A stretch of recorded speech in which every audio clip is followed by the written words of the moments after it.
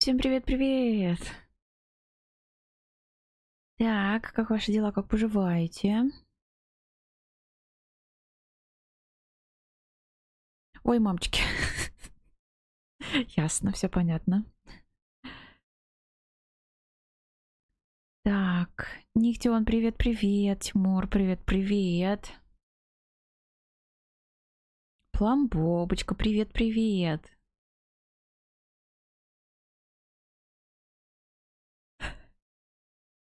Успеваю, погодите. Пламбобочка, спасибо большое за лучи добра, спасибо огромное. 55 штучек уже, спасибо. В мир маглов. Ничего себе. Оно! Тимур, спасибо огромное за лучи добра, спасибо. Хаффлпаф, ей! Лимон. Кальмаровые колечки, пока все вкусно. Катюша, привет-привет! Спасибо огромное за пожелание, спасибо.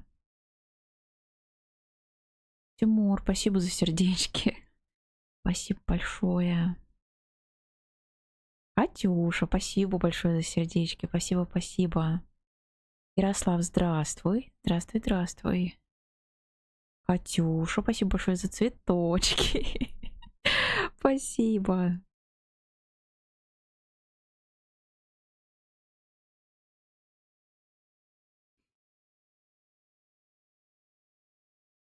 Твич перестал уведомления присылать. Ох, это грустно, но хотя бы он работает. Сегодня вроде лучше все мамочки. Сегодня вроде лучше все работает, чем во вторник. Вроде бы, но это не точно. Боюсь сглазить. Вот. Поэтому, как говорится, спасибо хоть на этом. Каркаде тоже ничего. Шлизерин. Окей.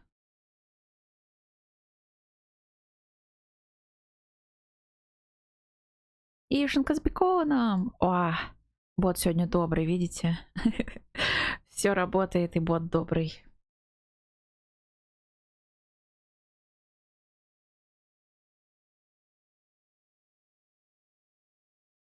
Так, музыку делаю тише, потому что тут своя музыка.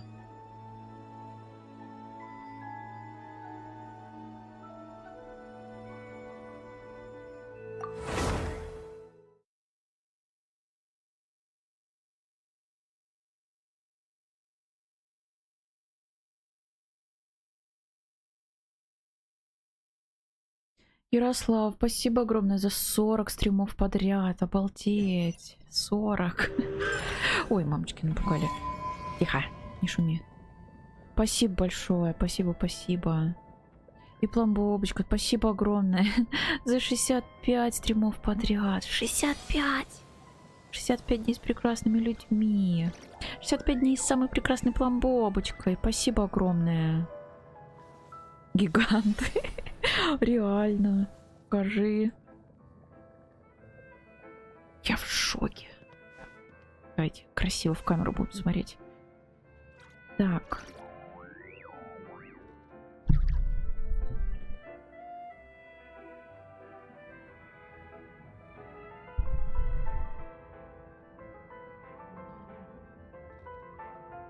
Что ж, вроде все прочитала. Да?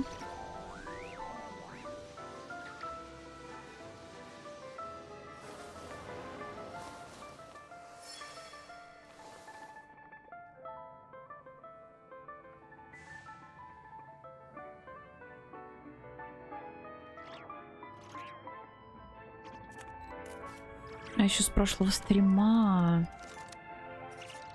еще раз засчитался. Не понимаю, как это работает, но верю на слово. Хорошо.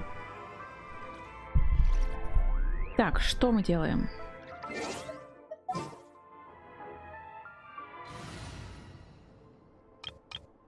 Пойдем сюжет играть.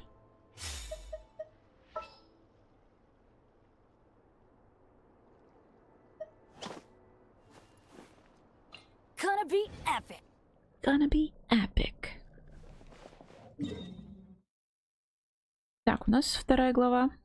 Вторая глава.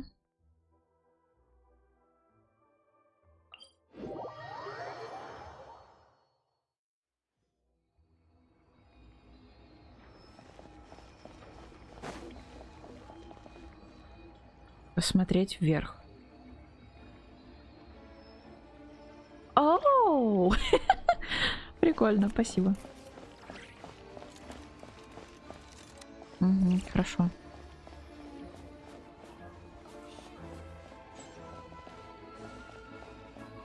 Сейчас я быстро.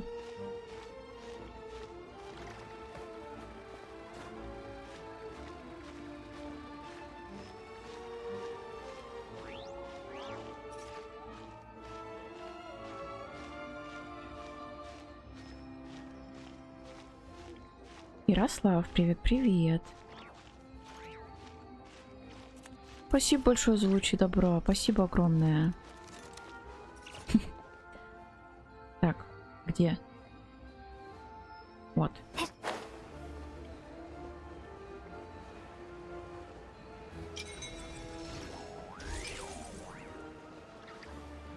Фиши нет. Почему нет? Есть. Просто все скромничают. Или забыли.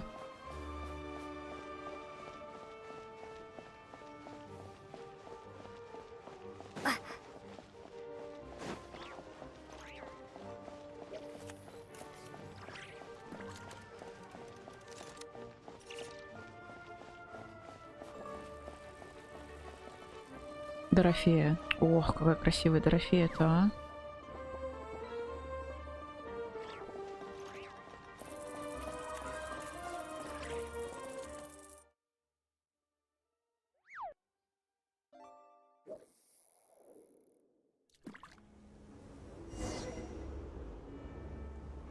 Почему все поменялось, интересно? Непонятно.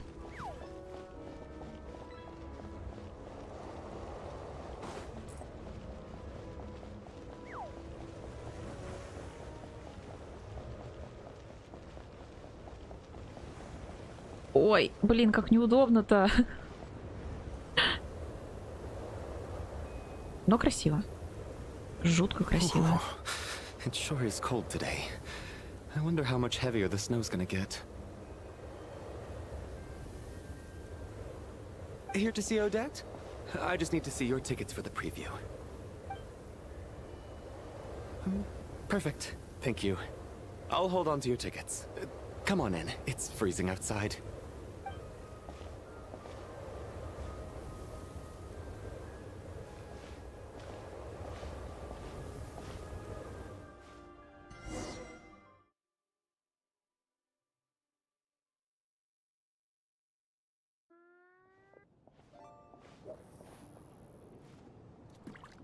I think I'll leave the Lelek question until after the show's over. Then I'll go find Odette.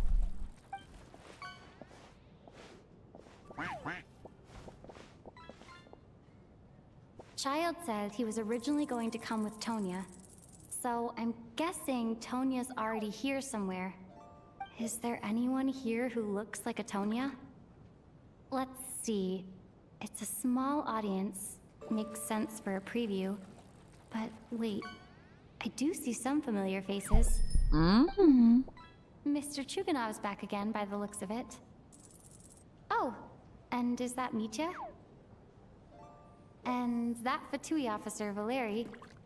Guess he must be playing cat and mouse with Mitya again. Oh no, it looks like the show's starting, and I still haven't found Tonya. Never mind. I'll just have to take a seat for now and see if I can catch her afterwards.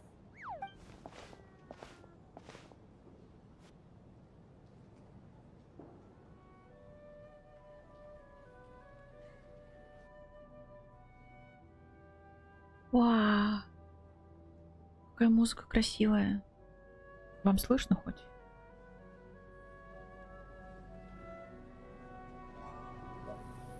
Погромче чуть-чуть. Сделала.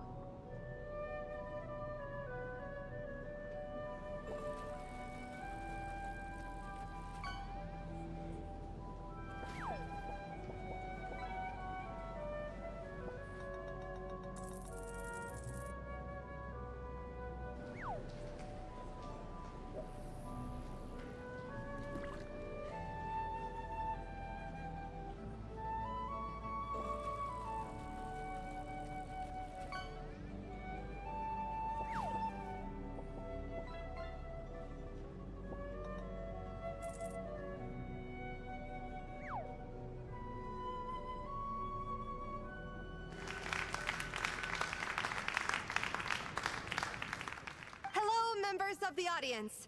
I'm a staff member here at the theater. Today's performance was a very special one for us, as it marks the first attempt in a long time to revive the classic Snezhnayan ballet, Spirit Seeker. To commemorate this occasion, we would love to take a group photo of the cast, crew, and audience members present today. Could I kindly ask the audience to please come up onto the stage?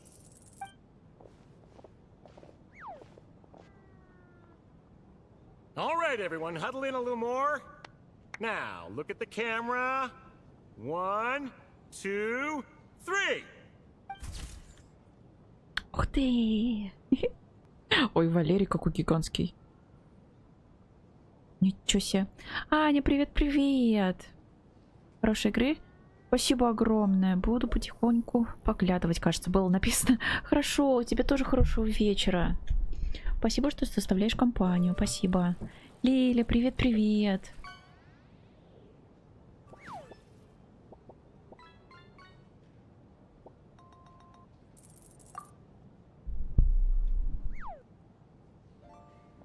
Are you quite satisfied, Mr. Energy Scientist? I rather hope you don't have any other escape plans to add to my workload today. What are you talking about, Sarge? This was simply my way of inviting you to watch Miss Odette's new show with me. And wasn't the performance spectacular? In the future, I heartily encourage you to take a leaf out of my book. Find some soul-nourishing pastimes to enrich your time outside of work. It was indeed a fine performance, but I must correct you on one point. This is not time outside of work. These are working hours. Working hours and non-working hours are just a social construct. Human technology can never advance if we're too rigid in our thinking, Sarge. Так, Лиля, спасибо большое за лучи добра. Спасибо. И да, голос у Валерия тоже очень ничего такой. May we leave now? Already?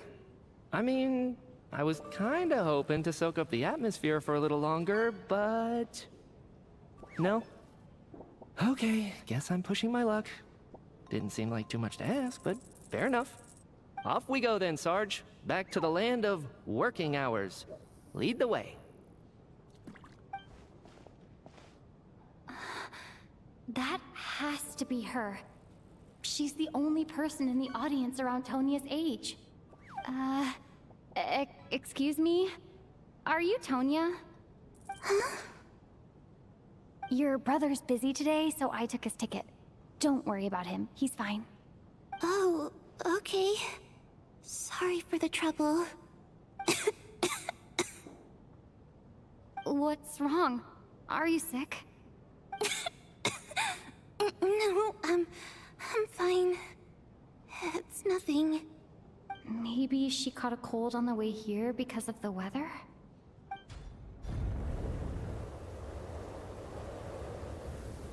I haven't seen snow like this in a long time. It's most unusual. I know. It's completely white out there. You can barely see a thing. I've never seen such heavy snow in my life. Let's wait it out for now. You'd be lucky not to freeze to death in this weather, let alone find your way. Well, look at that. Maybe we shouldn't be in such a rush to get back after all. What do you think? Let's wait and see. Why do you need to take it so seriously? Fate has given us this wonderful chance to take a break. We owe it to ourselves to make the most of it. Come to think of it, there's a small inn not far from here that always keeps plenty of extra blankets on hand for guests. I know the route well. Shall I head over and borrow a few blankets? That way, anyone in a hurry can wrap up warm for the journey back. Just remember to return them next time you're over this way. Sir, there's really no need to go to all that trouble. Hey, it's no trouble at all. Wait here, I'll be right back. What a kind gentleman. Very good. My wife and daughter are waiting for me at home, so I shall be heading back as soon as I get my blanket. So... are you expecting us to go back to the Armory Palace wrapped in blankets too? Don't worry about that. I made arrangements in advance. Should I not return to the Armory Palace within 3.5 hours after Operation Showtime begins, an armed squad will be sent to collect us. They will escort us back. You are one of our key military personnel, so any weather-related risks must be eliminated. Operation Showtime? So, wait. Every single time you drag me back to work when I sneak out, it's a whole official operation? I gotta say, you've really turned this into quite a moral dilemma for me. It's snowing pretty hard out there. I think you should stay here for now. You seem a little under the weather. Sure. My brother might come pick me up in a bit anyway. Time to get to work. I should head backstage and find Odette. I need to look her in the eye and ask her about Lelek. Excuse me, are you looking for someone? Ah, a fan, I'm guessing? Today is just a dress rehearsal, so Miss Odette won't be meeting with fans. She's taking a well-earned rest right now. Sorry, but that area is currently off limits to everyone except the cast and crew. Huh. Bad timing, I guess.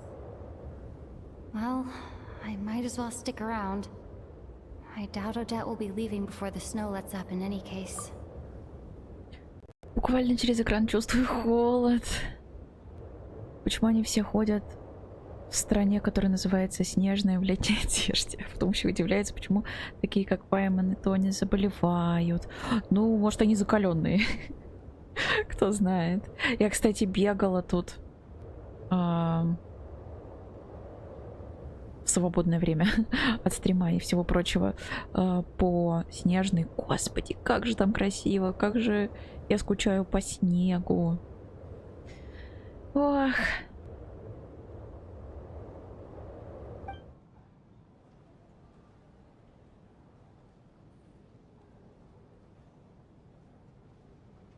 What happened to the gentleman who went to fetch the blankets? How has he still not returned? I was thinking the same thing. It's still snowing very hard. Do you think something might have happened to him? Whatever the reason for his delay, I must say I hate nothing more than people who make empty promises and fail to deliver. Well, I have to treat my employees like that on occasion, but that's different.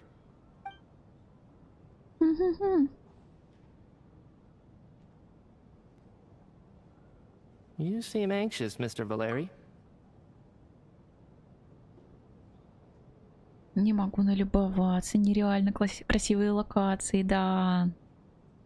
В Китае сейчас жара, поэтому они, видимо, спасаются мыслями о снеге и холоде. Может быть. Может быть. На поезде катался туда-сюда. Да-да-да, я тоже. Поезд — это вообще любовь, блин.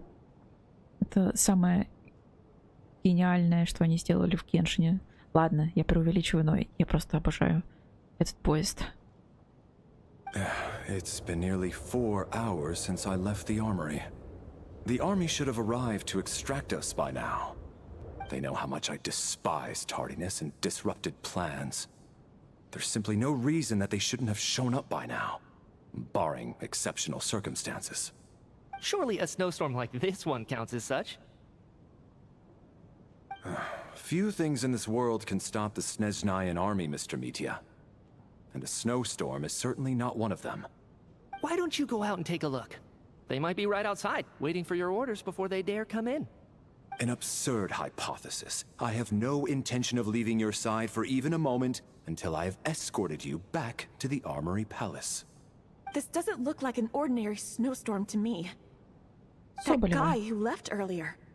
It looked like he just vanished into thin air. Either that, or my eyes were playing tricks on me. A man-eating snowstorm? Come on. Night hasn't even fallen yet. Spare us the ghost stories.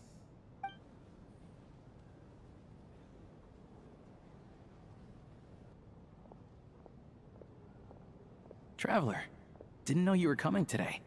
How come you didn't say anything?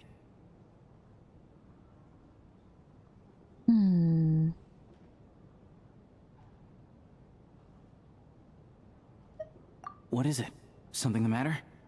Tell me, I can help. Whoa, that's quite a snowstorm out there. I've been working backstage this whole time, so I didn't even notice. No wonder the audience hasn't left yet. Huh. Is weather like this rare even in Snezhnaya? Yeah, snow like this. I'm sure I've seen it out in the wild before, but never in the city. Actually, I take that back. I don't think I've seen snow this bad even in the wild. This is something else. It's not normal. If even Alosha thinks snow like this isn't normal, could it have anything to do with that monster people have been talking about? We can't stay cooped up here forever. Someone needs to go out and take a look. No need. I have plenty of experience with snowstorms. Besides, I work here while you're an audience member. I should be the one to do it.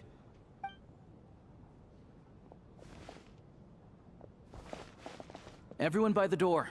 Careful not to let the snow soak into your shoes. In a snowstorm, you gotta look after your toes above all else. Heading out, my man? Be careful.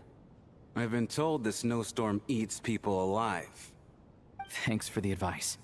I am planning to be careful. I just want to take a quick look at the situation out there.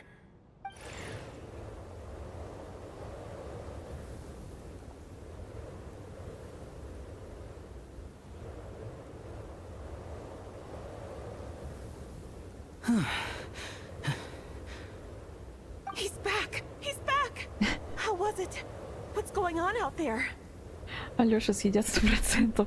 Но вот была такая мысль, если честно. Did you see any soldiers patrolling the area? Something about this storm isn't right. Загадочно. There's no one out there. I didn't see a single soul. And something in the air gives me the creeps. This isn't your average snowstorm. I suspect it might be related to recent events in our nation. I strongly advise everyone to stay here until the snow dies down. Are you serious? So all of us are trapped here now? That sounds a little far-fetched to me. You want to go outside and see? I, for one, am not risking my neck in that weather. This just turned from a minor delay into a major hassle. We can only hope that our friend who went to fetch the blankets just ditched us and went home. Is it really that bad? But my daughter, I won't be able to read her a bedtime story tonight. Aww. Huh? What are you all still doing here? Whoa! It's snowing hard!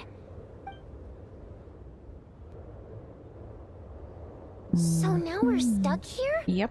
Oh, this is terrible! Luckily, it was just a dress rehearsal today, so there aren't too many people here. On the bright side, the theater's always well stocked with supplies. If the snow still doesn't let up as we get into the evening, you can spend the night here, everyone. At least, I assume that's alright? Odette? Fine by me. This seems like a sensible backup plan under the circumstances. My thanks to the theater for being so accommodating. What are you staring outside and praying for, my man? You anxious to get home too? Oh, Your Majesty the Tsaritsa, I beg you, please do not let tonight's snowstorm stop. This is a golden opportunity to spend the night under the same roof as the two top stars in all of Snezhnaya. It's a once-in-a-lifetime experience. I think I've changed my mind. Sir, if you so much as look at us funny, you'll be seeing stars in a whole other way.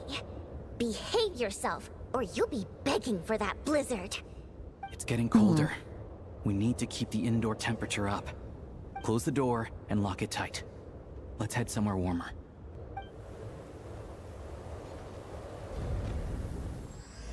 Ну да, стоять с открытой дверью во время страшной метели — идея так себе. Фотография! Кулиш. Сотрудник Королевского театра, очень ответственный и добросовестный. Крайне редко допускает ошибки, хорошо знаком всем завсегдатаем театра. Долгое время отвечает за проверку билетов у входа. По всей видимости, является поклонником Адетты. Алёша. Охотник Алёша, выходец из Алатыря, член Рокота. Часто подрабатывает в Королевском театре, чтобы свести концы с концами. Пожалуй, его можно назвать первым другом, которого мы обрели после Прибытие в Снежную. На данный момент об этой личности почти ничего не известно. Чугунов. Владелец завода по производству оборудования «Искра». Член Снежноградского веча. Поддерживает образ примерного семьянина, очень любит жену и дочь. На его заводе наблюдается чрезмерный расход энергии. Тоня, младшая сестра Тартальи, Чайлда. Чайлда. С мягким знаком. Почему-то сложно произносится. Чайлд. Чайлд. О которой он постоянно упоминает. Впервые удалось увидеть ее лично. Состояние здоровья неважное. Часто кашляет, но при этом очень рада возможности переночевать вне дома. 4-я сошедшая путешественница из-за звезд. Забавно, что и про нас написано. Одетта, прима-балерина королевской труппы. Также является членом Фатуи и кандидатом на роль следующего предвестника, сеньоры. Подозревается в наличии еще одной личности. Она Лелек, действующий из тени. Валерий. Командир батальона специального назначения 1-го гренадерского полка оружейной палаты Фатуи. Как военный он придает большое значение планированию действий и соблюдению сроков. В настоящее время выполняет задания по обеспечению безопасности Мити, который важен для военных. Он обеспечивает его безопасность. Я не могла понять, что ему надо. Блин, только сейчас поняла. Забавно. Водяница, примадонна королевской труппы, русалка с непредсказуемым характером, чье выдающееся вокальное мастерство покорило бесчисленное множество зрителей.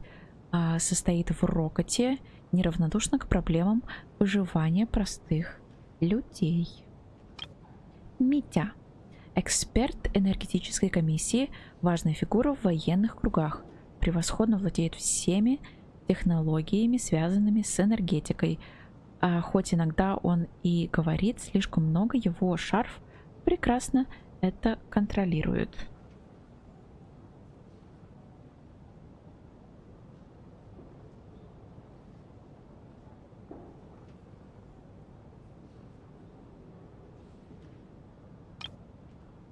На данный момент неизвестно. Рампана, сотрудница Королевского театра, пришла работать в театр, потому что очень мечтала о жизни звезды. Обычно ведет программу и объявляет номера, иногда склонна зацикливаться на мелочах. Так, это все. Сейчас я на минуту отойду, забыла воду взять, сейчас приду.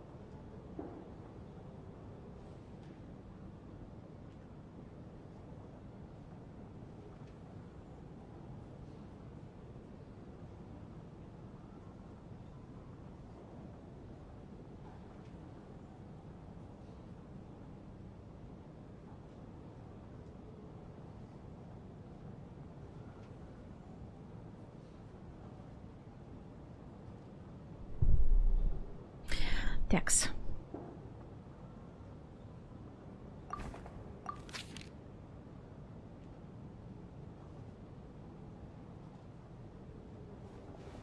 Так, посмотрела. Так я же посмотрела. Ой, не то.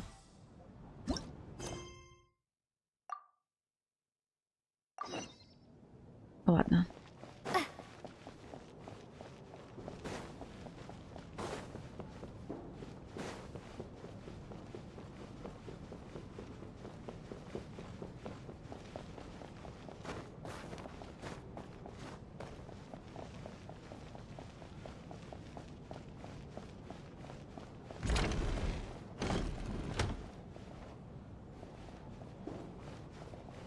Шрам.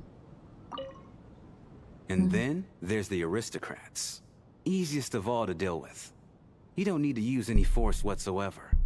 All you have to do is show them the rope you plan to tie them up with. Do you know why? I don't. Do tell. Because nothing horrifies them more than the thought of a cheap, coarse rope leaving creases on their precious million more coat. They'll do whatever you ask to avoid that fate. Unexpected, but funny nonetheless. Tell me another one. Well, look at that. I got myself a new listener. Hey there. Let me introduce myself. The name's Shram, and I'm a mercenary. The kind that gets paid to do odd jobs for rich folks. And I am Chuganov, an entrepreneur. If my name is unfamiliar to you, you will no doubt have heard of my factory, the renowned Iskra manufacturing plant. Are you really that famous, Mr. Chuganov? How come I've never heard your name before? Excuse me? Is that a joke? Or are you being serious? Oh, I'll have to ask my rope later. It's probably tied up more entrepreneurs than I've ever heard of.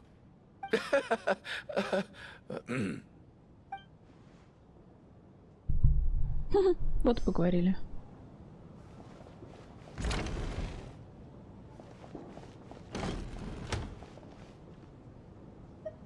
Соболева. My husband has major trust issues.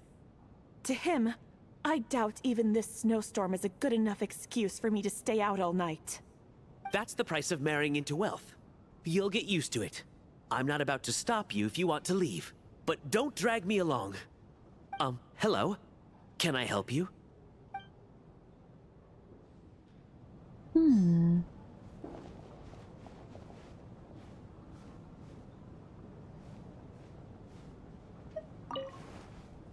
How are you feeling, Tonya? I'm fine. Sorry to worry you. I'm used to it by this point. I take medicine for it.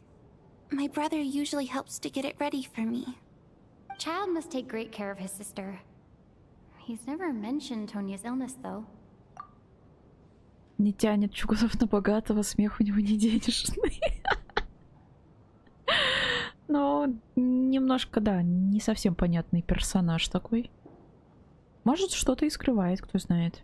You know, I actually find this whole thing kind of exciting. Stuck in a strange place thanks to a snowstorm. Having to spend the night with a bunch of interesting characters. It's pretty cool, don't you think? Exactly.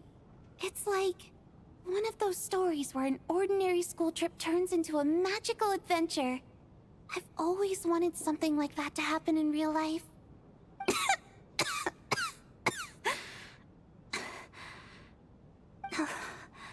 I'm fine, really. Just got a little overexcited. Look after yourself. Otherwise, your brother will come after me.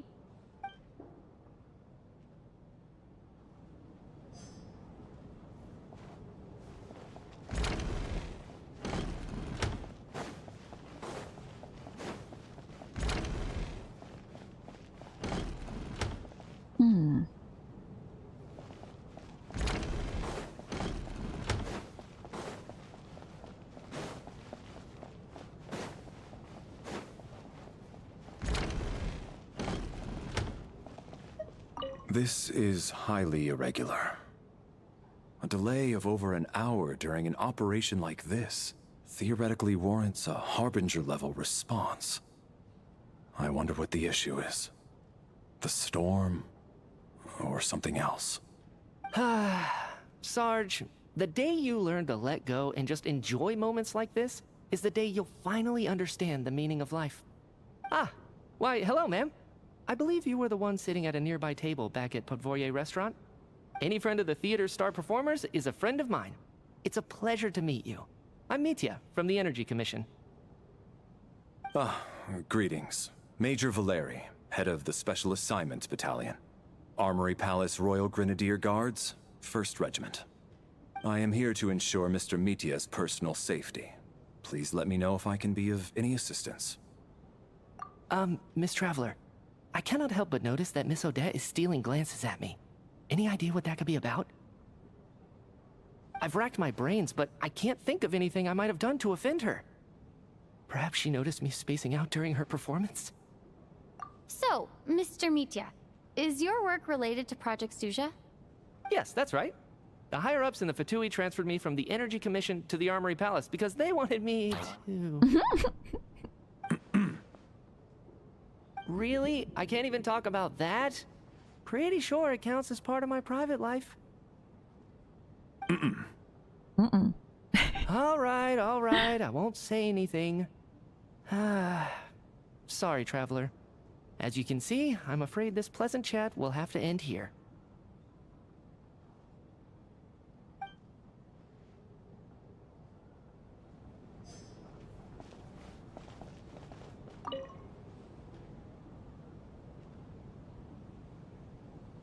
I don't think it's ever been this lively backstage before.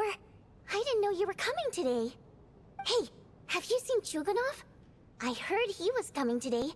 Have you spoken to him at all?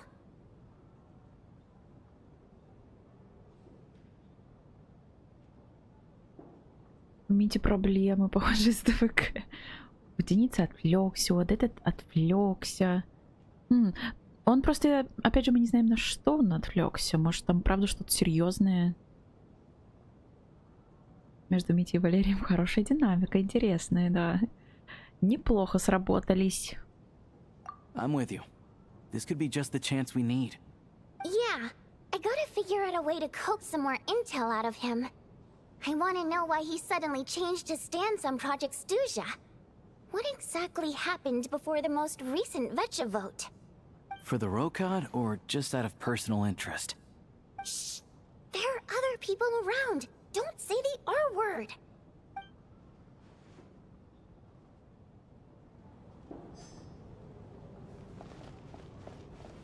I have to say, even though today was a rehearsal and there were some hiccups along the way, Miss Odette's performance was one of the best I've ever seen, even compared to an actual show. I couldn't agree more, especially considering the weight of the subject matter. It takes a truly seasoned professional to do justice to a theme like love and regret. Do you think we were coming on too strong? Odette's ignoring us again. What about you? What did you think of today's performance? Oh my, that's very flattering of you. Thank you. I'll make sure to save a ticket for you when the show's performance ready. This doesn't seem like the time or place to bring up the subject of Lelek. I need a chance to speak with her in private. So unfair. Talk about double standards. And now it looks like I've been spotted.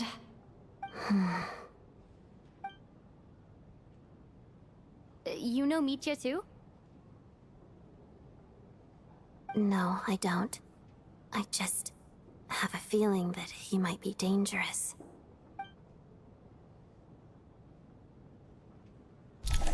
Опасный. Интересно. Время летит незаметно, как и эта надпись. No change from this afternoon. Heavy snow with no sign of slowing down. May I have your attention, please? The storm is unlikely to stop tonight, and it'll be even more dangerous outside at night than it was during the day. We at the theater owe everyone here a duty of care. Therefore, we strongly suggest that you stay on site overnight and avoid going outside unless absolutely necessary. In a few short moments, we'll give you a tour of the theater's various quarters. You can choose to sleep in the VIP room, the office, or backstage. Or on the stage if you'd prefer. We won't mind. I'll pass on sleeping on the stage. What if the snow is stopped by tomorrow morning? The early birds in the audience might think we're part of some experimental new show. A drama about sleeping?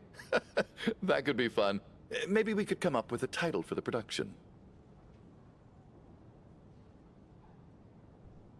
Только не Митя, только не Dangerous.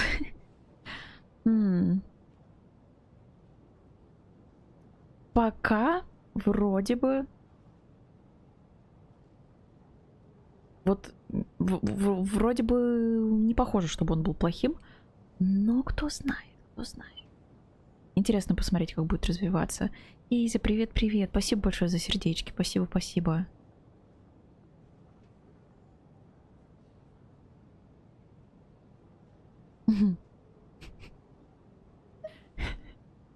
What? Gotta admit, I didn't get that one. Anyone who doesn't wish to sleep on the stage, please follow me. I'll show you to the rooms.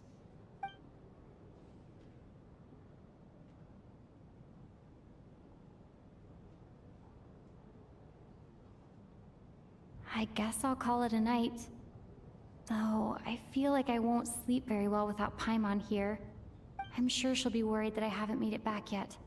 But as long as she looks out the window, she'll probably realize what's holding me up. I wonder if she's feeling any better yet? At least she hasn't been getting any worse. Still, I should try and get back first thing tomorrow morning.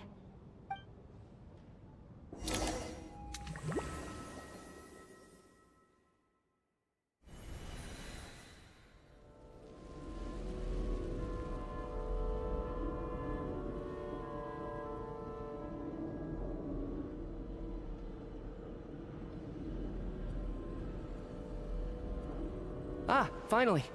Welcome back to the world of the living, lazy bones. I was about to wake you. The black mist is almost on us. Still waking up, huh? You know, the black mist. It's been chasing us from below ever since we were born. You're just dozy. There's no way you've forgotten. Come on, let's keep heading up. Onwards and upwards is the only way to survive.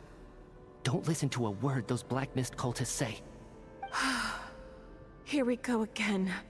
The endless march toward survival. What's going on? That black mist down there is creeping me out. And it's rising. Guess I should head upwards and get away from it. The black mist cultists believe that being swallowed by the black mist leads to everlasting peace. But if you ask me, they're just lying to themselves. We're the only heretics left. The only ones who refuse to give in. We have to keep going. But how do you actually know that they're wrong? Dangerous question there, Torgov. The moment your faith wavers, you start a chain reaction that ends in the collapse of your will. Put the question out of your mind. Stay strong and believe that the black mist means certain death. Okay, but it's not my mind that's the problem. My body's about to give up on me. It's already starting to falter. I can't do this anymore. I've had enough of being forever on the run. What's the point of it all?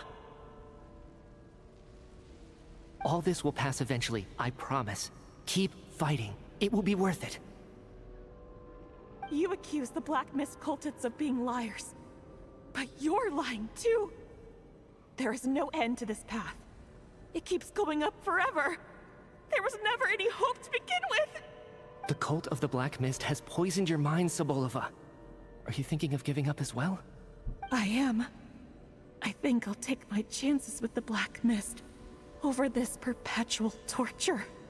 As much as I detest the Black Mist cultists, I'm just too weary. Then I bid you both farewell. Let me put my personal opinions aside for a moment and say, I hope that you both find peace within the Black Mist. Fate always appears so impossibly complicated. But at moments like this, its raw simplicity is laid bare. Their fate was sealed from the instant they entertained doubt. From then on, the outcome was both inevitable and irreversible. Let's go.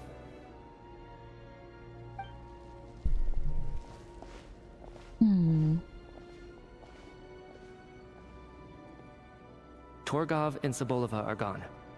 I never thought the day would come when even they would be swallowed by the Black Mist. It's just you and me now. Yes, it looks like it's satisfied. For now. This happens from time to time. But it won't be long before the Black Mist starts chasing survivors once again. No one knows how to stop its advance for good.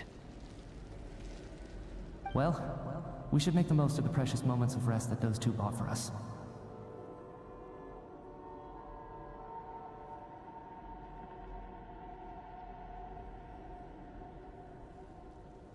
Huh?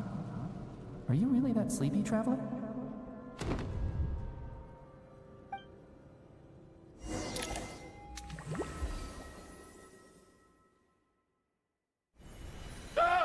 О, Господи. Help! Somebody, come quick! What is it, Chuganov? What's wrong? Huh? Is it morning already? What's all the commotion? Sounds like it's coming from next door. I should check and see what's going on.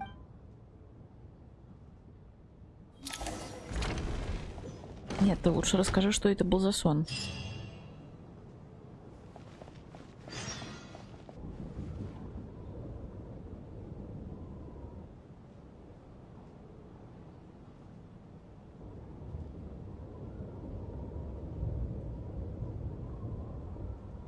Don't look, Miss Tonya. Stay here. Okay. What happened to them?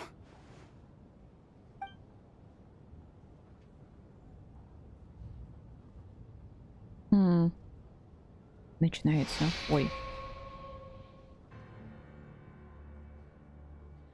В комнате лежат два человека, совершенно неподвижные, словно еще не проснулись. Но вы знаете, что они не спят. Чувства вас не обманывают. Именно так выглядит смерть. These two people have passed away.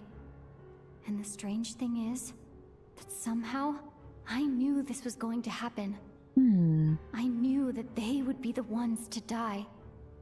Have I seen this moment before? Or did I have some kind of premonition? I can't remember what it was. Let me take a look.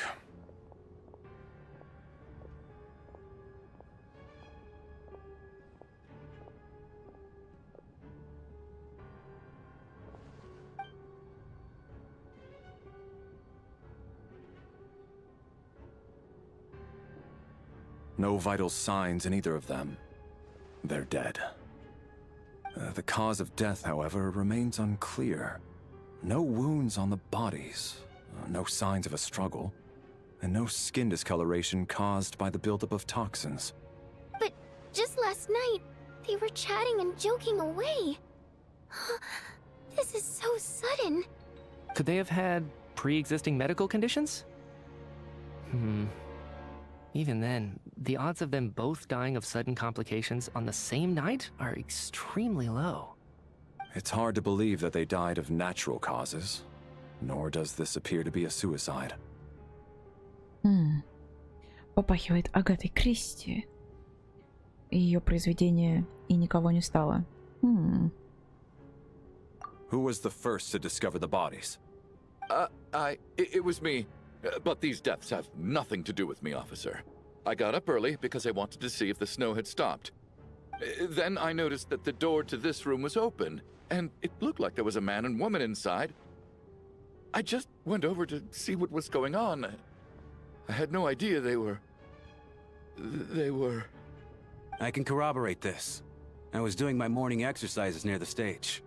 When I saw Mr. Chuganov heading this way, I followed him. I can also confirm that I didn't see a single person approach that room before him. The snowstorm was raging all night, and it's still going now. There's no way someone could have come in from outside, correct? You mean an intruder? No, not possible. I slept by the door last night as a precaution. There's no way I wouldn't have noticed if anyone had tried to open it. Everyone, split into pairs and search the theater for anyone in hiding, or any signs of suspicious activity. I'll follow up with a full search of my own shortly. Go. There is no time to waste. В Эстонии обыскиваете театр вдоль и поперек, вы убеждаетесь, что в театре больше никого нет. И все осталось так же, как вчера вечером.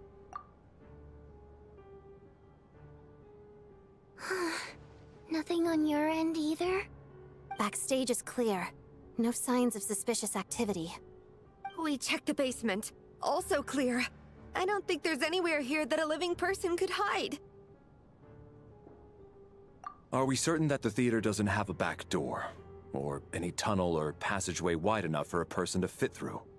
No, there's nothing like that. If people were sneaking in through some secret tunnel to avoid buying a ticket, we'd have sealed it off ages ago.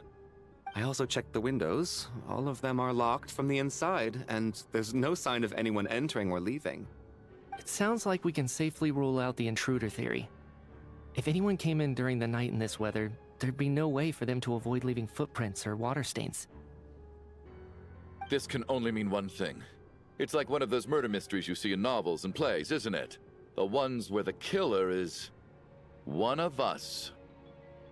We can't quite jump to that conclusion just yet. Could he be right? It's hard to imagine something like that happening in real life. Set in a theater during a snowstorm, a murder takes place and the killer is among us. It's such a classic trope that it seems unbelievable.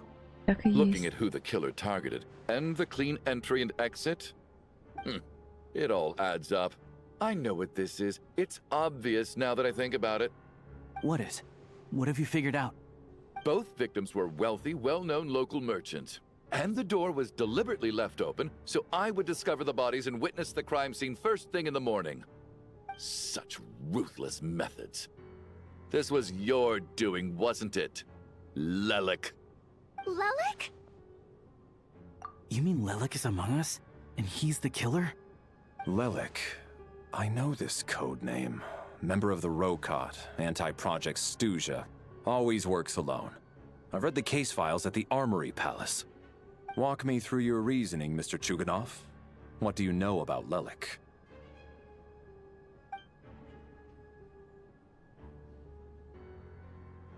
What now, huh? What now, Lelik? What more do you want from me? I already voted against Project Stuja at the Snezhnograd Vecha. You snuck into my house the other day while I was asleep. Left a threatening letter. And I did all that you asked. But Project Stuja cannot be so easily shaken. Not with the rooster in charge.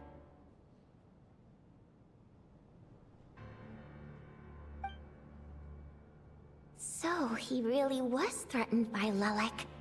That makes sense. And now you're resorting to murder to threaten me. Isn't that right? I knew it.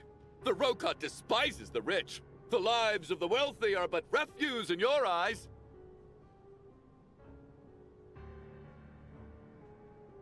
Show yourself! Which one of you is Lelik, Tell me! I'll do whatever you want! Just stop playing these mind games!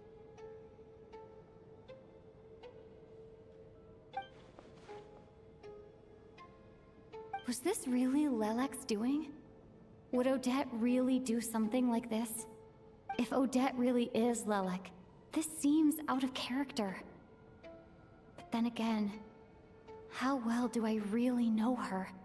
I'm probably the only one here with a compelling theory about Lelek's true identity. But if I reveal it now, I'll be putting Odette in the line of fire. What should I do?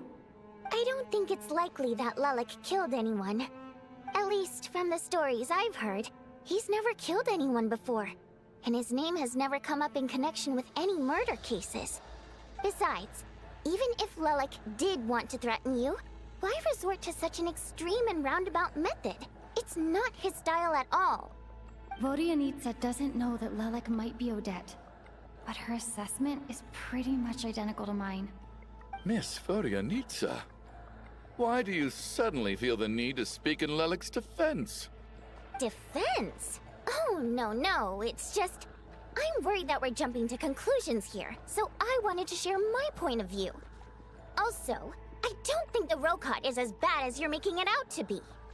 Well, if you think I'm so wrong, what's your theory then, Why don't you tell us who the killer is? The case is still evolving, Mr. Chuganov. Please do not prevent others from expressing their opinions so early on in the discussion. Even so, there's no denying that the recent threat received by Mr. Chuganov may well be an important clue. So there's still a good chance that Lelik is right here among us. I can't do this anymore. I don't care if it's still snowing outside, I have to get out of here. Whoa, take a beat. We all know it's far too dangerous out there. Even the soldiers couldn't get to us. Go out that door, and you might not live to tell the tale. And whoever this Lelik is, they're surely not going to murder anyone in broad daylight. Be sensible, my man. You're safer inside. As much as I regret having to say this, I'd like everyone to cooperate and refrain from exiting the premises until further notice.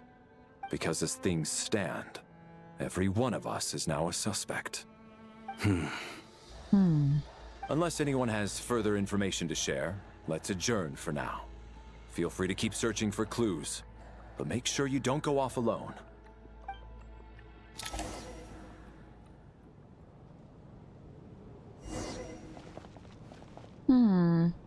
Я не знаю, специально ли нам сделали акцент на то, что Адетта подозревает Митю, чтобы мы теперь подозревали Митю.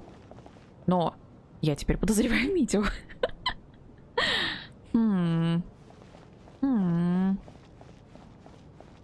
Если это кто-то просто левый окажется, это будет неинтересно. То есть это должен быть кто-то из нас.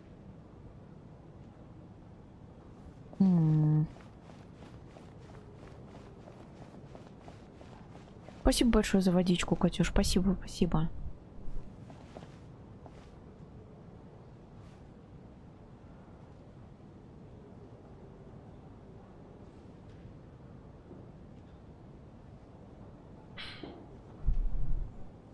Так, ну что ж. Так, посмотрите на совместное фото.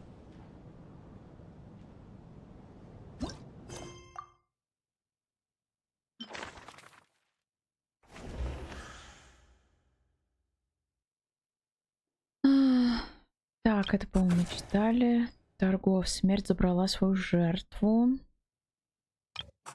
Соболева. Митя, Водяница, Валерия, Адетта. Я, Тоня, Чугунов, Шрам.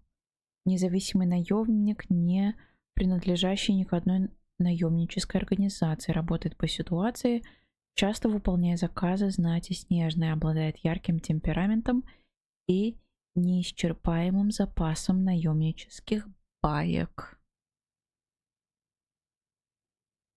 А себя подозреваешь? Ну, сон нам и правда странный снился, так что может быть, что-то могли и во сне там натворить непонятное.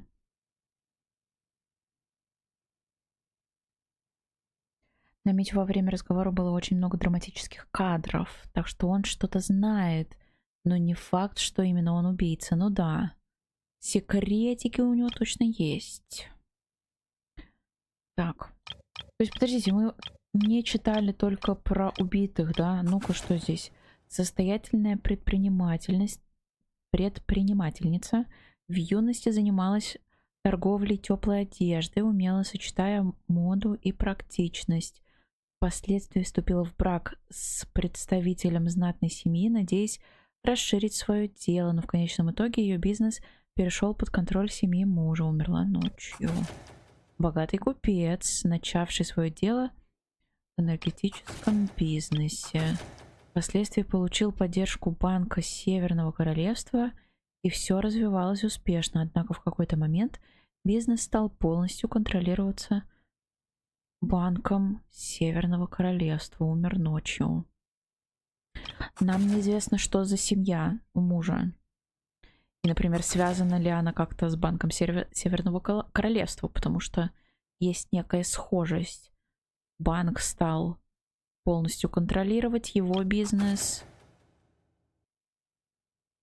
Семья мужа стала полностью контролировать ее бизнес.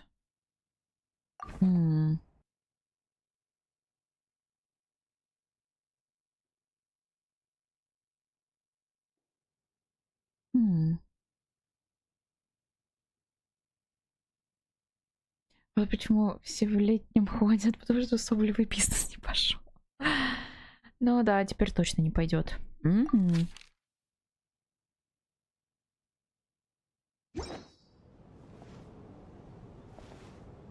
Так, ну я посмотрела, что.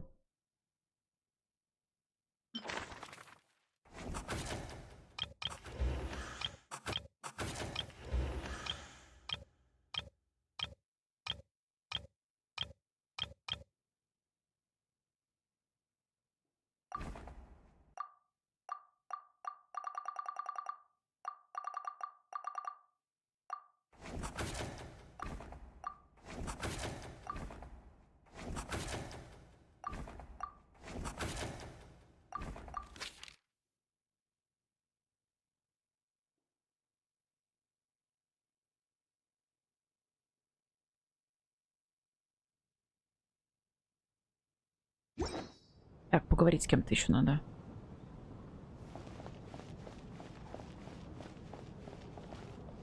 You seem to be very comfortable taking charge, Major.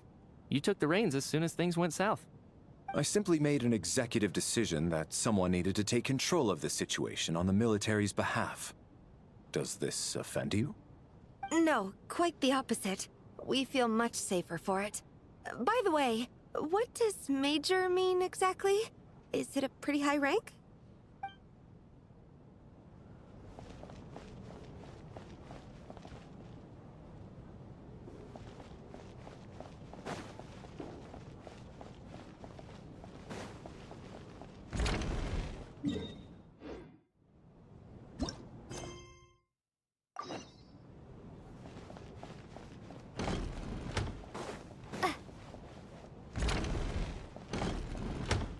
You're right, that was my bad. It was a knee-jerk reaction. I didn't think it through. Luckily, no one suspected my identity. Oh, phew. It's just you. I thought someone was eavesdropping. Since Vodianitsa and I were on the same page earlier, I think I should share my thoughts with the Rokot members first.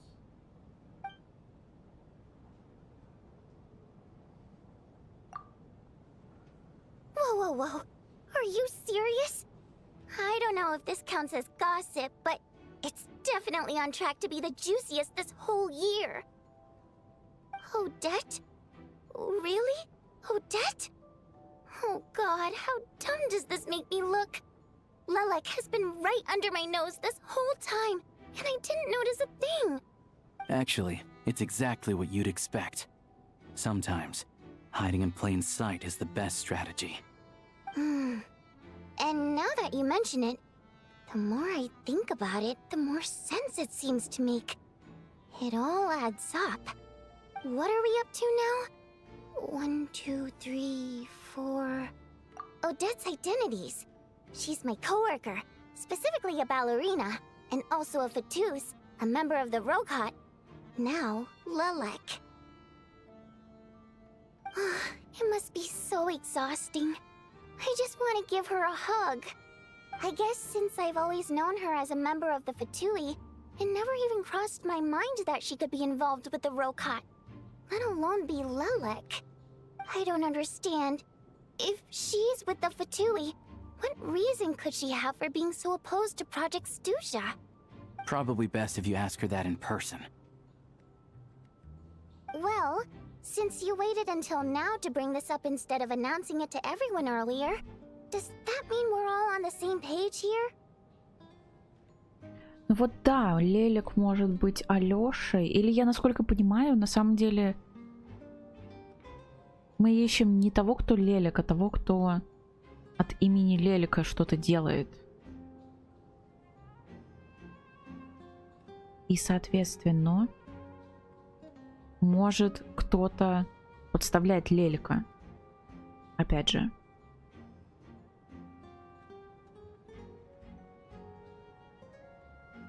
Например, теми же самыми убийствами.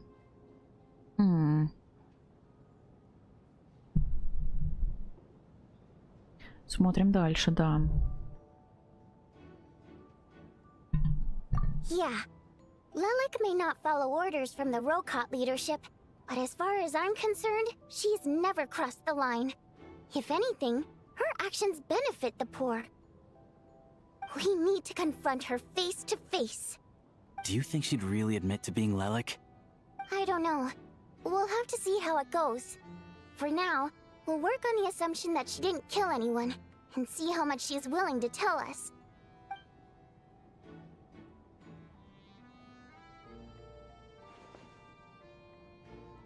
Now's her chance. Odette's alone. Let's go. Hey, Odette. What is it, you guys? Shh. Keep your voice down. We need to talk. So, you're Lelek, aren't you? Alright, fine. You don't have to say anything or explain yourself. Just hear me out first. None of us believes you'd kill innocent people. Whoever murdered those 2 people last night, it wasn't you. Будет смешно, если убийца окажется Шрам. Это как будто бы слишком очевидный вариант. Наемник, единственный там все вот это. И к тому же такой мимо проходящий персонаж. Слишком просто. The Traveler was the first to figure out your identity, but she kept quiet during the discussion just now. Still, it's clear where the group consensus is heading. Everyone believes Lelik is the culprit. If your identity is exposed, you'll be in a really bad spot. We're your colleagues, and we know what kind of person you are. I don't want anything bad to happen to you. So, can you clue us in? Tell us everything. The more we know, the more easily we'll be able to cover for you.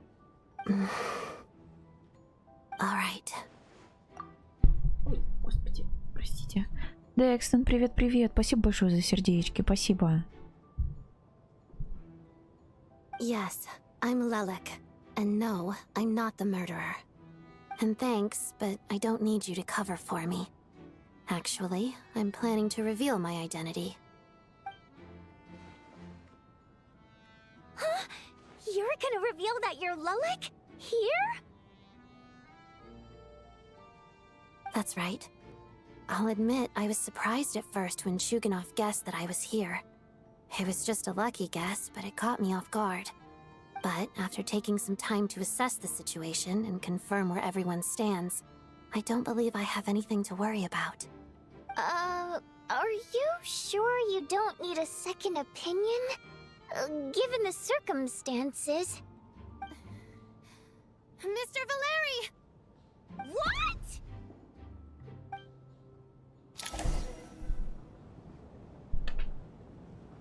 Валерий снова собирает всех вместе, и Адетта признается, что она Лелек.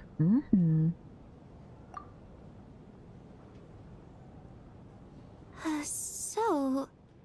Odette is Lelik?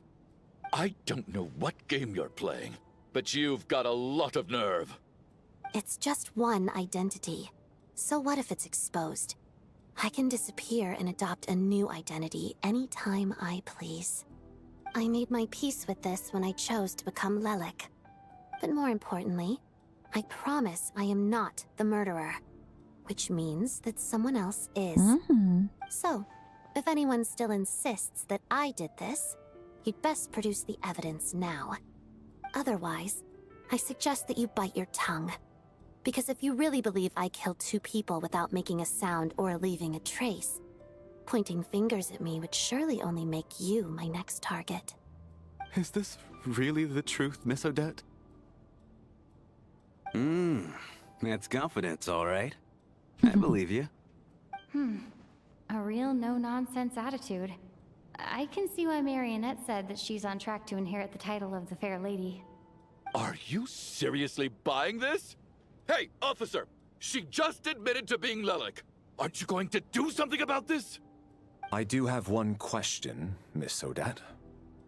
Why have you chosen this moment to come forward and reveal your identity?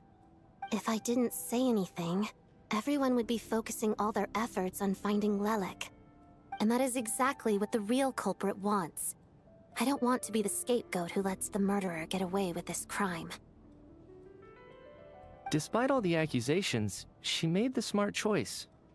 A remarkable display of rational thinking under pressure.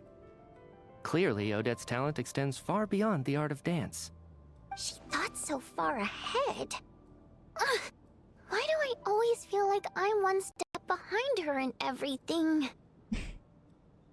Вот с тех пор, как Адетта озвучила нам свои подозрения относительно Мити, вот каждый раз, когда его показывают на экране, я теперь ловлю какие-то вайбы. Яндеры это называется, да?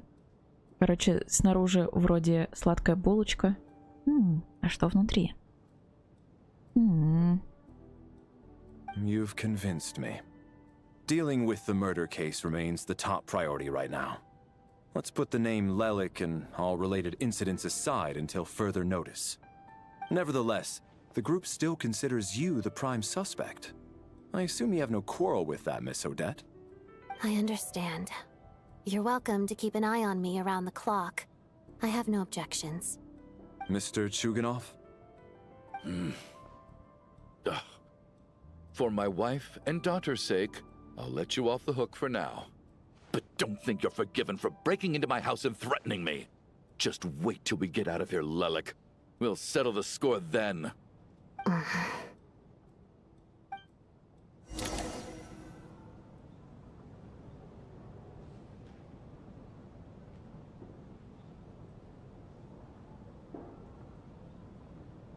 Good work, Lelek guard team. And Lelek too. Here, have some hot water. Turns out Valeri knew about my exploits, so now I've been told I have to guard Lelek with him. Shouldn't you be facing my way if you're guarding me? At the moment, it looks more like you're my bodyguards. If the true culprit is indeed still at large, as you have claimed, we must keep our guard up against them also. Декстон, спасибо большое за лучи добро. Спасибо огромное. Don't worry, Tonya. We'll get through this. Once the snow stops, the officials will step in. The investigation will get easier, and then we'll be safe. But once the snow stops, won't everyone just leave? You're gonna miss us, huh? Well, some of us work at the theaters, so we'll still be here. I'll even give you a special backstage pass. Really, Miss Vodyanitsa? That's awesome! You've made a fan for life. Aw, you're so cute, Tonya.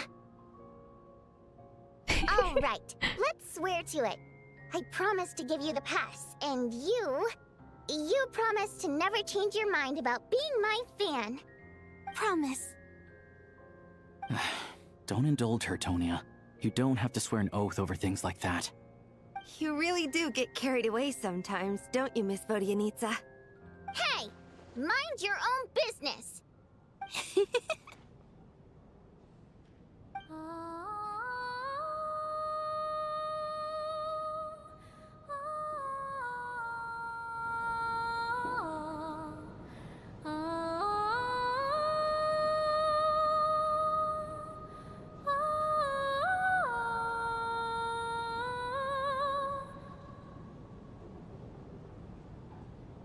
Don't be nervous, Miss Waterimp. Everyone's here. There's nothing to be afraid of. Excuse me? Do I look nervous? Don't be ridiculous. No. You sound nervous, lass. Oh. Wait, but how... Okay, plenty of people know that I'm a water imp, but still... How come you understand our primary mode of expression? Теперь тоже всех подозревают. Блин. Теперь и шрам этот тоже. Короче, у всех есть свои секреты. Primary mode of expression. I've not come across that concept before. Do enlighten me, Vodyanitsa. Well, it's just... We water imps tend to communicate our emotions to each other by singing, rather than facial expressions. The emotions we convey through song take precedence over our facial expressions. So, we think of it as our primary mode of expression. I'm impressed, Shram. I didn't take you for a man of culture, but you're clearly rather learned. It's not about being cultured or not. The thing is, this mode of expression can usually only be understood by other water imps. It's not a simple case of a song sounding happy or sad. And yet, you're clearly human, Mr. Shram. It's really not the big deal you're making it out to be. I think I just have a knack for it. Plus, I have a... very close friend who's a water imp. A delightful lady. But keep that a secret. Anyway, we spent so much time together that before I knew it, I noticed I could understand her expressions. Oh, I guess that makes sense. Still, the fact that you have a water imp friend is even more surprising. I'd better watch what I'm singing when I'm around you from now on. Hey, what are you implying? You're not secretly insulting the audience in your songs, are you? Heavens! Why would I do a thing like that? It's getting late. We should discuss our sleeping arrangements for tonight. To guard against the killer, someone needs to keep watch. I suggest that we don't sleep in separate quarters tonight. It will be safer if we all stay together. As long as someone keeps an Ой, eye on мамочки, Lelek, господи. I'm quite sure we won't have any trouble. Are you saying that you wish to bet your life on Miss Odette being the killer? Nonsense. Of course not. Then I propose the following arrangement for tonight. The Traveler, Odette, and I will form the Night Watch. We'll sleep in shifts, but 2 of us must be awake at any given time. An excellent idea. This allows us to handle the night watch while also keeping an eye on Lelek. Meanwhile, the rule of taking shifts in pairs resolves the other issue. Namely that we can't necessarily trust the Traveler or Valeri either. I expect that plan took you quite some time to come up with, didn't it? Actually, our field combat manual outlines a similar approach. Although the scenario there involves guarding prisoners overnight during field operations. That being said, I must clarify that I harbor no disrespect towards you personally, Miss Odette. In fact, Lelek's numerous covert operations make fine textbook examples for military agents. I care less about respect and more about the fact that you just robbed me of 2/3 of my sleep tonight. I'm calling dibs on being the first to rest. Good night.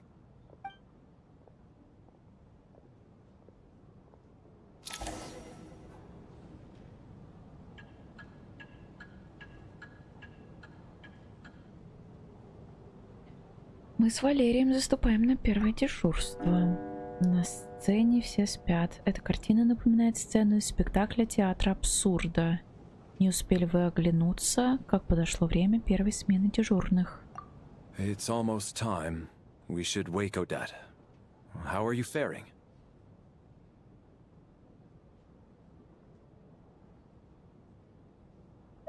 Oh, not going to argue with that. I'll take a quick nap. If you start to feel sleepy, wake me up anytime. It's finally time for Odette and I to share the night watch. I should wake her up.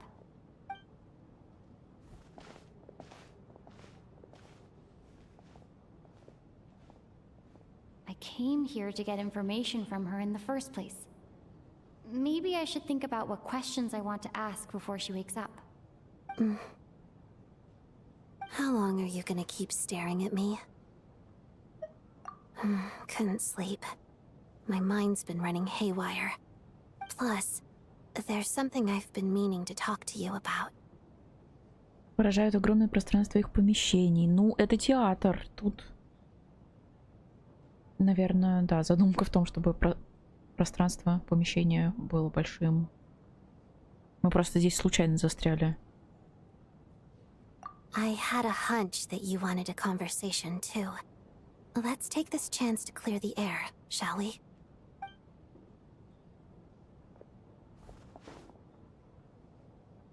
I just had a simple question for you, really. It's, Rosaline. In her final moments, did she have any last words or anything?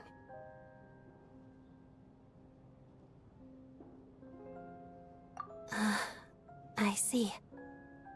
Well, that was all. I have no other questions. No. She was utterly ruthless in pursuing her goals. That kind of person should be hard to miss. And yet, even though I never approved of her methods, and she was an abrasive person, the fact remains that I am indebted to her. Oh, she told you. I guess that makes sense. I think she and Rosaline were on pretty good terms. Yes. Rosaline wasn't the kind to gossip about this sort of thing. Not that it's any huge secret to me, though. When I was a child, I had to join the Fatui for the sake of my mother and me. I trained under Rosaline. It was extremely grueling, and it didn't exactly come naturally to me. all I could do was try to ignore the biting cold and practice, practice, practice. I was a newcomer who'd managed to make a good first impression on a harbinger. There was pressure to live up to her expectations, to be worthy of the fair lady's reputation. Every day was a struggle against the cold, pain, and fatigue. And most nights, I struggled to fall asleep. After enduring all that, I've become almost immune to the sensation of pain. I suppose that was the cost of survival. Surely, any child who had to experience that would grow to hate her lot in life, don't you think? So, I put an equal amount of effort into my ballet. Because in my young mind, that was the only way to defy my fate. It was my way of telling her, the Fatui's demands and your expectations of me are not what I wish for. One day, I will leave. I think she probably blamed my poor performance in training on my passion for ballet. She knew my heart wasn't in it. One time, when I was secretly practicing a dance at night, she suddenly showed up. I knew she was there to catch me red-handed. I told her, "You don't deserve to watch the dance I learned from my mother." She looked stunned. I guess she was surprised that I lashed out first, before she had the chance. But strangely enough, on that occasion, she wasn't fierce with me like she was during training. Instead, she fell silent for a moment, and then left. After that, she never interfered with my dancing or asked me how it was going. She never came to watch me dance again either. Not even once. She was. But even now, whenever I take out this core Ignis, I can't help but think of that night. Of the look on her face. Погодите, а разве она не отдала эту штуку Пайман? Или уже забрали у нее, я уж не помню. Sort of. Although gift might be too kind a term. This is her flame sealed within ice. A symbol of her favor, yes, but also her way of keeping an eye on people. She knew the location of every piece of core Ignis. If any recipient started acting suspiciously, she'd be on to them immediately. Trust her to make even a mark of approval feel suffocating. So, when news of Rosaline's death reached Snezhnaya, many people immediately crushed their core Ignis. It gave them a profound sense of relief, like they'd broken free from her shackles. But I kept mine. With my sensitivity to pain being as dull as it is, the warmth from this core Ignis is one of the few things I can still feel clearly. I still wonder, did she really come to stop me that night? I wasn't sure, but I was scared. So I said some really awful things. I guess she didn't leave anything behind. Not that I expected her to. It's fine. It's just a bit of a shame that we couldn't settle our differences before the end. Бургер, привет-привет, бананопад, привет-привет. Ой, мамочки. Забрали, когда Пайман поправилась. Наверное, да. Как-то не обратила на это внимания. Назрел вопрос. Какой?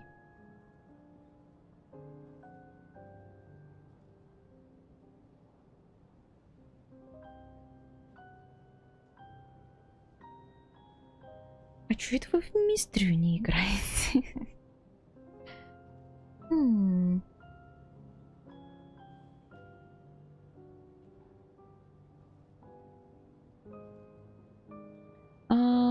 Если честно, так сложилось. Я помню, еще перед началом августа обсуждала с Катюшей то, что вот, какой прекрасный август у меня намечается, я буду играть только в мистерию и стараться допройти Blue Prince. Ой, потом выяснилось, что выходит обновление Пикуса, потом выяснилось, что выходит обновление Геншина. Ну и, короче, все планы пошли по одному месту. Вот, плюс у меня, да, немножко в реальной жизни тоже всякие дела набрались, поэтому дойдем до Мистрии. Мы ее не забываем.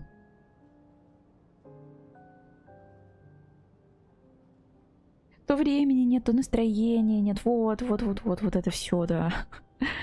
Катюша абсолютно права. Классика.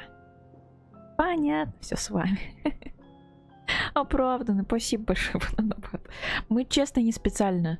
Я реально планировала в одну только Мистрию и залипать в августе. Ну, плюс еще периодически в Blue Prince. Вот, а тут как понакидали в нас обновлений. Так, раз уж у нас небольшой перерыв случился, давайте я сделаю вот так. Я пойду себе погрею, налью чаю свежего. А вам я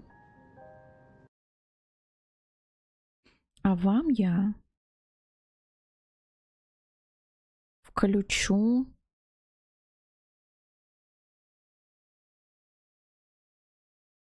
буст для редких рыбок всяких, ну и вообще редкого улова. Так что давайте... Ой, нет, стоп. Блин! Save and close. А, все. Не, все правильно.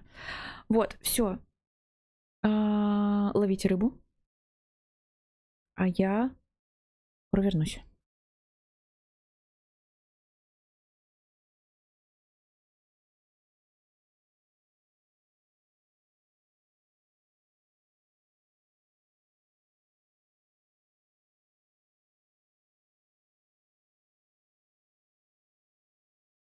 Сейчас я пытаюсь понять, как переключить. Сейчас мне надо вот это перенести сюда, наверное. И вот так вот выключить.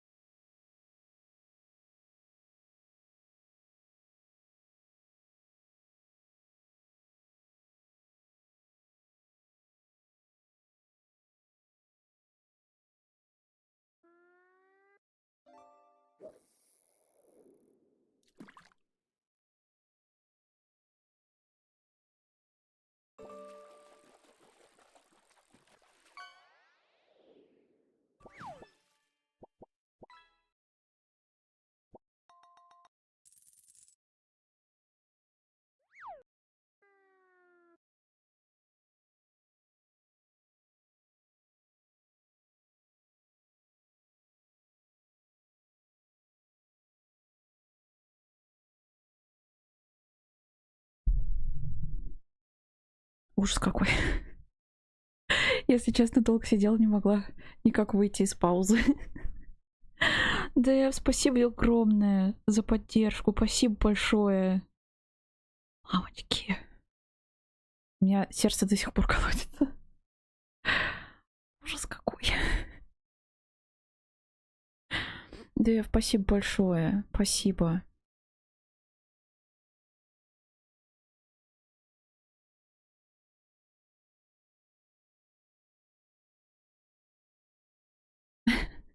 Довели до инфаркта немножко. Да. Сходил чеку налить. Называется. Мамочки.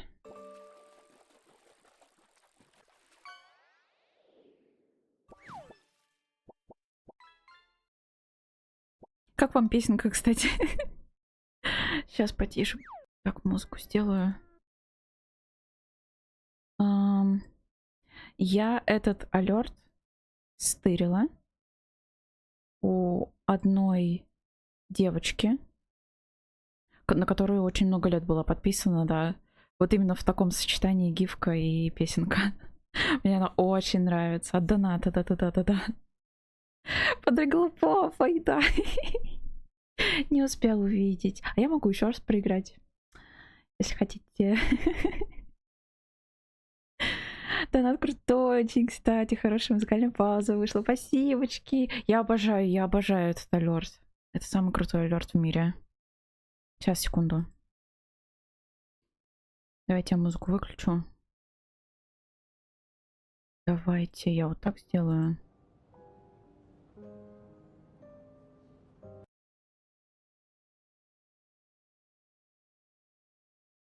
И вот так.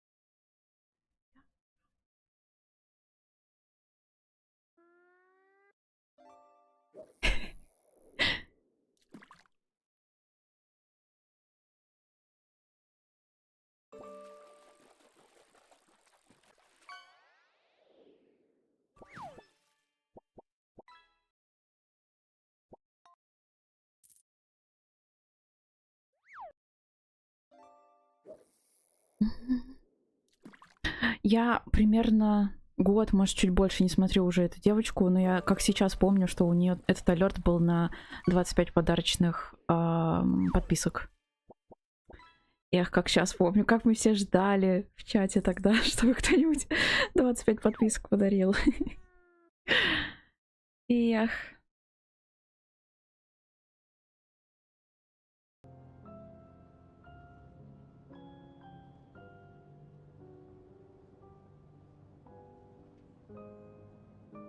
Muscle это... Блин, как это называется?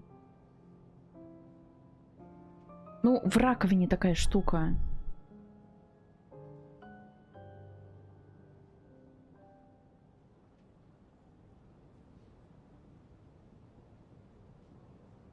Во-во-во, точно, мидия, да-да-да-да-да.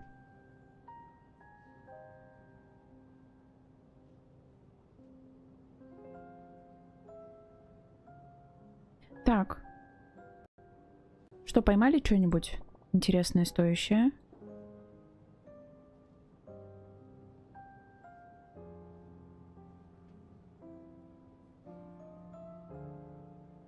Часики, машину.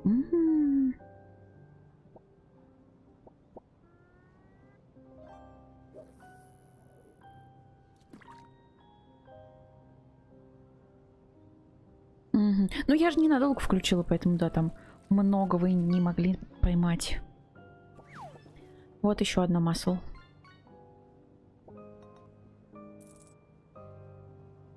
Что, до конца стрима, может, вам включить тогда подкрутку?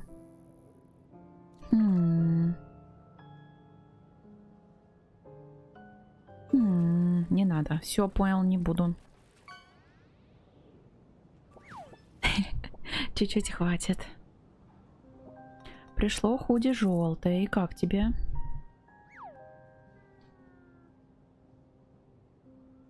Даже не голимая синтетика.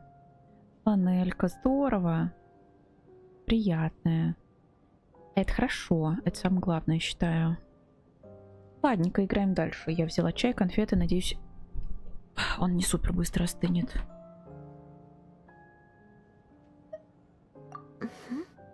She did. Are you sure she was talking about this event? Huh. No, she didn't. I didn't even find out that she'd gone to Mondstadt until a while after she'd left. Wait, in that case... Так, что за чай, что за конфетки? Чай просто черный. Просто черный. Сейчас, подождите, еще рыбалку отключить звук, чтобы не мешало игре. Угу. Так, а конфетки ротфронтовская халва в шоколаде и ротфронтовский батончик. Ну, не просто батончик, а с орехами. Это мы тут с сестрой, не помню когда, пару недель назад ходили в фирменный магазин, который называется Аленка. И там вот всякие наши конфетки такие продаются, свеженькие, вкусненькие. Немножко закупилась. Дома прохладно, да, такие прохладные денечки. Можно не сидеть, не потеть, блин. Очень приятно. И можно как раз греться тепленьким чаечком, горяченьким. Наоборот, жарко. Хоть бы не температуру. Мне кажется, когда температура, вообще не жарко. А наоборот, колотит же.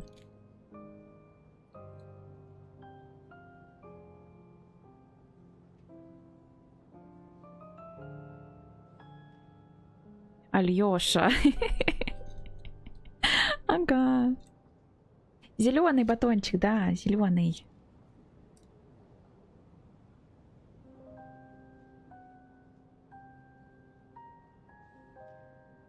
Последний не супер температура. Вчера немного гуляла в центре. Так было хорошо.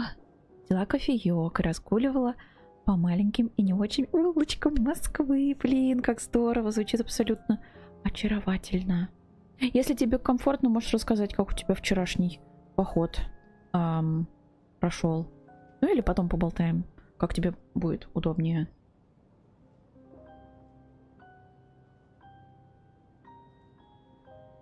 Okay, I will. Thanks for letting me know. There's something I'm trying to figure out. I'm beginning to suspect that Paimon's mystery illness is being caused by the energy research behind Project Stuja. Paimon's very important to me, so I have to get to the bottom of this. I figured that since you're Lelek, you might know something about all this. The ultimate goal of this energy experiment is to create a weapon for the final battle. The weapon's construction was completed in Nodcry. Now, all that remains is to arm it with a sufficiently powerful energy. Yes. The weapon's development and all the related experiments are overseen by Lord Piero, the Jester, and the lab is located deep within the Armory Palace. I'm not sure why this experiment would be making Paimon feel unwell, though. The best way to get to the bottom of it would be to go there in person. Once we get out of here, I'll help you apply for an entry permit. And I'm hardly the organization's proudest member, as you know. You answered my question about Rosaline. I want to do you a favor in return. It's that simple.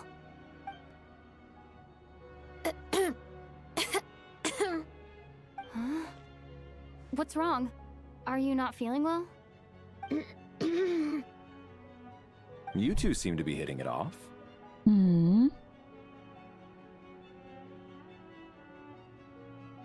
Так.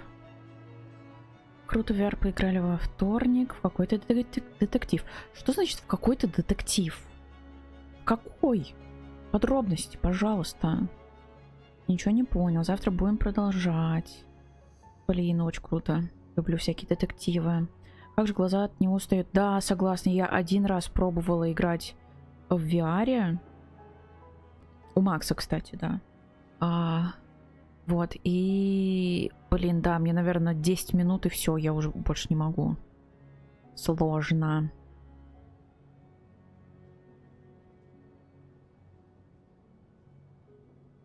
Прошел неплохо. Неутешающий. Как-нибудь потом в личку расскажу. А так, ну, направили на анализы к эндокринологу, на УЗИ. Короче, придется серьезно браться за здоровьечко. Ну и правильно. На самом деле, ты большая молодец, что взяла, собралась и таки пошла к нужному специалисту. Вот это все. Так что совсем разберетесь. Все поправите. И все будет хорошо.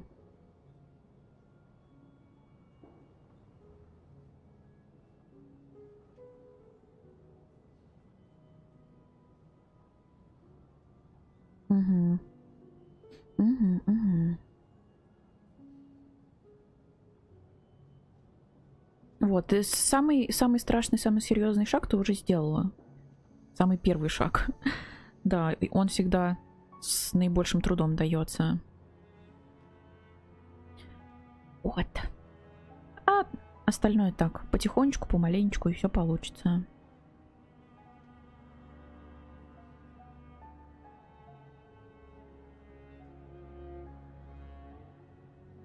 The Room VR, The Dark Matter. Я играла в The Room. Интересно, это имеет к этой игре какое-то отношение? Первая часть The Room есть на моем канале на YouTube. Сама реклама. The Room VR Dark Matter. Ну, походу, да, имеет отношение. Визуально выглядит очень похоже.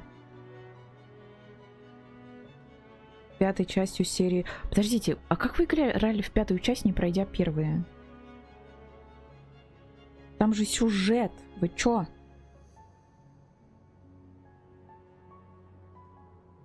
Может быть, ты поэтому ничего не понял?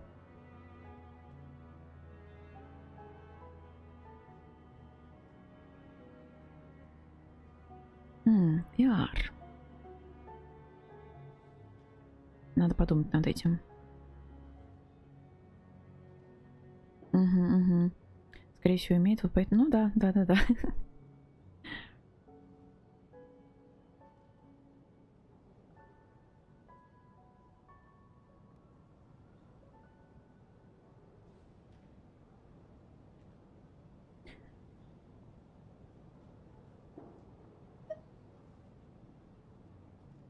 I thought you were sleeping.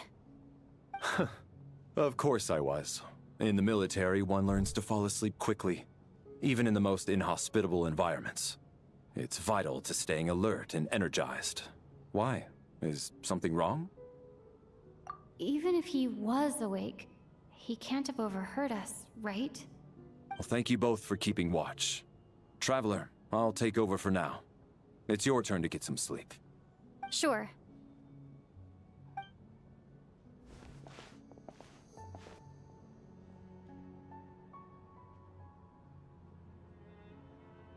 This is our second night here, but at least I found out a little more about Paimon's condition. I hope she's been sleeping well the past couple of days. Why do I feel like I'm being watched? Seriously? Is this payback for when I stared at her earlier? But I thought she was asleep. Never mind. I'd better try and get some sleep myself. Ох, опять сны.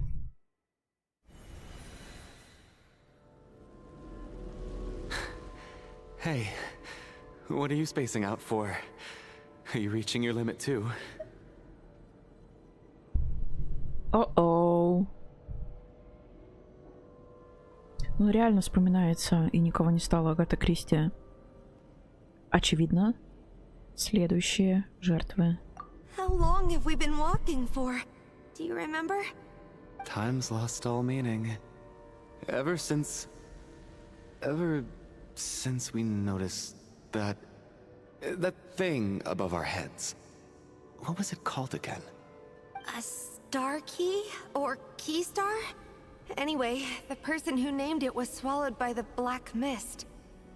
Whatever it's called, ever since we noticed it, we've been walking up and up, hoping that as long as we reach it, we can find a way out of this place. But it seems like no matter how far we walk, we never get any closer. Well, we've come this far. You never know. Maybe we're almost there? Come on, enough moping. Let's go. The black mist is catching up.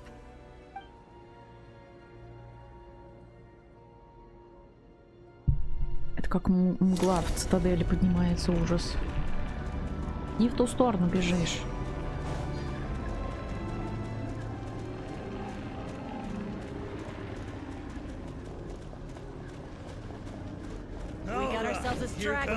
Что, и драться, что?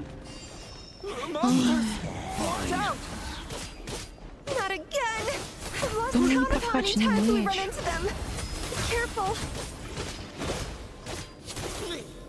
О, норм. Можно его скинуть? Его нельзя, да? Слишком тяжелый.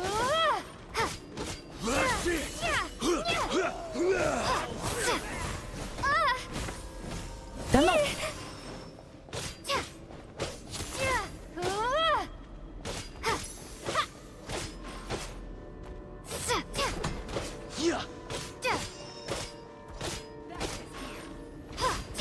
Shut up! Run faster.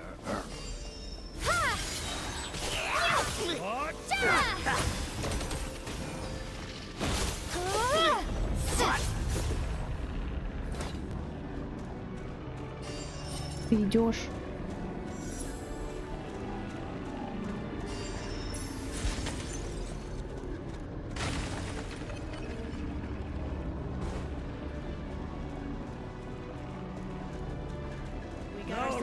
Here comes another one.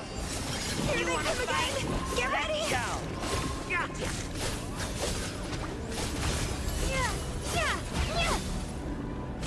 Back up here!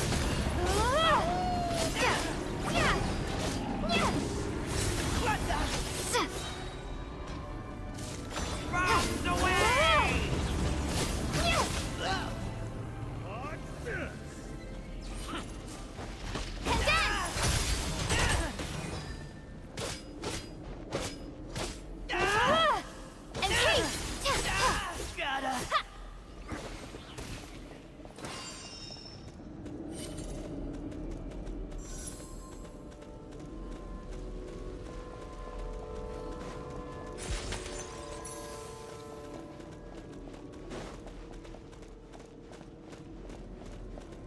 We got ourselves a straggler. Here comes another one. Monsters ahead of us. The black mist behind us. Fine. It feels like there's no escape. Feels like there's no escape. Back up in here.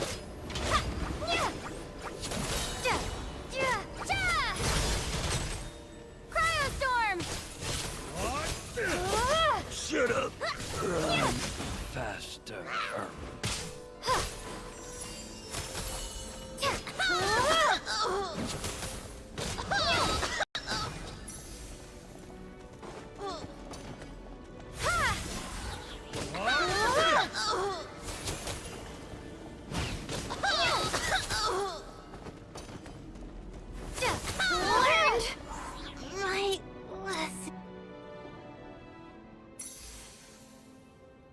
Are you hurt, Coolish? No. I'm fine. It's just... Suddenly I don't want to walk any further. I get you. In fact, I reached my limit a long time ago. Sometimes it feels like there's hope where there shouldn't be. Yeah. The hope that the star gives us is the only thing keeping us going. But I'm not sure it's real at all. It may just be a collective illusion. Otherwise, why would it always be out of reach? We know you mean well, but you're only saying that to try and encourage us to keep going, aren't you? Thank you, friend. But enough is enough. Please don't give me any more false hope. Hope is poison in this place. You're going to continue, aren't you? I admire that. I've given up, but I wish you the best. May there come a day that you catch up to the star and leave this godforsaken place.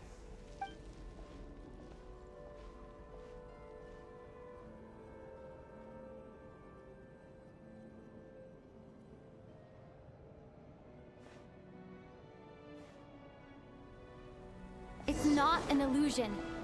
We really are getting closer to the star.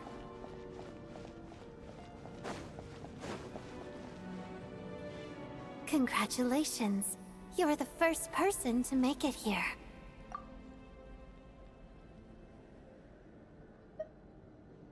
I'm the star's envoy. The black mist has stopped rising. Its hunger is satisfied for now, having devoured your two companions. This is a good opportunity. I'll let you get some rest before we continue.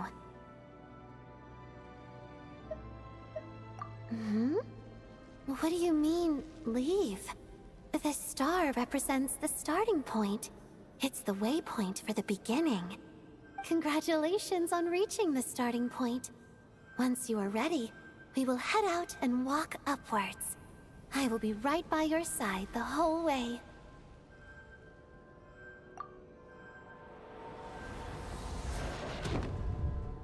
Huh? What's wrong? Hey, don't give up before the journey's even begun.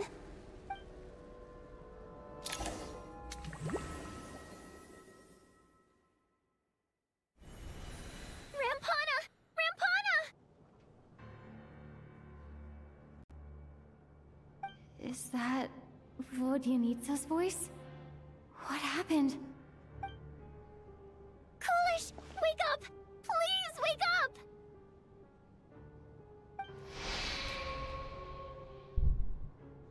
Шутка о спектакле, где спят на сцене, прямо сейчас оживает на подмостках. Шутка о спектакле. Но никто не ожидал, что она обернется трагедией. Все собрались вокруг двух спящих в центре сцены. Вам не нужно осматривать место происшествия, вы знаете, что произошло. Словно вам об этом сообщили заранее.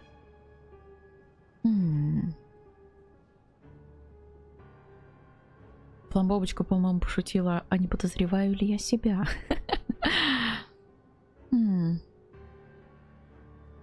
Но сны странные, конкретно.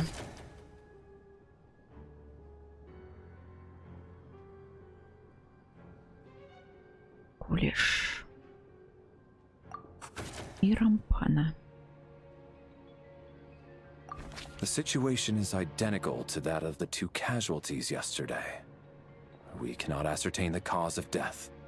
At least there are some elements that we can rule out this time.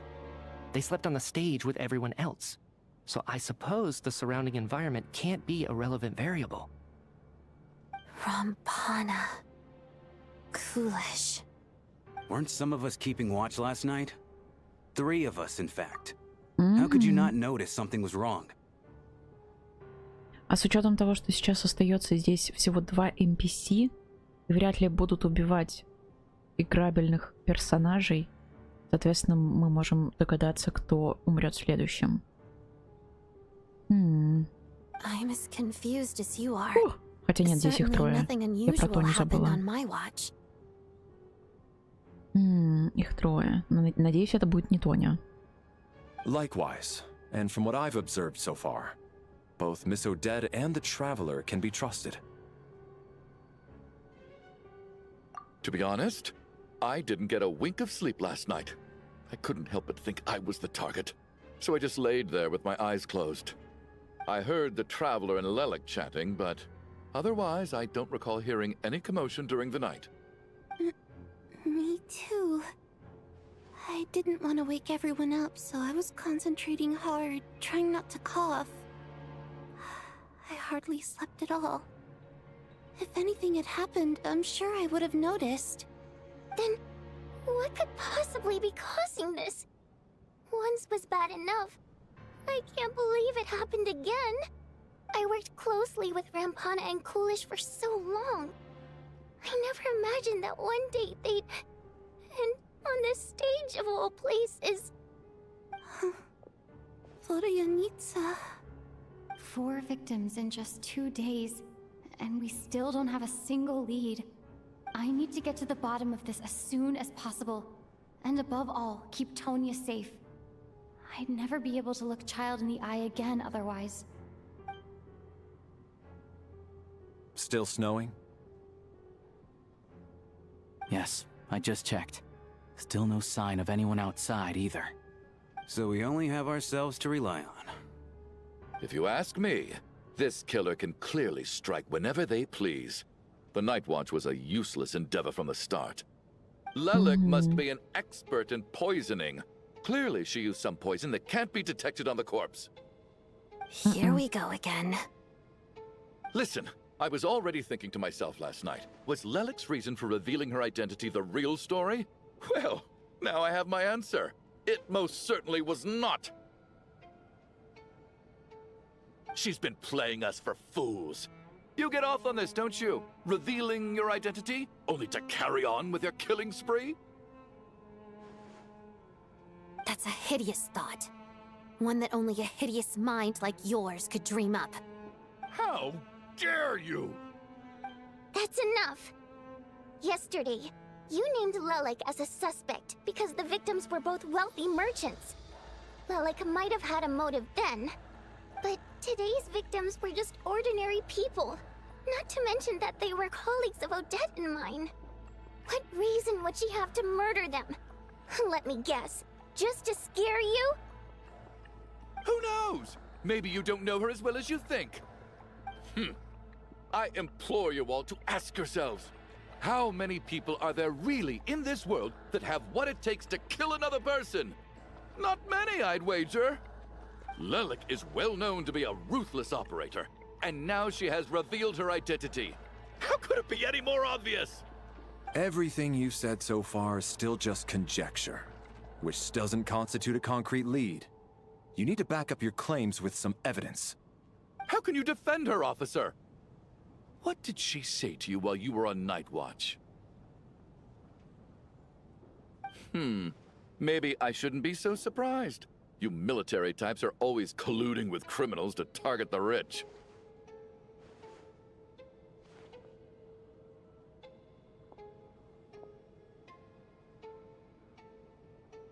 All so you can get your grubby paws on our hard-earned fortunes, then tell us to fall in line. The Fatui, the Druzhna, and the Rokot. Thugs, the lot of you. Don't you dare.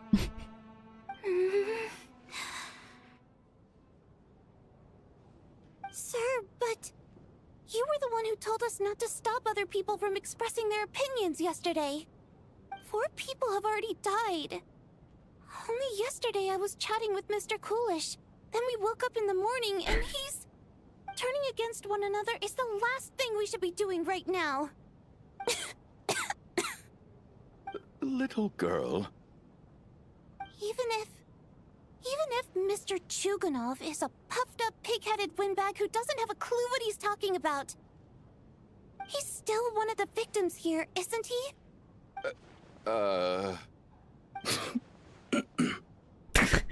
Quite. I had no intention of resorting to violence. But you're right, Miss Tonya. I ought not prevent him from speaking his mind. In any case, I believe Mr. Chuganov has calmed down a little now. We may resume our discussion. I don't think there's any need for that. What is there to discuss?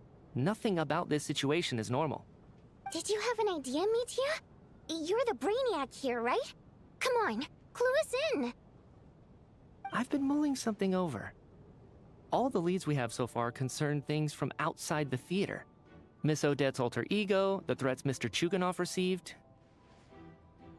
But then there's the 2 double murder crime scenes themselves, which have given us absolutely nothing to go on whatsoever. That's highly unusual. Even with the most careful killers, there's always some evidence left behind. So what are you suggesting? I think this could be a supernatural event. Ну It да, isn't я тоже так characteristic of подумала. human-on-human homicide at all. Correct me if I'm wrong, but aren't you supposed to be a scientist? That doesn't sound like a conclusion someone like you is supposed to make. I got into scientific research because of my insatiable curiosity. But if the present situation defies all known scientific explanations, I don't mind shifting my curiosity toward the paranormal instead. Ну, соответственно, моя текущая идея это то, что это та же сила или что это, из-за которой Пайман плохо себя чувствует. Вот. Что-то этот Чугунов слишком много болтает, надо бы ему первому до этого. Ну, ему страшно, понятное дело. Не хочет умирать, вот это все. Поэтому... Паникует человек, паникует. Не очень красиво себя ведет при этом.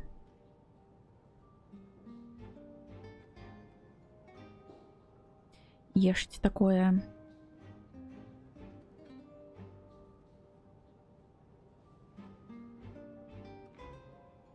Now that you mention it, I remember when I first came to the theater, I heard rumors about this place being haunted. Haunted? Yeah, I think I heard the same thing. But I mean, they're only rumors, right? We've worked here for years. Surely we would have noticed any spooky goings-on by now. Well, this has taken an unexpected turn. A haunted theater? If Paimon were here, she'd probably be hiding behind me in fear right now. Why don't we take this opportunity to look for clues again with a more open mind? Maybe a different perspective will help us see something different. Very well. Whether it's criminals or ghosts we're looking for, the same rules apply. Everyone needs to tread carefully. I'll move the bodies into the same room for now.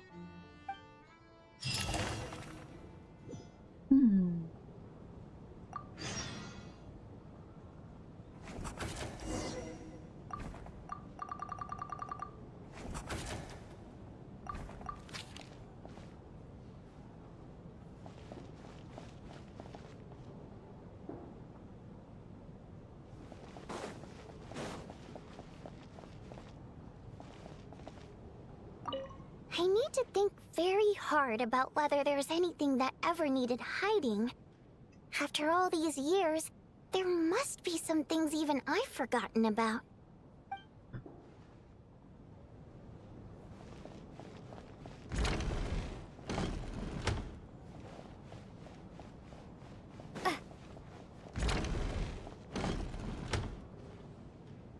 Valeri, come take a look at this. You too, traveler. Some sort of notebook. What is it for? It's the on-duty logbook for the theater. Kulish was the main person to use it. He mostly used it to record any unusual incidents during a show, audience numbers, exit times, and so on.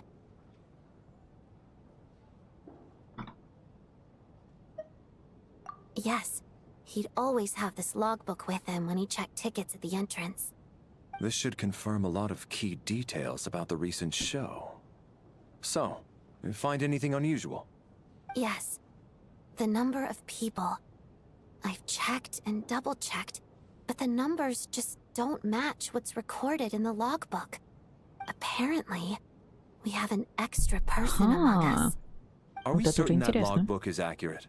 Could someone have sneaked in without buying a ticket or something? Unlikely. Kulish took his duties very seriously. I've rarely seen any errors in his work. Not to mention that this was a dress rehearsal, meaning smaller audience numbers and tighter ticket restrictions than usual. Everything would have been well within his control. We no longer have our tickets with us, do we? They got collected on entry. I assume there's no way we can check them again. Unfortunately not. The theater recycles tickets. Once people are in the door, they don't tend to leave until the show ends.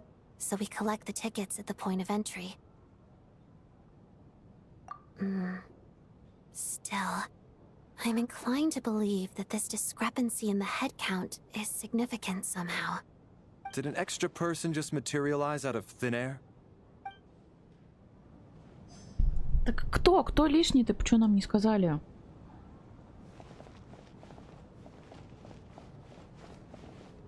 Если там все под запись, кто там записан-то? Did an extra person just materialize out of thin air?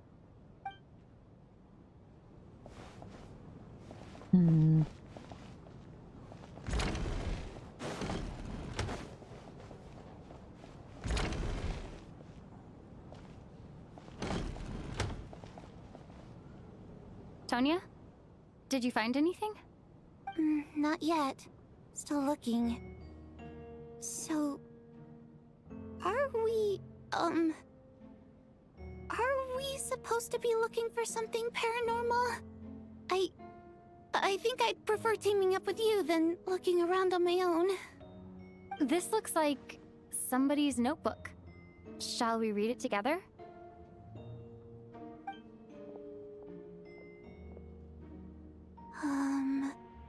Well, it doesn't look scary or anything, so I guess it should be fine. All right, let's read it together. Так, письмо из дневника. Вы когда-то говорили... Ой, мамочки, простите. Сейчас. Вы когда-то говорили, что рано или поздно я пойму, но я до сих пор этого не понимаю. Я считаю, что никто не должен лишаться своего дома из-за смены власти. Она совершенно не думала о наших чувствах. Знати водяных. Здесь каждая пядь земли хранит отголоски моего детства. Стоит лишь закрыть глаза, и повсюду слышатся наши песни. Я никогда не прощу тех, кто изгнал нас. И еще я очень скучаю по маме. Я все еще скучаю по своему платью с кисточками, тяжелому балахину над кроватью и первым лучам... Что? Скучаю по первым лучам солнца, проникавшим в поместье по утрам. Но сейчас все хорошо, стоит лишь прищуриться, и свет, пробивающийся сквозь щель в двери за кулисами, выглядит точь-в-точь, как в нашем поместье. Я знаю, что эта жизнь уже никогда не вернется. Да, я скучаю по ней, но теперь понимаю, что и здесь у меня есть многое, чем я дорожу. Волшебные декорации, созданные нашим реквизитором, множество поклонников, которые приходят специально ради меня, и маленькая танцовщица, которая почти не любит разговаривать. Все это мое. Я больше никогда этого не потеряю. Никогда. Я вступила в одну очень крутую организацию, но название говорить нельзя. Чтобы не задумал на этот раз тот господин, кто-то должен думать о бедах простых людей. Именно для этого и существует наша организация. До сих пор я не могу ее понять. Почему люди, стоящие наверху, всегда поступают именно так? Ведь именно у них есть возможность принести людям куда больше счастья. Кто-то говорит, что у нее свои трудности, но она столь всемогущая. Что же может оказаться ей не по силам? Ладно, лучше буду делать то, что в моих силах. Думаю, рано или поздно вы все равно услышите о нашей организации. Она называется... Эх, нет, все-таки не скажу.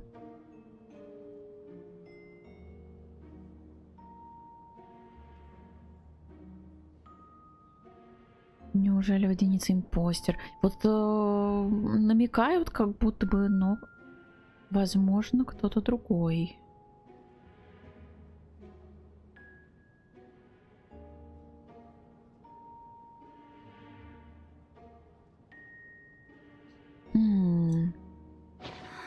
И что за организация? This has to be Vodyanitsa's writing, surely. Maybe it's it's a little rude for us to peek at this. I feel like I just read someone's secret diary by accident. It sounds like she's writing this for her parents, right? I don't understand. Why put this stuff in a notebook instead of mailing it in a letter? Because her water imp parents belonged to the aristocracy, who were driven out of Snezhnaya by the Tsaritsa long ago. And now they live somewhere new, where the postman can't get to. Все-таки она? We're sorry. It's fine. My fault for not storing it properly. I can't leave things lying around and expect them to get ignored when everyone's scouring the place for clues. Alright, give me my notebook back. I'll take over the investigation in this room.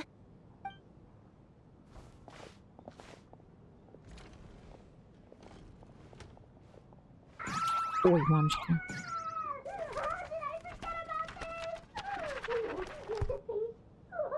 О, бедняжка.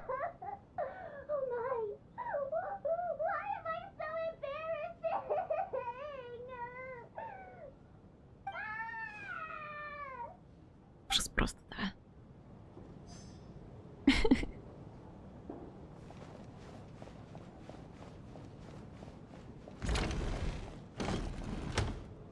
Ой, что? А в смысле?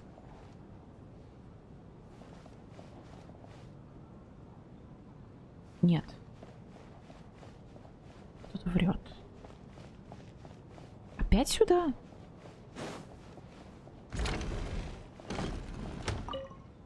Did an extra person? Нет. А, сюда. Все. Это было сложно. Ah, traveler. Since you're here, come take a look at this. Alosha found it. We're both curious to hear your perspective. It appears to be an investigation report. And the focus of the investigation was the rumors of haunting we heard about earlier.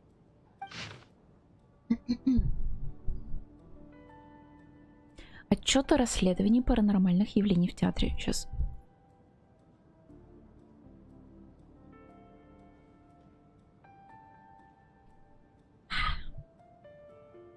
На этот раз поручение оказалось куда сложнее прежних, связанных лишь с народными поверьями. Здесь явно замешано нечто куда более загадочное.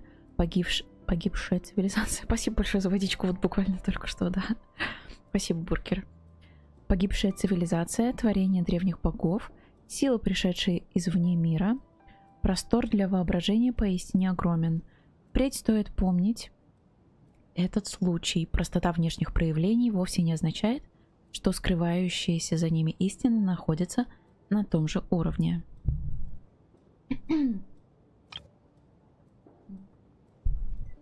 Артерии Земли сами по себе обладают мощной способностью поглощать или направлять души. После отделения души умершего от тела, она, как правило, сразу направляется в артерии Земли, не имея возможности блуждать свободно. Факты показали, что связь между театром и артериями Земли оказалась нарушена, хотя речь идет лишь о частичной блокировке, а не о полном разрыве. Этого оказалось достаточно, чтобы некоторые души, не желающие возвращаться в артерии Земли, получили шанс задержаться здесь. Если их сопротивление достаточно сильно, они способны вечно скитаться по театру, однако теоретически души, оставшиеся в театре, не способны воздействовать на реальность. Секунду. Есть подозрение, но нехороший микрофон. А нет, все нормально. Все хорошо. Окей.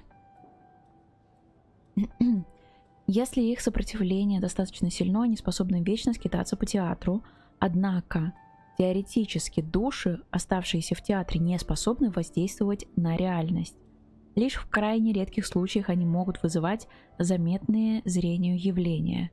В целом их можно считать безвредными. Об этом стоит заранее сообщить управляющему театром, чтобы его успокоить. Но для меня исследование на этом не заканчивается.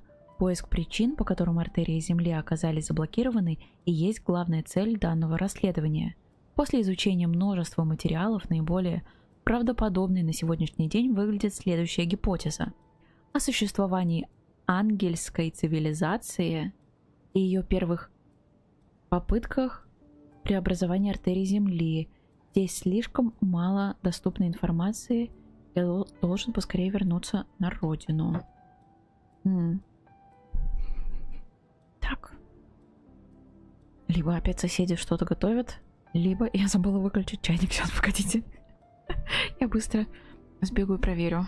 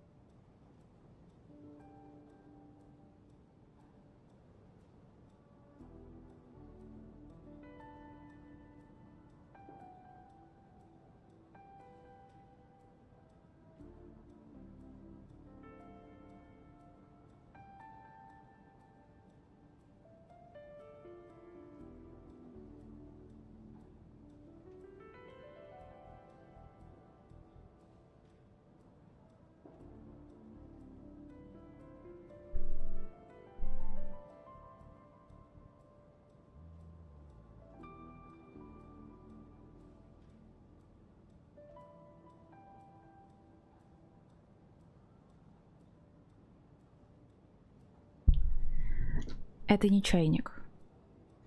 А вот у соседей, походу, что-то прям конкретно так подгорело. An investigation report, huh? Looks quite old. Huh. This person's name looks to be of Sumeru origin to me. Was the investigator from Sumeru? The theater manager must have hired an investigator once specifically to look into this issue. But it doesn't look like anyone ever looked at the report. Presumably, the manager wanted to know if the supposed haunting was dangerous, while also being fearful of word getting out in case it affected the theater's business. Anyway, the bottom line is, the haunting is actually real after all. It's caused by an obstruction in the ley lines. Is there any chance this is the key to finally making some progress with the murder cases? Ley line problems are pretty unexceptional to me by this point. And while it certainly offers an explanation for the ghosts, it's hard to imagine what connection it could have to these two murder cases. Some of the language that appears at the very end of the report caught my eye. Angel civilization, ley line renovation? Но с учетом такой вот особенности здесь, можно же предположить, что души вот погибших, только что вот у нас 4 человек, они, значит, тоже здесь остались и не ушли. Может, с ними как-то на связь можно выйти? Жаль, ужин соседей немножко, да. Там прям вот запах конкретно горелый был. Да, сочувствуем соседям. My area of research doesn't touch on any of that, so it's completely outside of my wheelhouse. Huh? A piece of paper just fell out from the report. It landed right by your feet.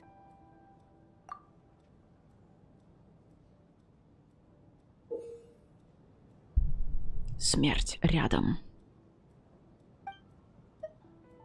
How unnerving. It was tucked inside the report, so it must be a note left by the author. Death is near. Is that supposed to be what's going on here? With us in the theater? But if so, how did the author foresee it? Could he predict the future somehow?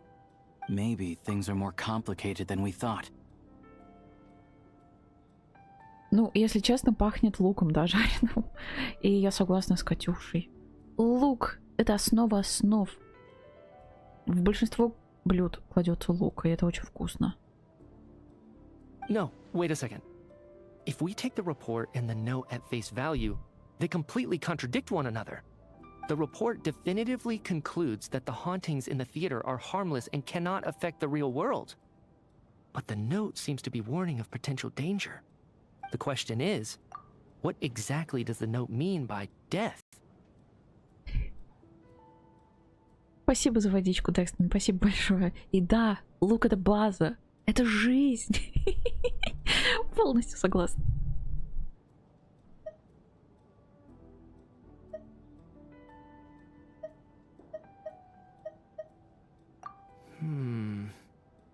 The various ways we could interpret this keyword lead in completely different directions. Let's pause our analysis here for now. I think we need more information.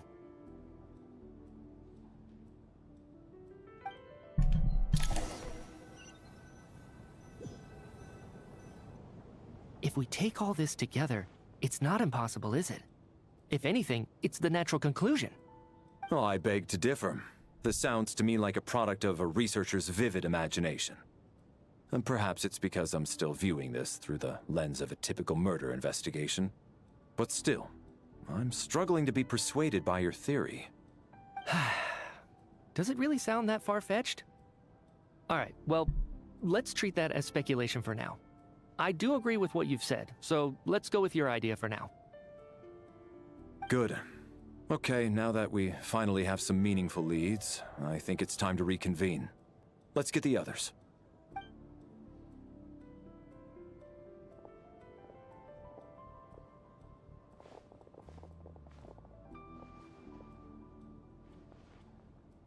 So, that's about everything we've discovered so far. I'll share my theory first. Based on what we've learned from the logbook, I believe the extra person among us is most likely the killer. If the killer had simply bought a ticket, it would have greatly increased the risk of their identity being exposed. I expect he or she either hid in the theater ahead of time, or found a way to slip past the ticket inspection. They then blended in with the group and waited for an opportunity to strike. What about the note found in the investigation report? Any thoughts on how that fits in? The killer may have simply planted it there as some sort of sick joke. I've seen my fair share of psychopathic killers. They love playing cryptic mind games.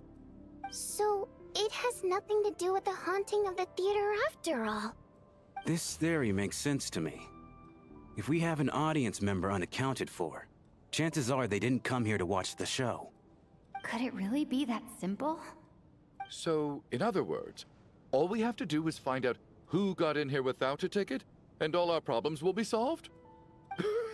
Then let me make one thing clear. All the theater staff should be well aware that I came here for the rehearsal legitimately, yes? There's no way I'm the one who didn't have a ticket. It's true. I hear you used every trick in the book to get a hold of that ticket, too. Everything short of throwing a temper tantrum and rolling around on the floor at the entrance. I most certainly did not degrade myself in such a way. Probably a stupid question, but I might as well ask. Did anyone here get in without having their ticket checked? Hmm? Guess it was naive of me to expect them to just admit to it. Especially after the unprompted Lelik reveal. Once was already a miracle. Twice would be unfathomable.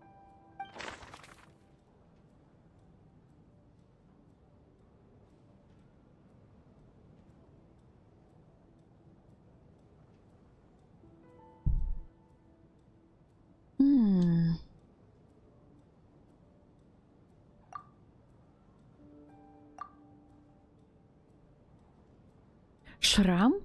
Или слишком очевидный вопрос?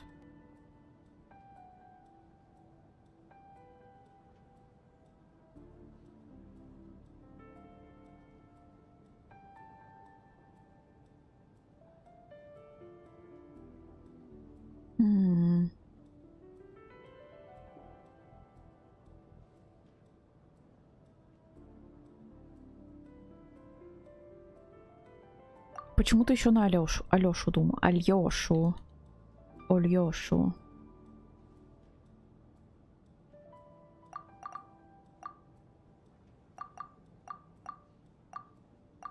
Ну, да, потому что у нас был билет, а они вообще выступают.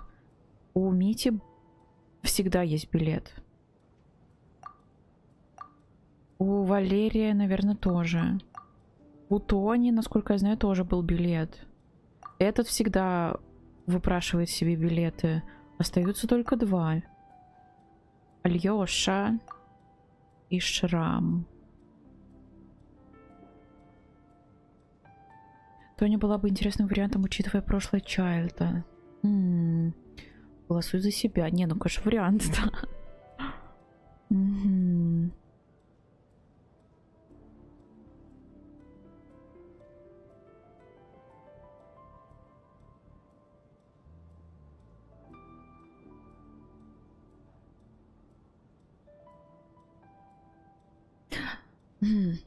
Наверное, выберу самый очевидный вариант, получается.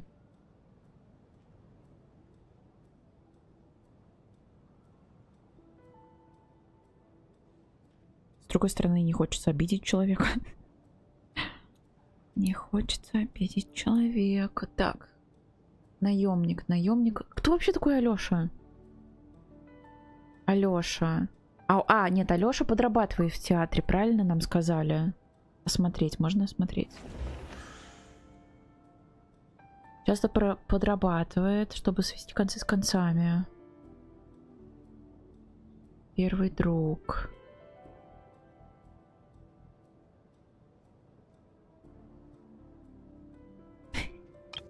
Шрам. Ладно, пусть будет Шрам. Сейчас. Младшая сестра.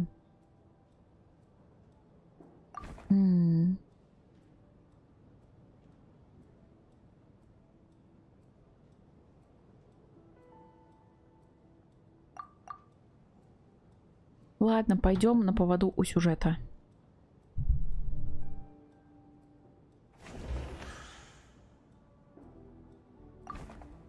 I don't believe any of us here knew Shram before all this. If no one can verify Shram's identity... Mr. Shram, did you really go through the ticket inspection to get in here? Huh? Me? Why am I being singled out, my friend? Do I seem that suspicious? It's not that you stand out as suspicious, more that everyone else has been ruled out as trustworthy. Okay. Well, we spent the best part of 2 days together now, so I'm sure you can all tell what kind of person I am. I'm a true gentleman. I never dream of doing something like sneaking to the theater without a ticket. Джентльмен говорит, ага. Декстон, спасибо большое за цветочки. Спасибо, спасибо.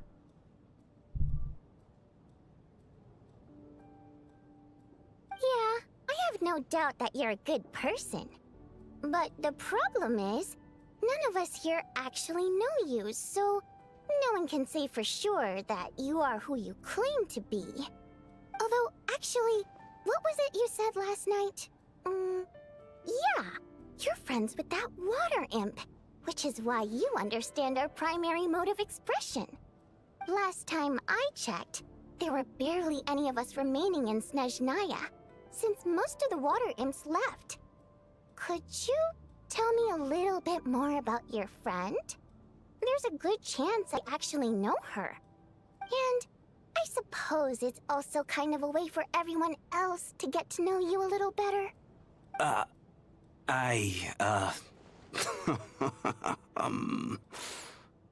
Good grief. Are you blushing? Pull yourself together, man. Stop giggling like a teenage boy. It's revolting. Hey, revolting is a little strong. All right, fine. I'll admit it. That water imp friend of mine, the truth is, we're dating. I was just the bodyguard hired by our family. But the stars must have aligned, because sparks began to fly between me and their daughter. Never in my wildest dreams did I think I'd get so lucky.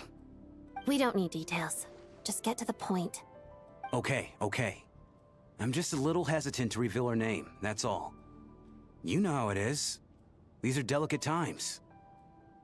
Even with me to protect her. If word gets out that she's dating a human, both the Fae and human factions will give her a hard time. Really? Wait, no. That can't be. Huh? Shram, what the devil are you talking about? Hmm? Why is everyone looking at me like that? Surely you can understand where I'm coming from. Delicate times? Factions? Yes? You know, the Civil War? Last time I checked, the Fae and the humans were still at each other's throats. If I'm not mistaken, the last significant civil war in Snezhnayan history was over 400 years ago, when Her Majesty the Tsaritsa had just taken the throne and was consolidating her reign. What do you mean, 400 years ago? What's going on here? Is Shram from the past? All right, Mr. Mitya, you win this round. As far-fetched as it is, it appears that your theory may be correct. I'm just as amazed as you are. I didn't even believe it myself, to be honest. Is someone going to explain what's going on here? From the look on your face, you figured it out too, haven't you, Traveler? Он призрак, да. Блин, как грустно.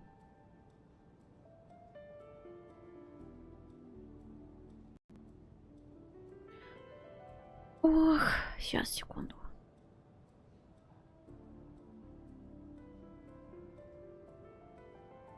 Угу. Я не подумала даже. Да. Нам вроде как сказали, что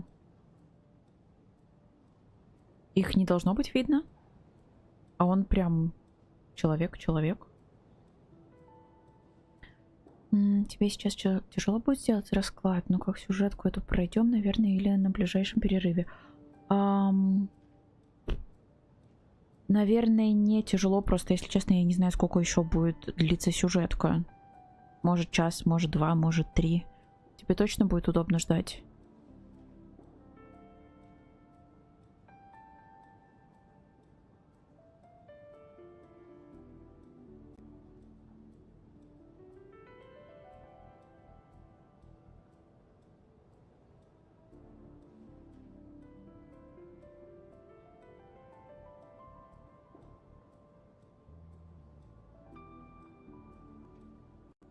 Самое интересное начинается. Ну, вот да, если подождать до конца. Я про это. Приятного аппетита, бургер. Окей, хорошо, давай тогда. Доиграем и посмотрим.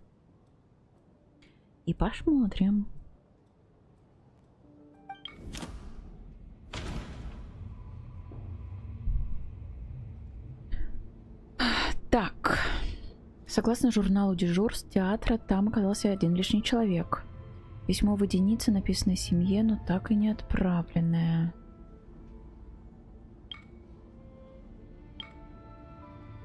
Эта подсказка еще не появилась. Что-то расследование предполагаемого появления призраков в театре. Ну вот это, наверное. Мы же предполагаем, что он призрак. The theater's ley lines have been modified to block souls within its grounds from returning to them. Some souls can even wander this place forever. Mr. Shram's statement proves he's from hundreds of years ago.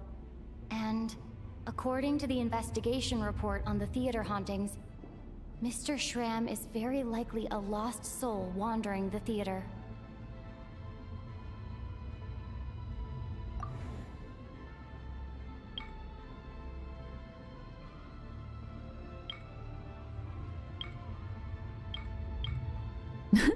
Лишний человек — это я.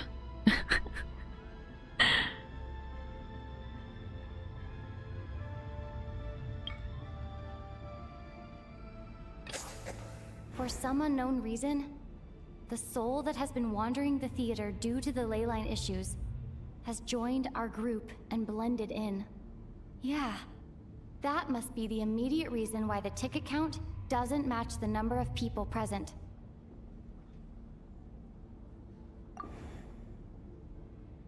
Смерть уже рядом. Скорее всего, под смертью подразумевается Давно умерший человек. Он, скорее всего, The умер. Ну contents да. of the investigation report have been verified. There are indeed ley line issues and wandering souls in the theater. Death likely symbolizes the deceased. Mr. Schramm, for instance. Death is near. Huh. That must mean that there's a dead person in our midst. That's the truth, isn't it?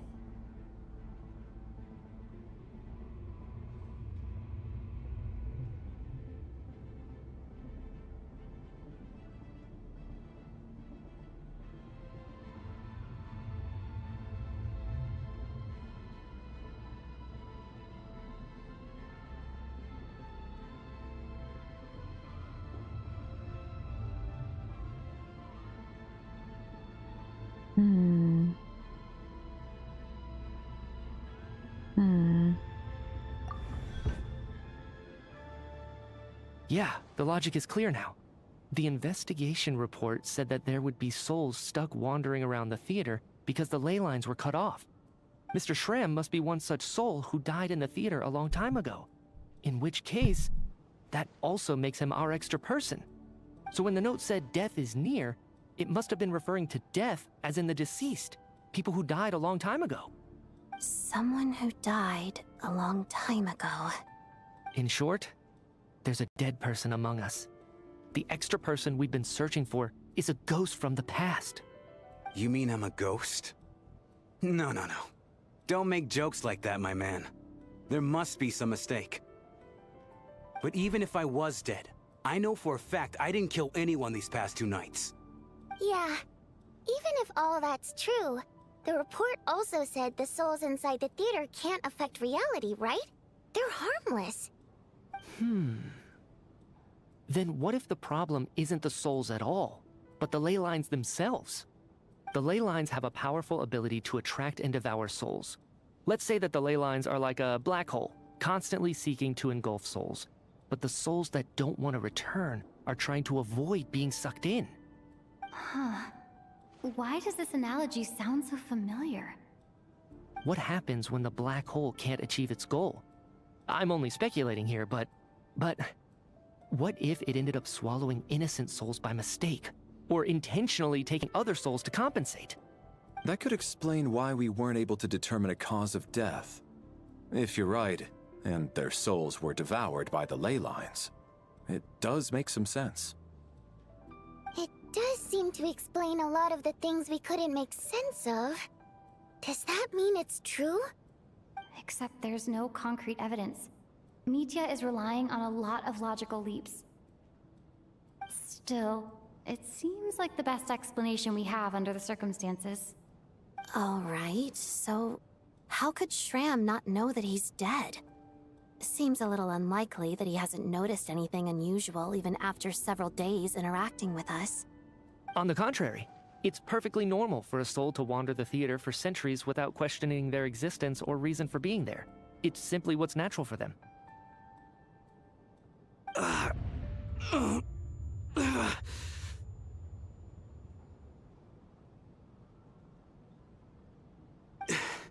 You know what, Mr. Brainiac? I think you might actually be right after all. I'm trying to remember and... even though my head feels like it's going to explode, I think... it's all coming back to me. Спасибо за сердечки, Декстон. Спасибо большое.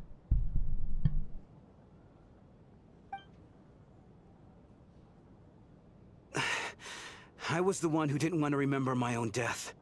So I forced myself to forget. Well, I'm sure those are painful memories.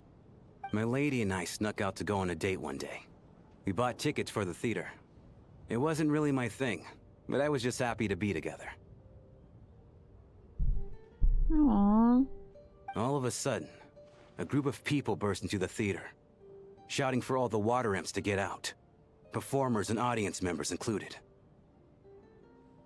It was clear the conflict between humans and Fae had reached a boiling point. This time, the extremists were even coming after the water imps who had nothing to do with the war. I thought I could pull one over on them, so I took off my jacket, draped it over my lady, and tried to sneak out amid the chaos. But I got caught. They started shouting, calling me a traitor to humanity. But I was going to do whatever it took to buy her a chance to escape, no matter how many people stood in my way. I had to, both as her bodyguard and out of love. It's all right, friend. You can stop there if you want. You don't need to dig all that up again. It's just... Even now, I'm still struggling to accept the truth. How could I be dead?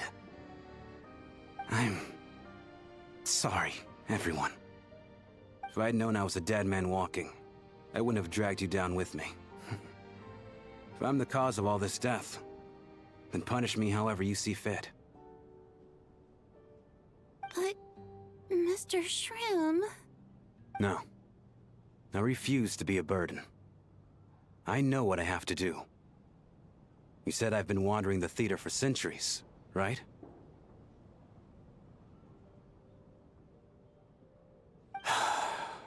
I guess it's high time I got a breath of fresh air. Out there, I mean. I'll leave this place, and take all this death with me. Go out on my own terms. Mr. Shram, I'm sure we can figure out a different course of action. My good sir, we both know I'm not supposed to be here. I should have accepted my death long ago. One way or another, this has to end. Unless you're saying this goes against another one of your military principles somehow. No, I'm speaking on a personal level this time. Let it go, man. Oh, wait. One last thing. Miss Wateramp. My lover. Her name was Litia. Litia Ozarova. Do you know what happened to her?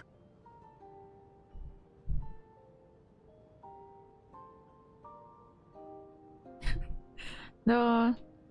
Бургер, это еще, скажем так, слегка, самую малость печальная. Ты еще не видел действительно грустного в Геншине. Ох.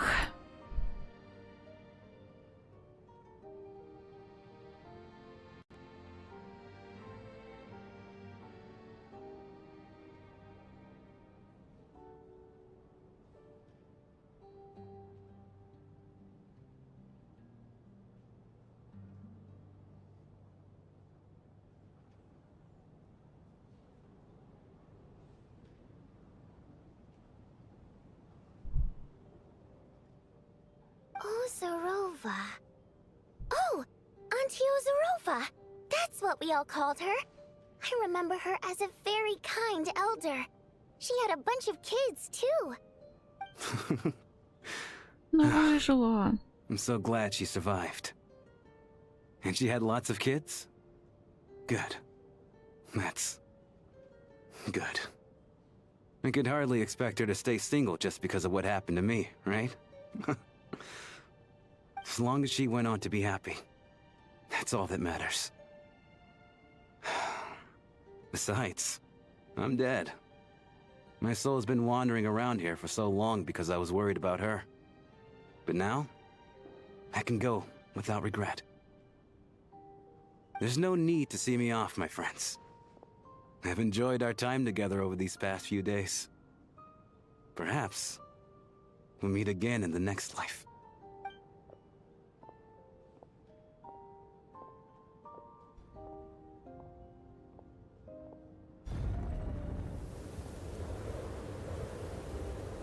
Take care, my man. I knew Mr. Shrim was already dead, but... I still feel so sad. Death is cruel, no matter how we might try to make sense of it. So, was the conflict between Fae and humans really that bad back then? I was only little, so I don't remember much. Ой, мамочки. It's terrible to think that so many innocent people had their lives turned upside down.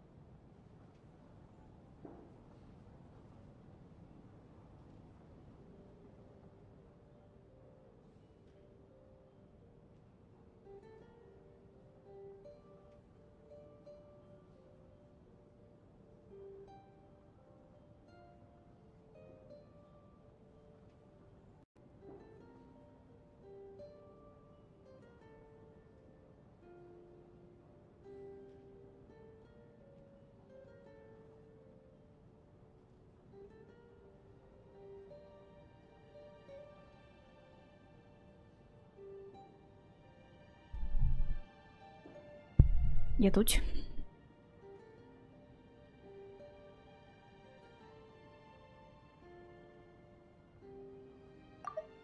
So, was the conflict between Fae and humans really that bad back then? I was only little, so I don't remember much. It's terrible to think that so many innocent people had their lives turned upside down. Even the historical records about that time period don't say much about it. All people know is that the Tsaritsa founded the Fatui, drove out most of the Fae aristocracy without explanation, then used her terrifying power to suppress the humans. It seems to me like the Tsaritsa chose to make herself the enemy. She downplayed the conflict, directing whatever animosity both sides had for each other at herself instead. That's also why, despite how brutal the conflict was at the time, there hasn't been much lingering tension between humans and Fae since. Things have been fairly harmonious for the past few centuries. So, the Tsaritsa banished the Fae to protect the Fae living in the city? She offered herself up to be hated in exchange for peace. Maybe it's not quite as bad as it sounds. I don't think Her Majesty is too concerned if mortals hate her or not. And besides, there are very few who truly do. All this time, I had no idea. All right. If Mitia's theory is correct, then I think we can consider this matter settled. Let's all take a break.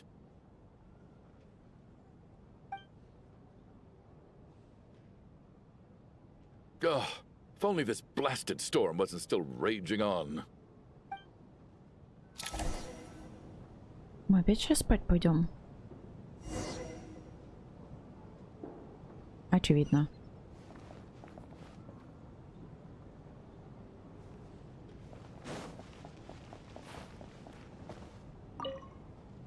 Well, at least it seems like Mr. Shram stayed optimistic until the end.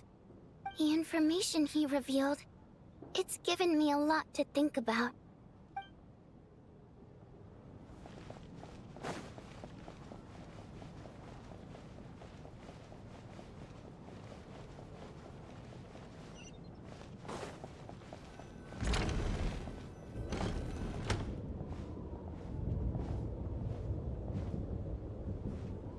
Looks like now we can just rest until the snowstorm stops. I still can't believe Shram turned out to be a ghost who'd been in the theater for hundreds of years. To think he was dead this whole time. What a strange turn of events. Knock, knock. Hmm? Knock, knock. You know the door isn't closed, right? You don't have to knock. Think of it as a signal then. When I'm entering someone else's room and I knock, I'm here as Odette. If I don't knock, it's Lelek. Thanks. So, why did you come to find me?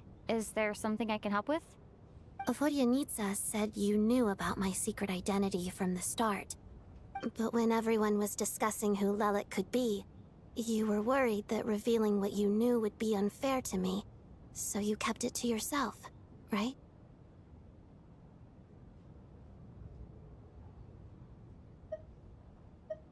Yes.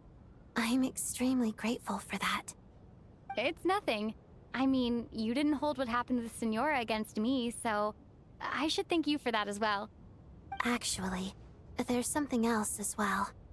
I found myself in a situation similar to the one you were in when you helped conceal my identity. So I thought I'd come and ask you for advice. It's about Mitia. Before all of this, the last time I saw him, he was dead.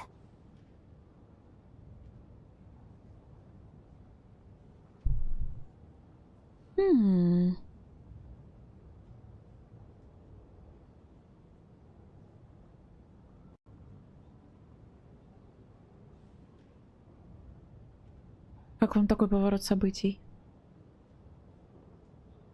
Последний раз, когда я его видела, он был мертв. As I'm sure you know, my goal as Lelek was to stop Project Stuja.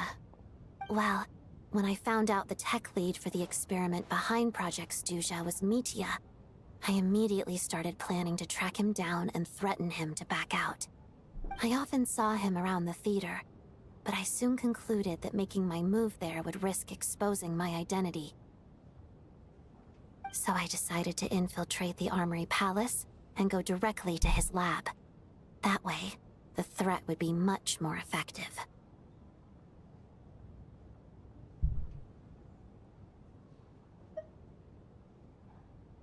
Well, I suppose there was a bit of luck involved. But I am a Fatus, so I already had some familiarity with the building's layout. But when I finally made it to his lab, Mitya seemed to be dead. I checked his breathing and his pulse. He had no vital signs whatsoever. I'm certain of that. I thought maybe another anti-Project Stuja activist had beaten me to it, and chosen a much more brutal method. So I made myself scarce. That's why you were so on guard around Mitya that first night here. Yes. When I saw him sitting in the audience during the performance, I could barely contain the shock. А он еще вот так вот смотрит и улыбается.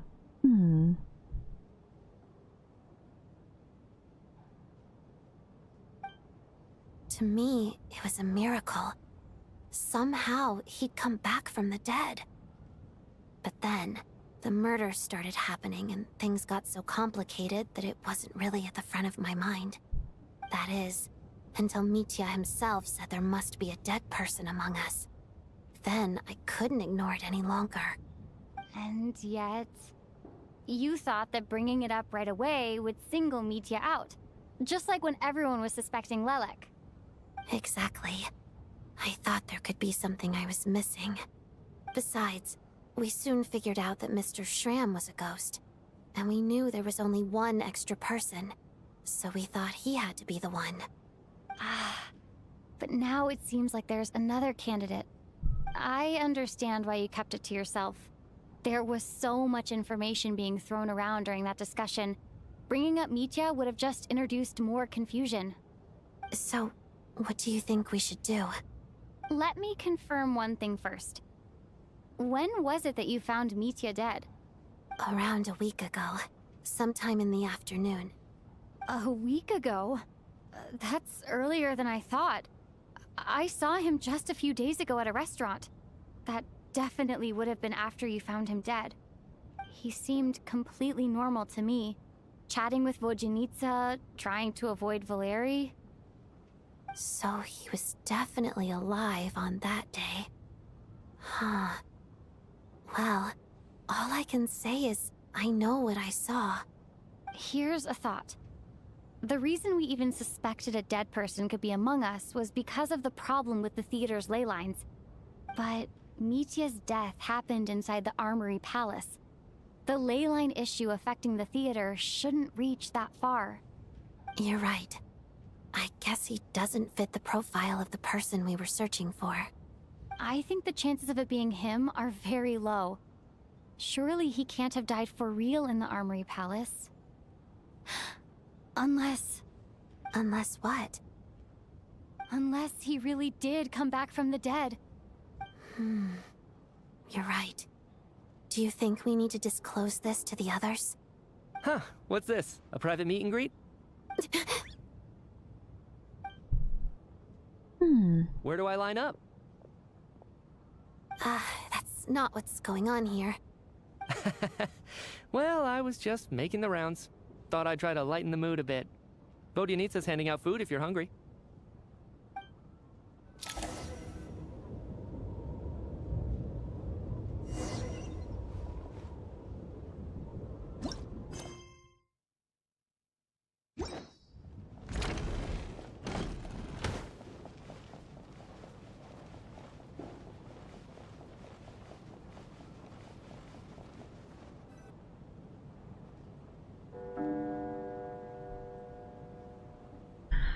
Это значит очередной What is сон. going on with this storm?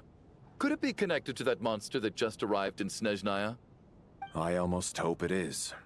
Her Majesty the Tsaritsa left to vanquish that beast herself. We just need to wait for her triumphant return. Do you think people still feel the cold after they die? I'm wondering about Shram. Oh, maybe we should have given him a coat before he went out there. Death itself is cold, isn't it? I'm sure the storm will embrace him. Well, I hope he has a safe journey. I'm going to miss him, I think. It's not like we can blame him for Rampana and Kulish's deaths. Thinking back on it, we barely made it out alive ourselves. Once we get out of here, how are we going to explain what happened to their families?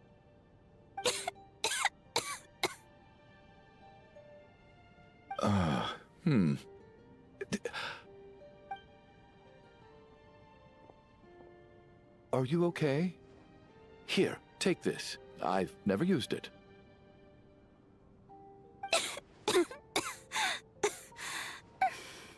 Thanks. Look who's Mr. Nice Guy all of a sudden. Is it because Tonya stood up for you this morning? At least you know how to return a favor. Yeah, without Tonya, who knows how badly he would have been hurt. I told you already, I never intended to resort to violence. Duh, bunch of rascals.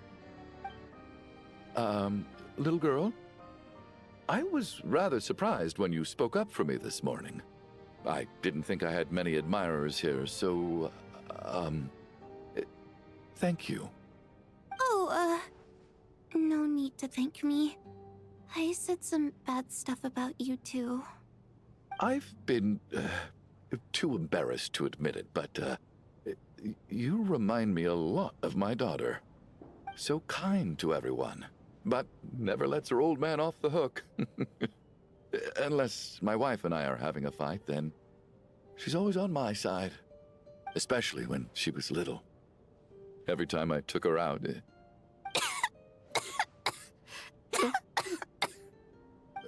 All right, easy now. How long have you had that cough, Tonya?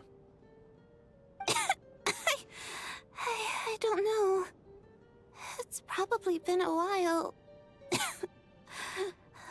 I'm fine. Are you taking anything for it? А Митя стоит и улыбается. Yeah. I'll be fine once I see my brother. He's gonna pick some frost fairy flower leaves and brew a tonic for me. I'll feel much better once I drink that. I see. That's good to hear, then. We should probably discuss arrangements for tonight. Now that the deceased has left our midst, there shouldn't be any more incidents. However, out of an abundance of caution, I'll keep watch. Shouldn't we take shifts? I can take one if needed. No need. I managed to get a nap in earlier, so I have plenty of energy right now. After all the tension of the past few days, everyone else should just focus on getting a good night's sleep. Вылечите Тоню, она лапочка такая, бургер. Не хочу тебя сильно расстраивать. Но, мне кажется, убийство сейчас не закончится. И у нас осталось 2 NPC только. Морально готовимся.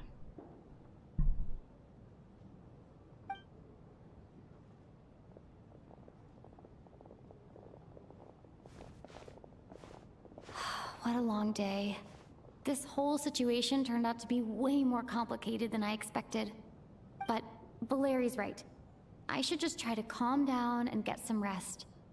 The last thing I want is to give myself nightmares.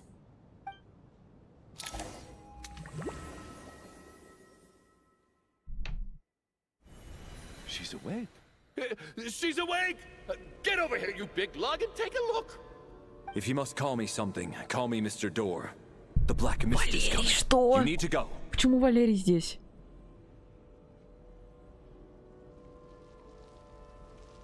Хорошо, вот сейчас я удивилась. В смысле Валерий?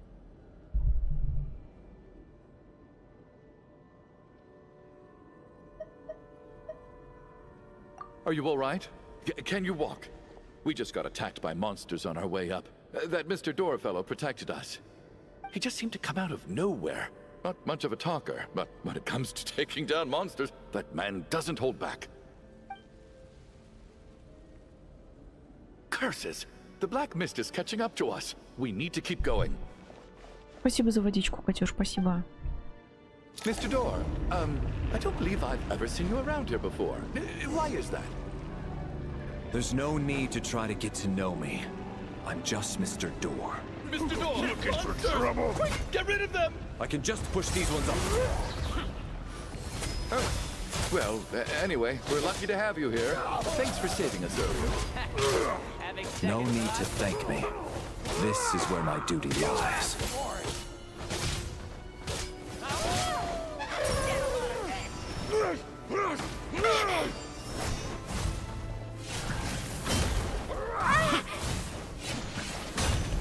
Cryostorm! Maybe I wasn't meant for this world. Да.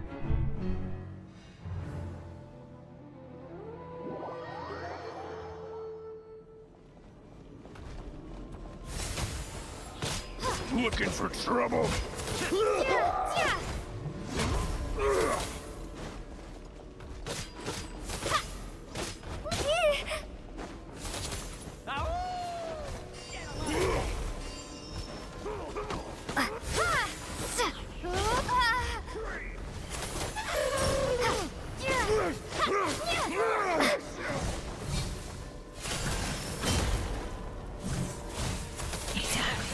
Having second thoughts?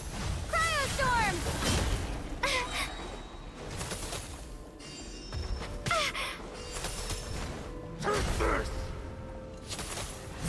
Fighting Frost!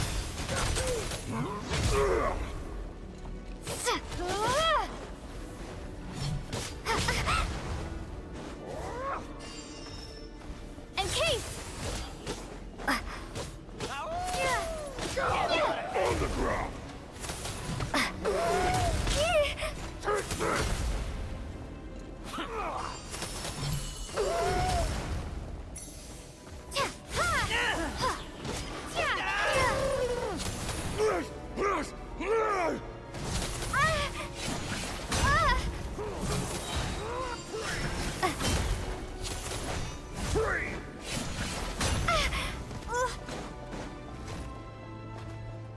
Cryostorm!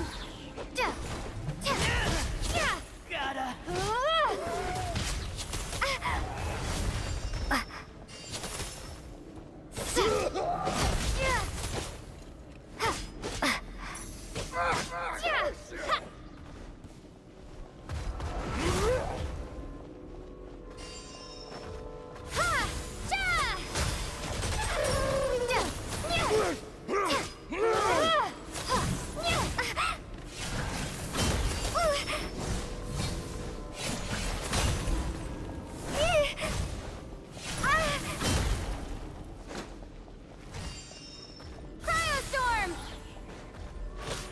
А, у меня Валерий есть, блин! Господи! Нужно было на Валерия нажимать все это время. Я не заметила его.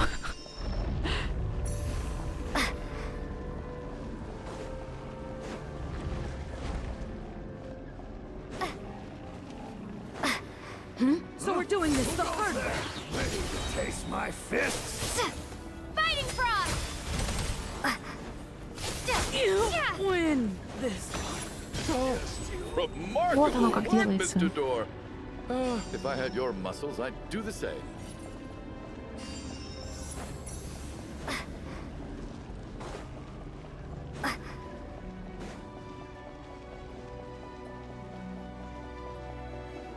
Are none of these doors the one you're looking for? No.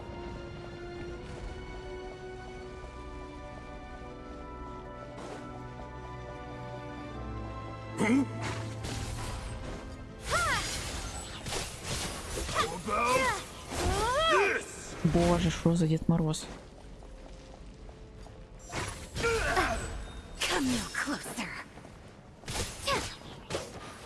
И Снегурочка, кстати. My could this be?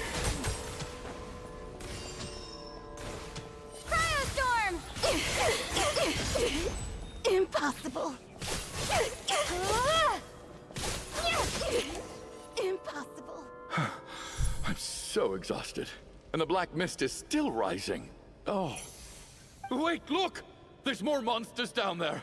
Are they coming from within the black mist? No, no! They're gaining on us! Quick, keep going, or they'll be at our heels any second!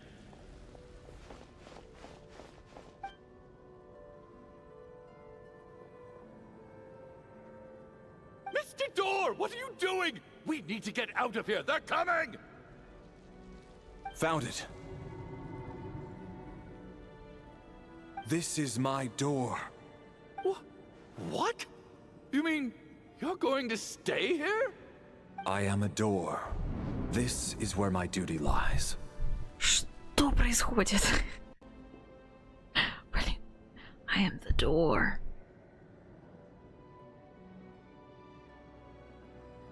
No, you Так saved us. нет, правильно, проходите, а он становится дверью. You must keep going. A door can Я only keep есть things out for дверь, so да. long.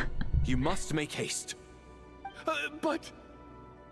Oh, you're right. Let's go. We can't let Mr. Door's sacrifice be in vain.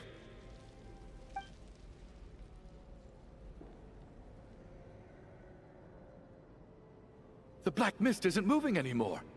Looks like both the monsters and Mr. Door are gone.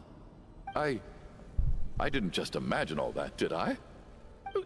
Surely I wasn't so scared out of my mind that I hallucinated a door as a human being? Oh, okay, good. There's no way we both hallucinated the same thing. Hmm? Getting sleepy? Well, looks like we're safe for now. Go ahead. Let's get Что some происходит? rest. Пожалуйста, скажите, что Валерий жив.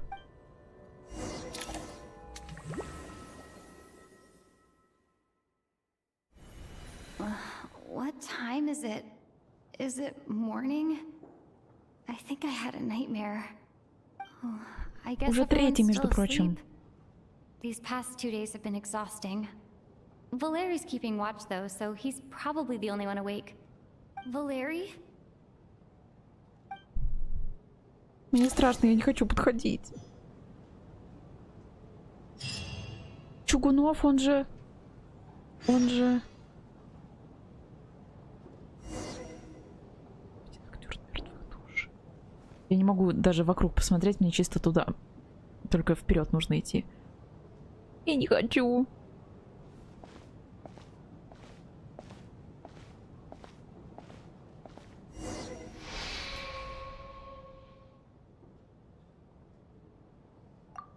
Его фигура, как и всегда, излучает спокойствие и невозмутимость. Так и хочется доверить ему все свои тревоги. Но вокруг него время словно замерло, будто боги своей милости даровали ему краткий миг покоя. Wake up!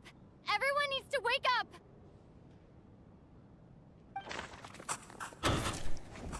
В смысле?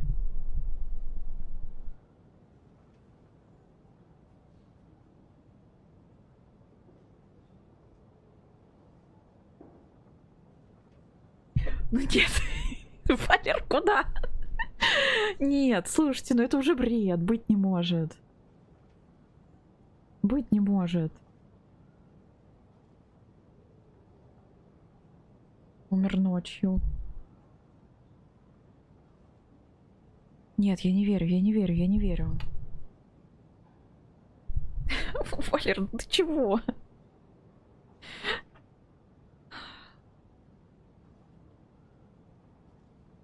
Нет, ну... Играбельных персонажей точно не будут убивать. Точно, точно, точно. Соответственно, это плод нашего воображения. Я по-другому никак не могу это объяснить.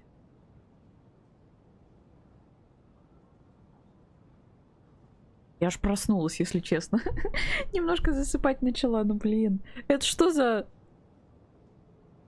поворот событий такой? Нет. Нет. Нет. Не-не-не, точно нет. Точно Валеру вернут. Сколько раз мы уже попадали во всякие там пространства нереальные. Ай, ладно.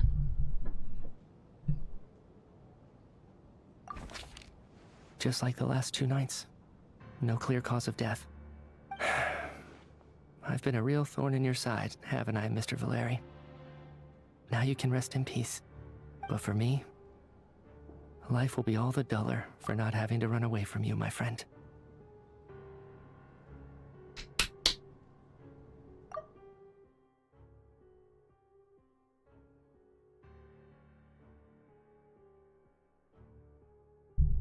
Без нашей игры в догонялки свобода теряет свое очарование. Он имеет в виду то, что Валерий все время бегал за ним и пытался охранять его, или Митя — это черный туман, тот, который бежал за своими жертвами, преследовал своих жертв.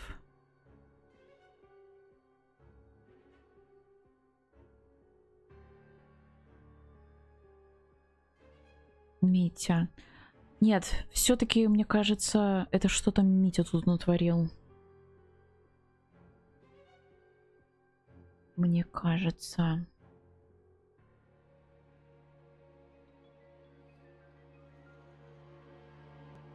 Чем дальше мы идем, соответственно, тем больше к нему вопросов. Или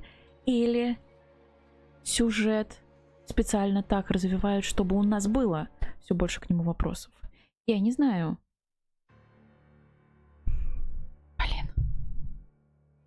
Митя суету навел. Как будто бы.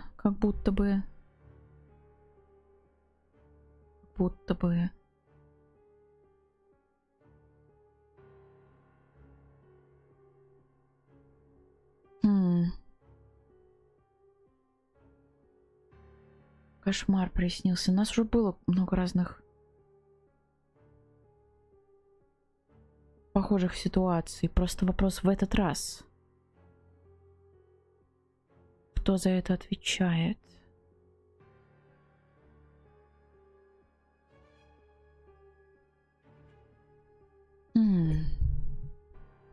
Не просто так. Да, конечно, не просто так, да.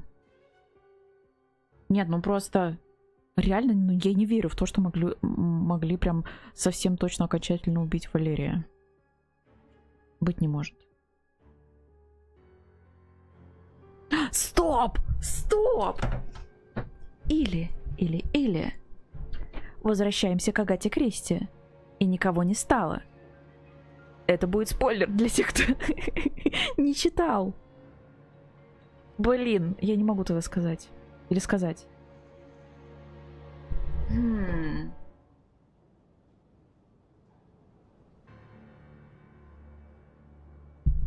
Короче, я так образно скажу. В какой-то момент сюжета один персонаж притворяется мертвым.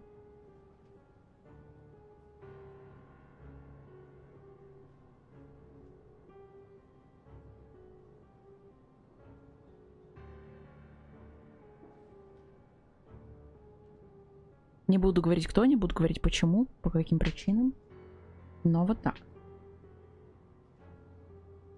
Соответственно, может быть, Валерий жив. Но при этом преследует какие-то свои цели, притворившись мертвым. Ну, скорее всего, чтобы расследовать за кулисами происходящее. Сложно, да. Смотрим. How's Tonya? Is she okay? I just checked on her, and it doesn't seem like anything serious. She's just exhausted from the past couple of days, and she's still recovering from her illness. We should let her sleep a bit longer. That means Valeri was the only one who died last night. If Valeri was awake and keeping watch, It would have been impossible to kill him without waking everyone else up. That much is certain. Но моя теория не объясняет сны путешественницы. Да, сны — это что-то, да, отдельное, непонятное тогда. This is so frustrating. Why has nothing changed since yesterday? I thought we already dealt with the dead person causing all this. Actually, one thing has changed. There's only one victim this time, not two. Does that mean...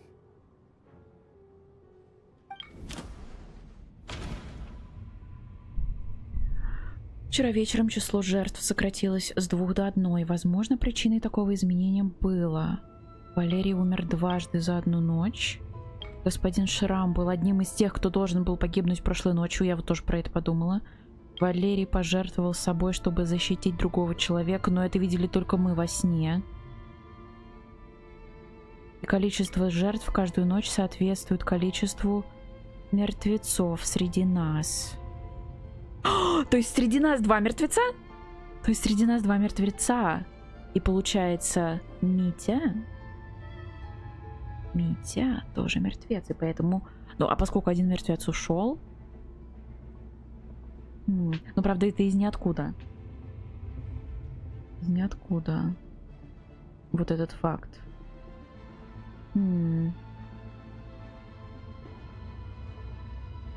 Но он больше всего похож на правду. Допустим, Шрам мертвец, и нам Адетта сказала, что Митя мертвец. Ходячий. Вот. Соответственно, один мертвец ушел, остался один. И почему-то у нас забрали одного человека. Почему? Ну почему изначально у нас люди погибают? Вот это до сих пор непонятно. Ну давайте пробуем 4-й.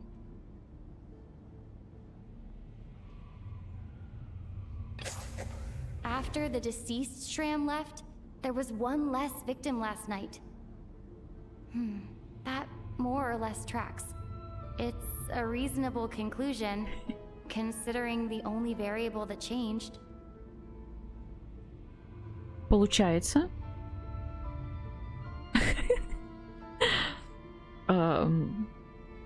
Митя должен уйти? Тоже.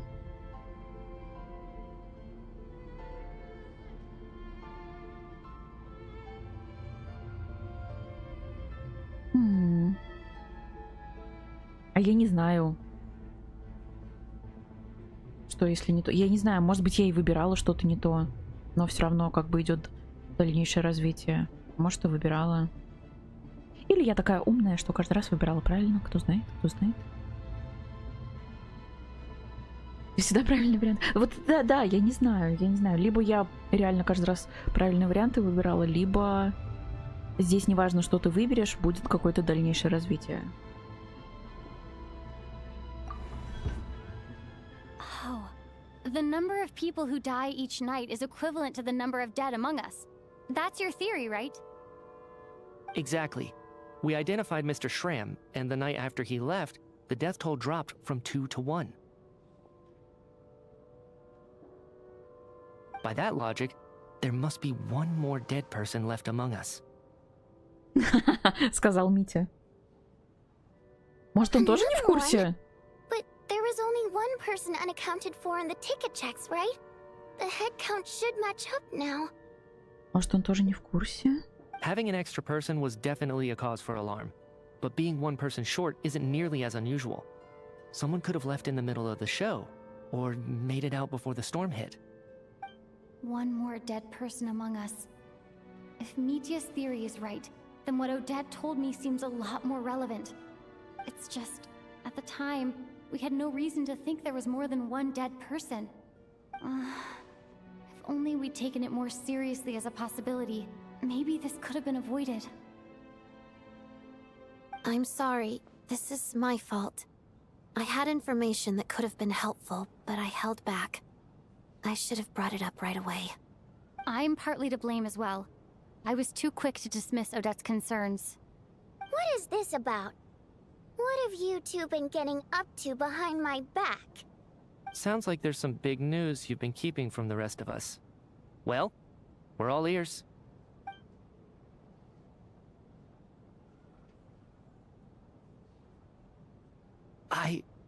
I'm the dead person? I'm the dead person? Wow, that's certainly news to me. Odette and I talked about it yesterday, but we thought it just wasn't possible, so we left it at that. Yeah, I don't blame you. If I'd been there, I probably would have reached the same conclusion. It just sounds too unbelievable. Let me just try and verify this. I just scoured my memories trying to think back to the afternoon Miss Odette mentioned. But I honestly have no recollection of dying. That's where I'm different than Mr. Shram. А где ты был в это время? Having seen Mr. Mitya a few days ago myself, I also find it hard to believe he could be the other dead person among us. Well, if it isn't Mitya, then who? Do we vote on it? If you don't mind me asking, Traveler, I believe you mentioned that you know Tonya's brother. Had you ever met her before all this? Нет.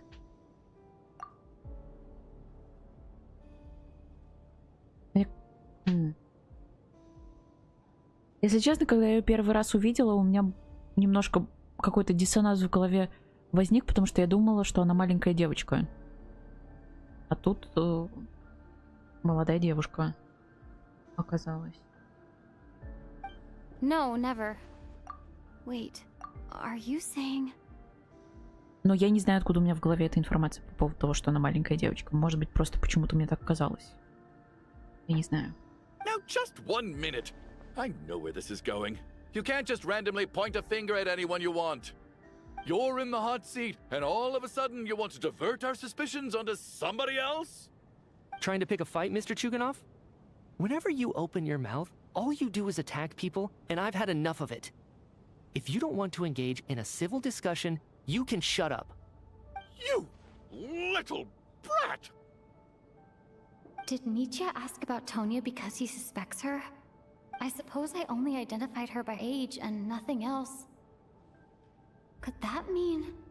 I'm just saying, you're going around casting suspicion on people for no reason. How could Tonya be dead? I can vouch for her if nothing else. I've seen her before. She's the sister of that Harbinger, isn't she? The one called Child. Oh, really? Huh. You're telling the truth? Since being here, I don't think I ever mentioned she was Child's sister specifically. Does Chuganov actually know her? If Chuganov can vouch for her, then it can't be Tonya either. In which case, it seems unlikely that there's another dead person among us at all. Miss Odette, could you go over that afternoon with me one more time, when you found me dead? No problem.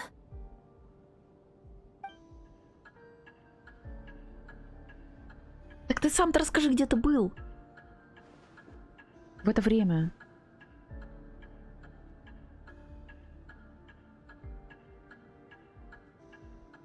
Huh. No matter how hard I try, I just can't remember anything about dying. But I do remember something else. Miss Vojanitsa, during our last meal together, I told you how some of the researchers were suffering from temporary memory loss. Do you remember that? Oh, yeah. You said it was hindering the progress of your experiments. You thought they were just under too much stress or something. Right.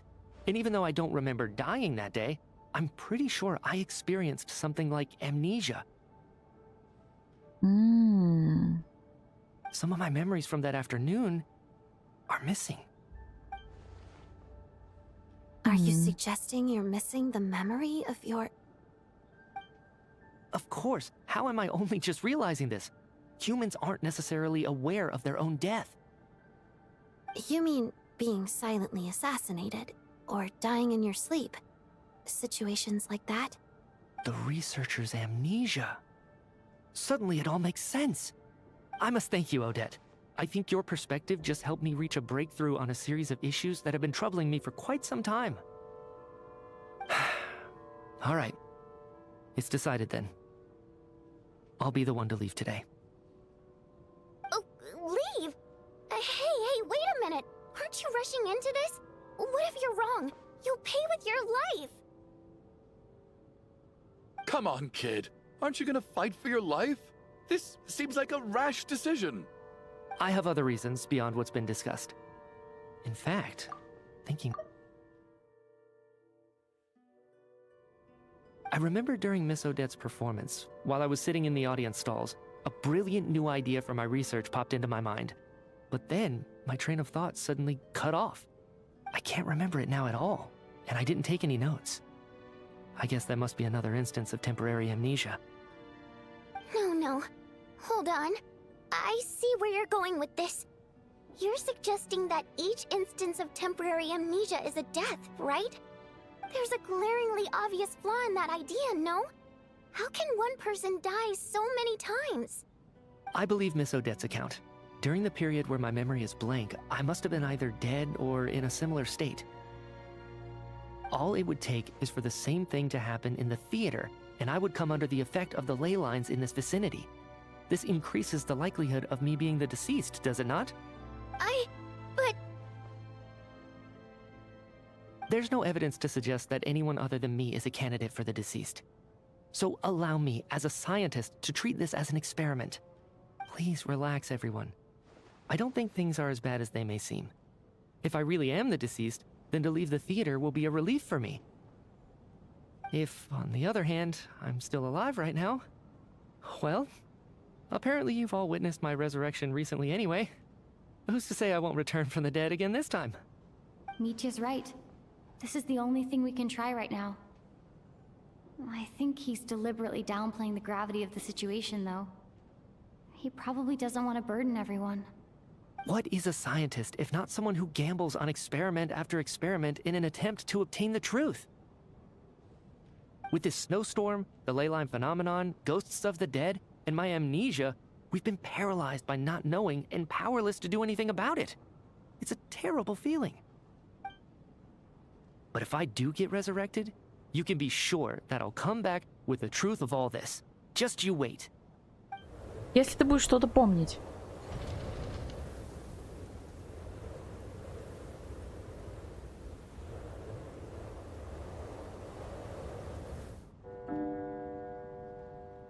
Наступает ночь, и в театре воцаряется тишина и уныние. В сравнении с первым вечером не успела.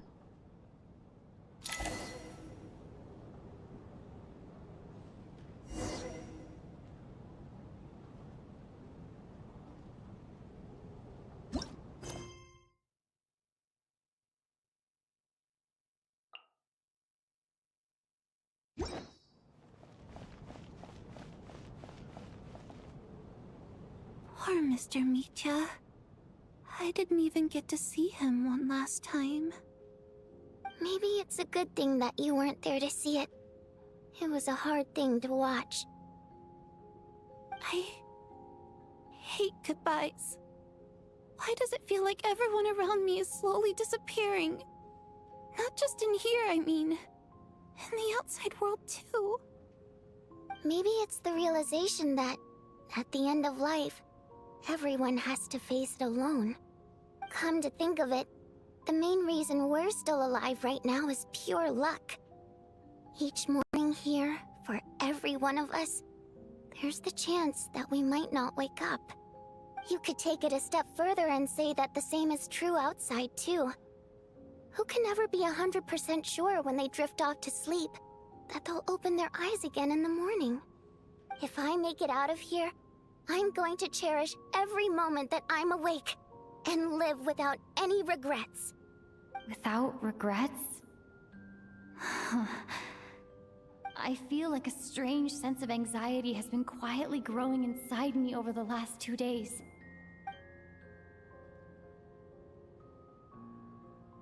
Are you okay? You look really glum. If something's bugging you, let's talk about it. There's only a few of us left here now.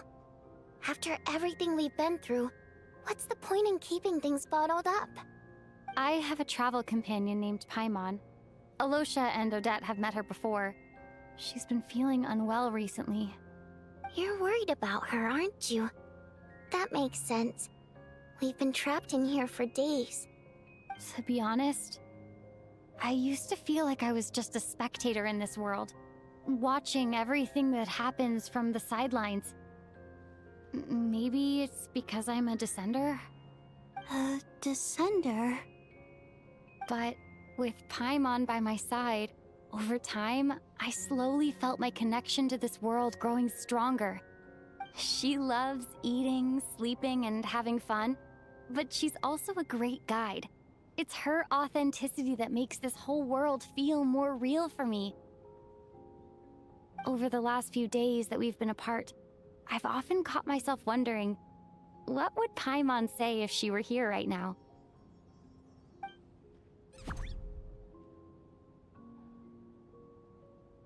But by the time I snap out of it, the conversation has already moved on and I'm still in my own little world.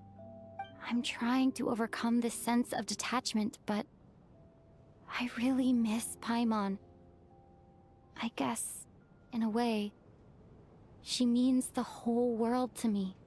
I bet she misses you when you're not there as well. Maybe you're her entire world too. I don't know if this will make you feel any better, but back when the water imps left Snezhnegrad in droves, I also felt like the whole world was suddenly empty. I could be surrounded by people all smiling and having fun, and still feel completely separate from it. So, I totally understand how you feel. Later on, I started to think, maybe accepting the fact that our loved ones won't always be with us is something that takes a lifetime. All we can do is cherish their companionship from moment to moment. So, once we get out of here, you better hurry back to our side as fast as you can. You can't let your story end in regret. That's the trope I hate the most. Thank you. That's exactly what I needed to hear. But Vodyanitsa, if you hate goodbyes too, why didn't you leave with your people? That's just the choice I made.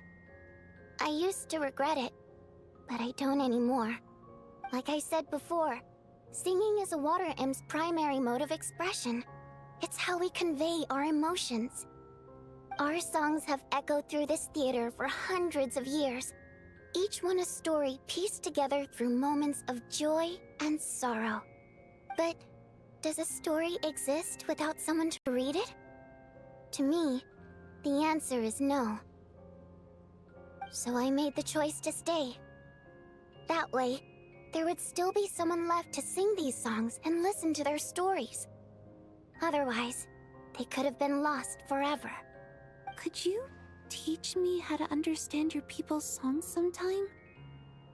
I want to be able to truly hear them, like Mr. Shram.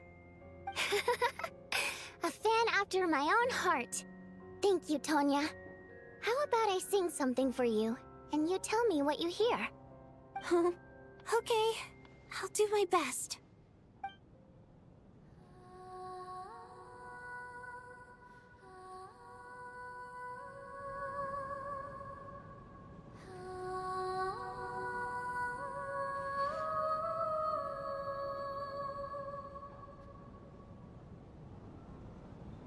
I've never heard that one before. I feel like I can hear a sense of longing somehow. I wonder why that is. Color me impressed, Tonya. You're a keen listener. Most people can only tell if a song is happy or sad. I didn't think you'd be able to pick up on such specific details. So, what's the song about then? Come on, tell me! I've actually never performed this song in the theater before, because it has more of a ceremonial purpose for our people. It's not meant for the stage. It means something like, may those we have lost watch over us, and follow this song back home in the night, so that we might be reunited once more. No wonder I could hear that sense of longing. You sing it for loved ones who have passed away. I hope it reaches them. It's getting late, Tonya, and you're not well. We should all turn in early. I suppose there's no reason to keep watch tonight. Okay. But, before I go to bed, could you sing that song a couple more times for me, Vodianitsa? Of course. Anything for my #1 fan.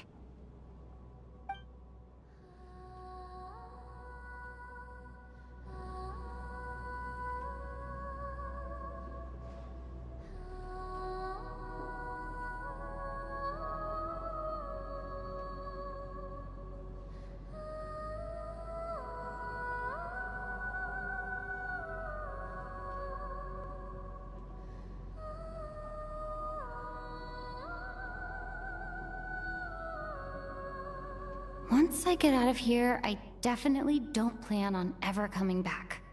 But I guess that means I'll never get to hear Vodianitsa sing again. That's a sad thought. Before I fall asleep, I should cherish this moment of companionship while it lasts. Ох, опять сон.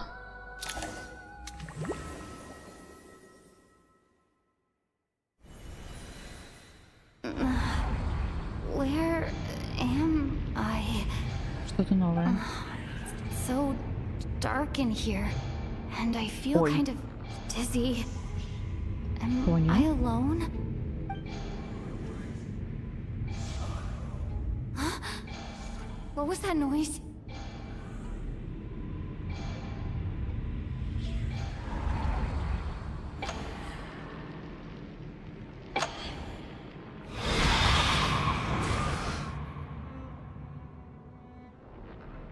Оно. Что это значит? Return, O spirits. Fulfill your oath of protection.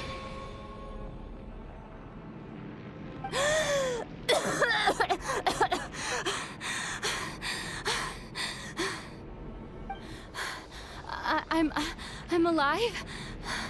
What just happened? No time for questions. Quick, over here. Turn on the switch. We need to bring back the light.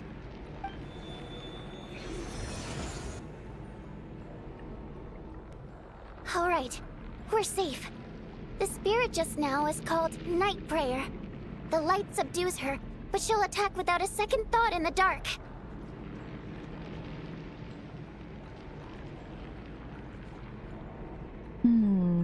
Ночная молитва. Так, сейчас я на минуточку отойду, сейчас приду.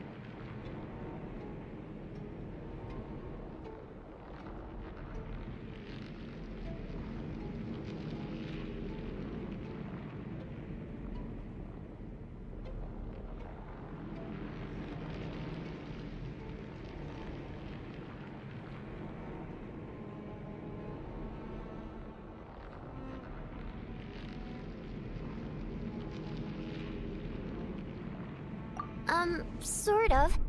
I know it's hard, but you can't let this place go dark, or she'll kill you again.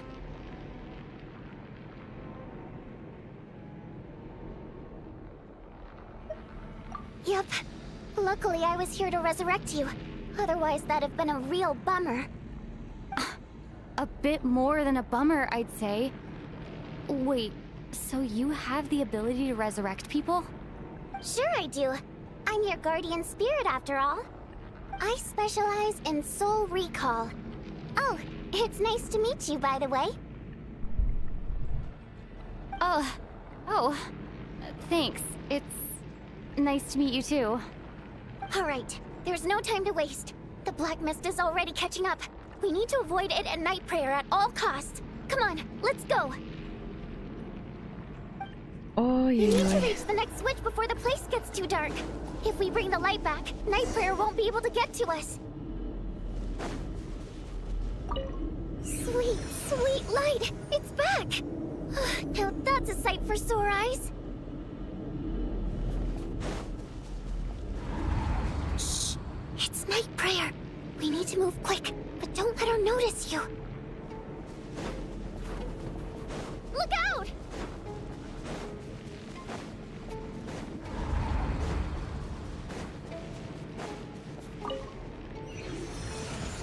Да, она даже за нами не бежала.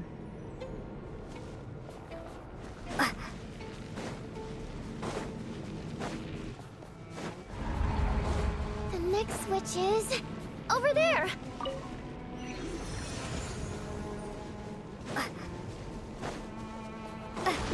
Ой. Ой.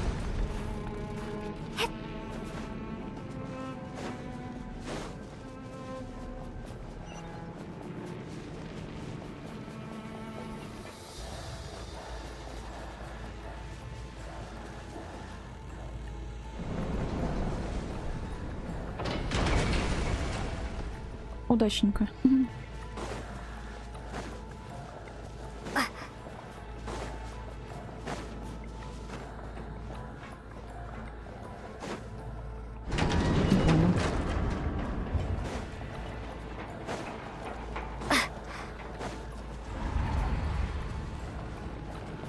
No, Night Prayer is here too.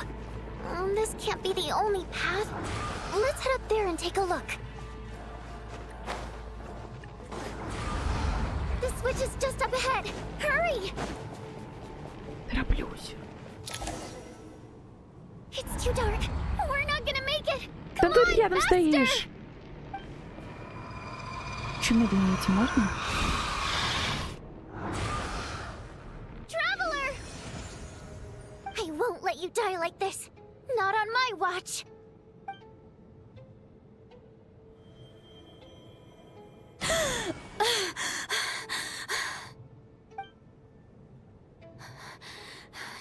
Even though it's not permanent, dying is definitely not a pleasant experience. Great. You're back. Yeah, thanks to you. Time for you to get out of here. Quick, before the light runs out. What about you? You're not coming with me? I can't. I've already been used up.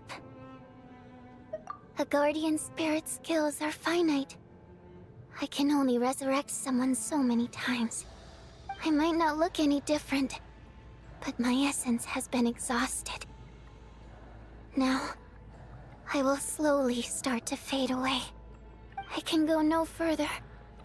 The black mist is where I belong. It's okay. Why didn't you tell me sooner? Because it wouldn't have changed anything. That knowledge would have just burdened you. And a guardian spirit's role is to protect. But... Go. Now, before it's too late. I already hear Night Prayer approaching. Ну, ночная молитва — это точно Тоня. Значит, что-то с ней связанное?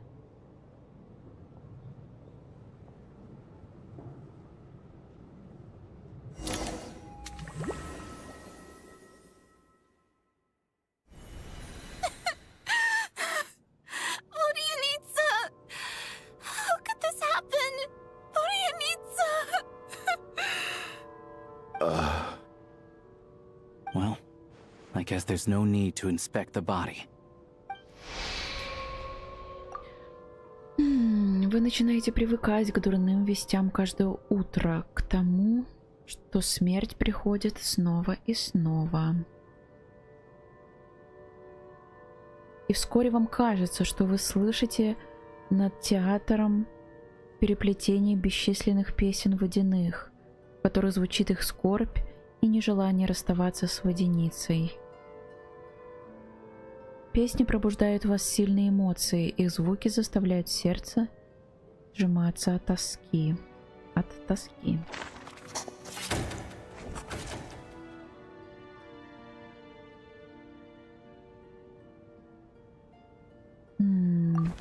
wasn't supposed to happen.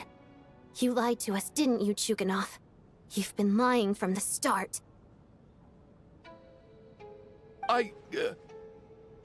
Take a long, hard look at yourself before you go around accusing other people. I suspected you on day one, Lelik, and now look where we are. By some strange coincidence, you've never been targeted. You just happen to have survived this long? No, you should be the prime suspect. And you, little hunter, ever so content with staying on the sidelines. Yet, you were the one who stopped us from leaving from the start! Why are you trying to keep us here? Ну, кстати, правда, он выходил и вернулся обратно, что странно. Now you're just lashing out indiscriminately. That's either a sign of anxiety or a guilty conscience. Where was all this passion and bravado before? Decided to fight until the bitter end. Is that it? Is that a threat? Fine, bring it on. You think I'm afraid to die after all this? You want to kill me? Go ahead. I'd like to see you try. After all the trauma of the past few days, everyone's been pushed to the breaking point. Valeri and Mitya aren't here anymore. Someone else needs to step up and take charge. But first, I need to think this through. Considering everyone left, who's the most likely candidate for the deceased? Тут на самом деле уже даже является мертвецом. Тут на самом деле уже даже не вопрос, кто, зачем и почему, а... Ой. Вы уже 1000 рыб выловили. 1000, ну, рыб, предметов, всего-всего. Мне ачивку дали. Так. Тут вопрос в том, что вообще происходит. Потому что это явно не реальность. Но что это тогда? Ну, Тоня, получается, кто еще-то?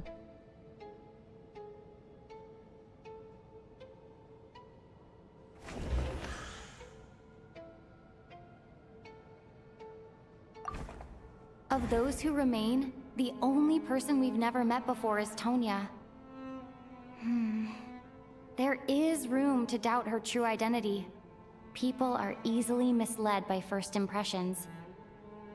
Now that I think about it, Child's sister was in fact a label I imposed on her due to my own assumptions. But Mr. Chuganov vouched for Tonya's identity yesterday, with basically no other possibilities left. Could it be...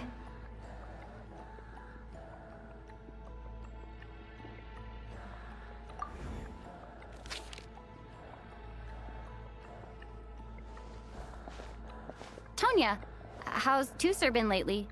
Tusser? Your brother Ajax must have mentioned me in his letters home, right? Did he say anything about a blonde traveler? No. And my brother's name is Razik, not Ajax. Chuganov, looks like it's your turn to do some explaining. Yesterday you said you could vouch for Tonya. Why did you give us a false testimony? I knew you were behind this, Chuganov. You've been lying through your teeth from the start. Everything about you is fake. Down to the wife and daughter you're always talking about. Your entire family man persona is a charade, isn't it? That night, when I infiltrated your place as Lelik, I noticed you were home alone. Didn't think much of it at the time. Just thought everyone else was out. But thinking back on it now, that doesn't seem very likely. My guess is, you live alone, don't you? Его семья умерла, и это на самом деле его дочь. Слишком глупо. Слишком притянуто за уши. Но почему Тоня?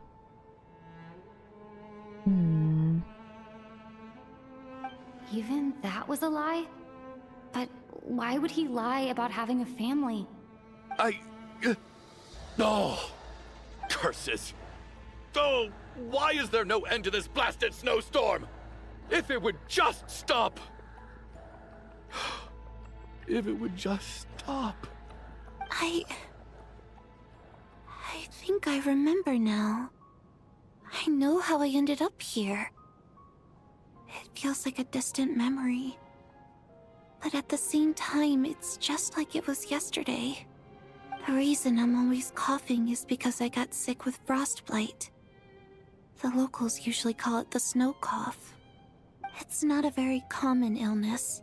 It's partly genetic and partly caused by the cold climate, but it can be fatal. They sent me to the hospital as soon as they found out I had it, and I spent so long lying there in that hospital bed. After a while, I felt myself growing weaker and weaker. Nothing seemed to be working anymore. Neither the treatment that the doctors were giving me, nor the medicine my brother was brewing from frost fairy flower leaves.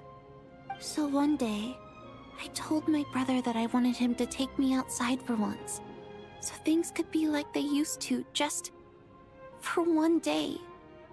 I wanted to meet loads of friends, experience new things. He agreed. He snuck me out of the hospital, and we escaped. We got to the theater, bought tickets, and went inside. Oh, it was all so exciting. I remember the show very clearly. It was amazing. But I found myself getting sleepier and sleepier. Oh, Tonya.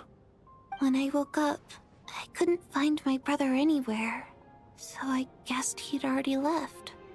But there's no way he'd leave me behind. So I decided to stay here and wait for him. At the time, I figured he'd probably gone to brew some more medicine for me. I was planning to chew him out for abandoning me when he got back. Tonya, it sounds like by then you'd already... Yeah, I know. I understand now. Dead, aren't I?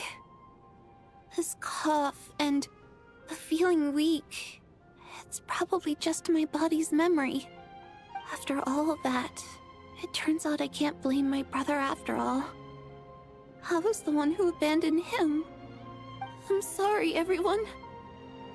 I realized this much too late. It seems like death skewed my perception. And now I've dragged you all into this mess. Your name probably isn't even Tonya, is it? Didn't that ever strike you as odd over the last few days? Well, when I was little, my brother and I read a storybook, and Tonya is the name of one of the characters. When we escaped from the hospital, our family and the hospital security were looking everywhere for us. So when you first approached me and said my brother had sent you, and called me Tonya, I thought he must have chosen a fake name that only the two of us would know. Because he was afraid of getting caught.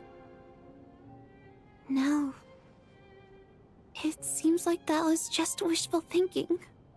At least your memory of death isn't painful. That is a small comfort. Now it's your turn, Chuganov. Talk to us. I believe no lie is ever told without a reason. You're right. I was lying. I happen to know that the Harbinger child and his sister Tonya managed to get tickets, so I lied to you and pretended I knew them. And yes, I was lying about my family too. The truth of the matter is, I lost them a long time ago. I just refused to accept reality. And now I've spent the second half of my life living a lie. I'm a joke. My daughter's name was Iskra. And before you ask, yes, Iskra, as in Iskra Manufacturing Plant. She also died from the snow cough. She was just 6 years old. If she were still alive today, she'd be around the same age as little Tonya here.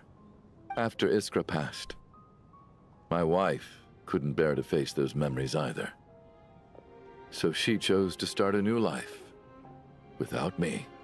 One day when I came home from work and saw the empty room, I felt like like I couldn't breathe. Subconsciously, I started to imagine that they were still there. I soon discovered that this was the only thing that made me feel any better, so I just embraced the delusion. Nothing more than a pathetic means of escapism, I know. But at least it's not a crime. So explain your false testimony, then. The night before last, when I was chatting with Tonya, she mentioned that her brother would brew medicine for her from frost fairy flower leaves. Combined with her various symptoms, I suddenly understood everything, including the fact that she was deceased. The snow cough used to be an incurable illness. I would pick frost fairy flower leaves to brew medicine for Iskra too. It took hours and hours on the stove. But the year after my daughter passed away, the jester of the VII announced that a cure for frost blight, also known as the snow cough, had finally been developed. It turned out that all previous treatments were completely ineffective. No better than random concoctions. That was the final straw for me. I just couldn't take it anymore. Just one more year. One more year, and everything would have been okay. So, more than anyone, I know full well that in this day and age, no one in their right mind would still be using frost flower leaves to brew medicine for the snow cough.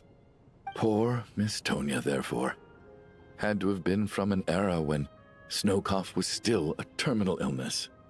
So, you projected your daughter onto her? Even though you knew she was one of the dead? That doesn't make any sense. You knew she was already dead. What did you hope to achieve by protecting her? I just don't believe in your crackpot theories, nor do I approve of your actions. How can you just declare a living person dead and throw them out into that snowstorm? Nitia's gone. My good buddy Shram's gone. And now it's Tonya's turn, isn't it? The others I can make my peace with, but little Miss Tonya, here she is, standing right in front of us, alive and breathing, and fighting her own battles. Yet you're quite happy to say she's dead? I just want her to live. Once this snowstorm is over, the very moment it stops, I'm going to march out that door and find someone who can fetch the very best medicine for her snow cough. I'll be damned if I'm gonna let you cast her out into the snowstorm before I have the chance to cure her. Not again. Not this time. Not when the cure is right within our grasp. I'd never be able to forgive myself. Mr. Chuganov, stop. I can't let you do this. Tonya. By the sounds of it, you've known I was dead since the night before last, right? I really liked Mr. Valeri, Mr. Mitya, and Miss Vodyanitsa. And now they're all dead because of me. I'm not happy about that. The reality is, you've been trying to fight your own demons through me. But all you've really done is trap me inside your delusion along with you. No! Listen to me. I want to save you. I do! Well, at this point, I'm quite sure that I'm dead. I don't need to be saved. The time I got to spend with all of you is more than enough for me. Despite all the bad things that kept happening, I got to meet so many interesting people and spend so many days and nights by your side. Since the day I escaped that hospital until now, this has been an adventure I never even dared to dream of. I'm very fond of you all. If it were only possible, I'd trade my soul to bring back the ones who died. If it meant things didn't have to end like this. And that's why I'm not fond of you at all, Mr. Chuganov. I'm sorry. It's them that you owe an apology to, sir. Not me. Well then, I suppose this is it. It's time for my adventure to end. I've caused enough trouble. You're leaving already? It's still early. Don't you want to stay a little longer? No, thank you. Oh, and by the way, my name is Patoshka. It was nice meeting you all. Feels strange that we're only being properly introduced now that it's time to say goodbye. Tashka.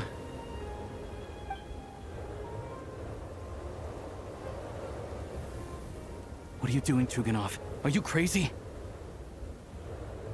Let me leave. I can't keep lying to myself anymore. In your dreams. Don't think you're getting off that easy when you had a hand in the deaths of so many people. The VII have honed quite an array of enhanced interrogation techniques since they were founded. Once we're out of here, Lelik will personally give you a taste of every last one.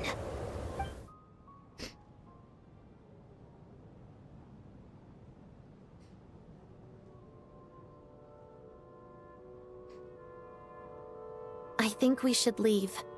I doubt this snowstorm is ever going to stop.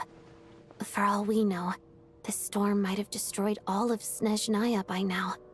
Maybe even the whole world. Wait, we finally solved the mystery of the haunted theater today. Maybe let's at least try to enjoy tonight? Fair enough. I don't particularly feel like dying in Chuganov's company anyway. And yet you won't let me die first. Hey, Chuganov, on a serious note, if we do make it out of here, you should close down that factory of yours. A lot of people are freezing thanks to you. Is this really the time to be discussing my factory? All right, fine. I'll shut it down. Doesn't matter to me anymore. Am I hearing things? Or was that a knock at the door?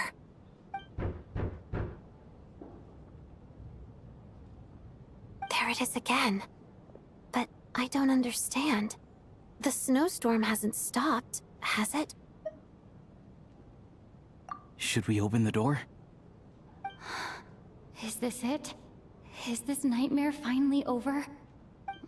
If the last few days are anything to go by, I probably shouldn't be getting my hopes up. Whatever lies beyond that door at this moment, it could be something even more terrifying than everything we've been through so far.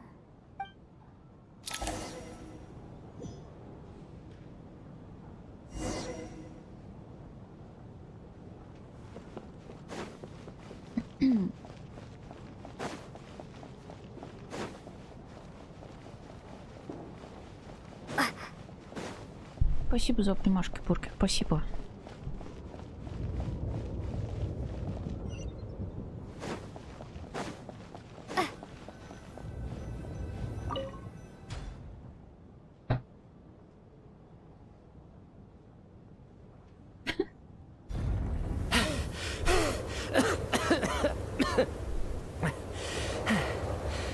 Hey everyone. I'm back. How are you doing? Feeling any better? Much better, thanks. Whew, it is so good to have you guys here. I was a little worried that the theater would be empty by the time I got back. Let me see. Tonya and Vodyanitsa are missing, which means... Vodyanitsa died last night. And then you discovered that Tonya was the other dead person. Am I right? Not Tonya. Patoshka. First, tell us how you made it back here. Given the conditions outside, no one should be able to return alive. You're right. The thing that got me back safely was... a song. I heard someone singing.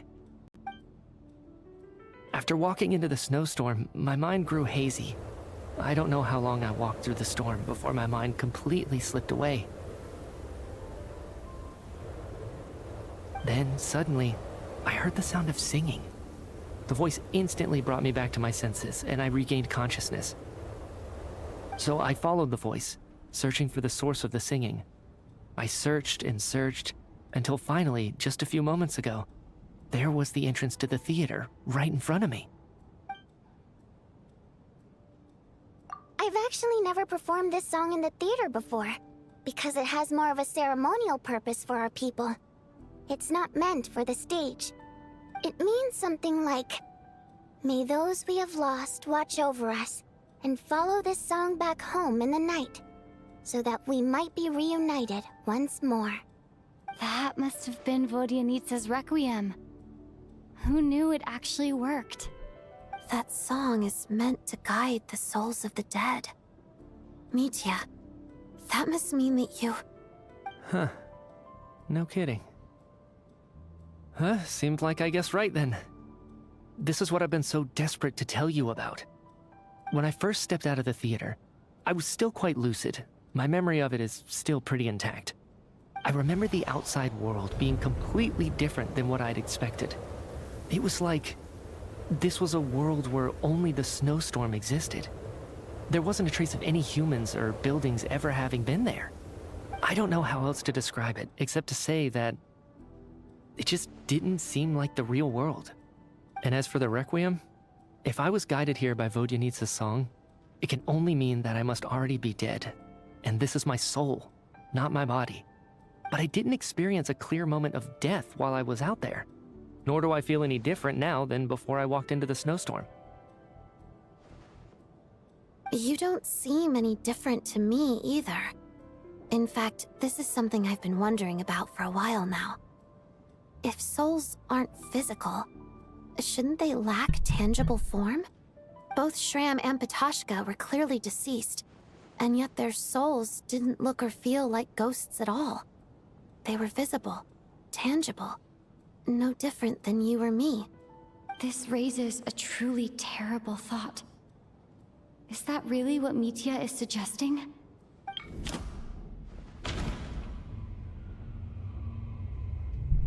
Вот, да, мы все во сне, мне кажется. Так, все в театре уже давно мертвы. Митя снова воскрес. Мы можем уйти отсюда. Да, походу, мы опять все во сне, да. И нам нужно пойти в черный туман, что ли? А те, кто, получается, умер здесь, они проснулись? Да, нет, может быть.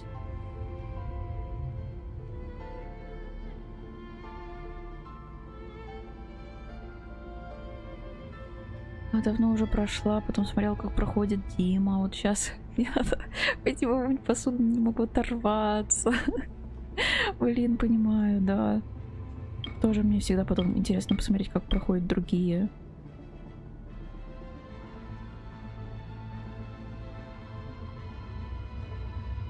Вашего хиллера. Хиллера? Это кого? Тебя ульт, что ли? Привет, привет.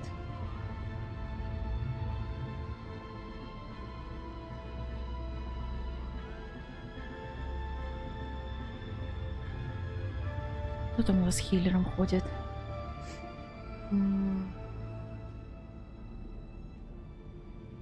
Так, что же это делаем? У меня две мысли. Либо мы все во сне, либо мы можем уйти отсюда.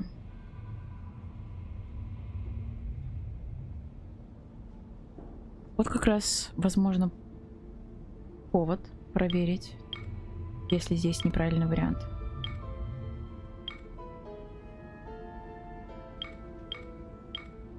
Давайте мы все во сне.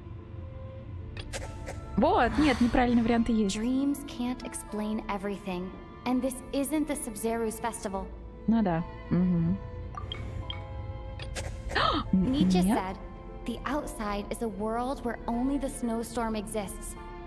It must be connected to the ley lines, so going out there will only take us further away from the real world." Хорошо, понятно, что мы все мертвы. Мертвы, в кавычках. Ну, я...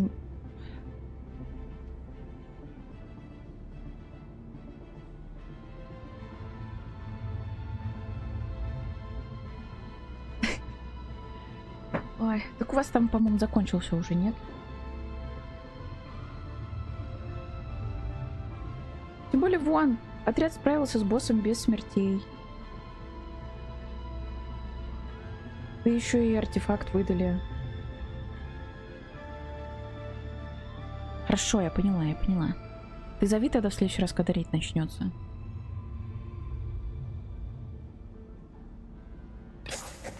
Nitya's soul was summoned back by the Requiem, confirming that he is indeed already dead. And yet, he looks no different from us. Of course, if even the long deceased like Mr. Schramm can blend in with us undetected, then maybe we've all been dead from the very start. And all of us are now souls wandering the theater.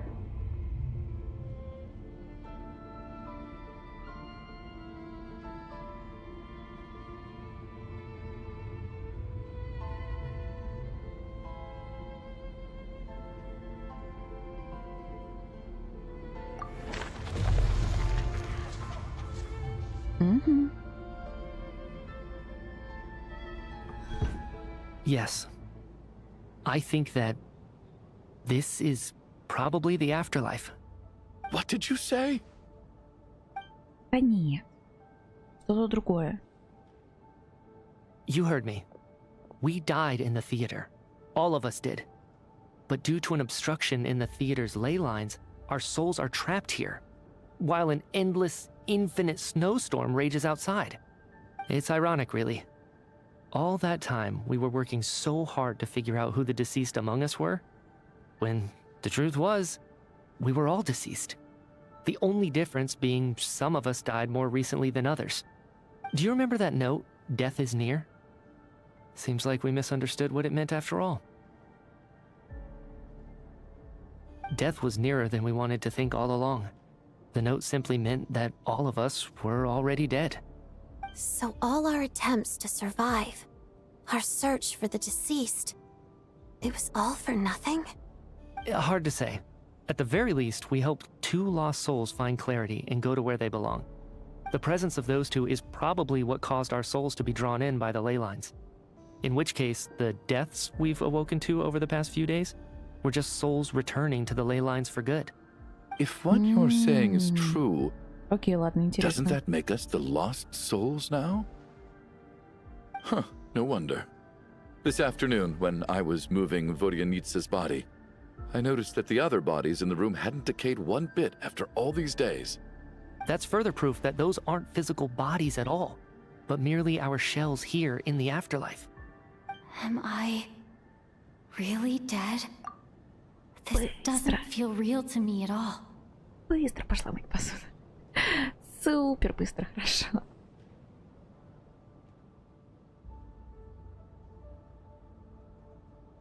Даже нету токсика нельзя. Только, ну, нет же у себя. У нее можно. Осудить это нельзя. А как ты хочешь нету токсика у меня сделать? Беру с собой. Спасибо, Аня, спасибо большое. Бери, бери. Мы будем хорошо себя вести. No, that's impossible. This cannot be how it all ends. I still find it hard to believe that all of us are dead. How exactly did we die in the real world? None of us have any memories of dying, right? Вот-вот. Not even knowing how we died is preposterous. Good grief. Surely there has to be some reason. Русской озвучки нету, да. Exactly. It's hard to rest in peace when you don't even know how you died. It gave me lots to think about as I strode out into the snowstorm. I racked my brains trying to remember the cause of my death, the exact moment I died, the root of all of this, right up until my consciousness faded.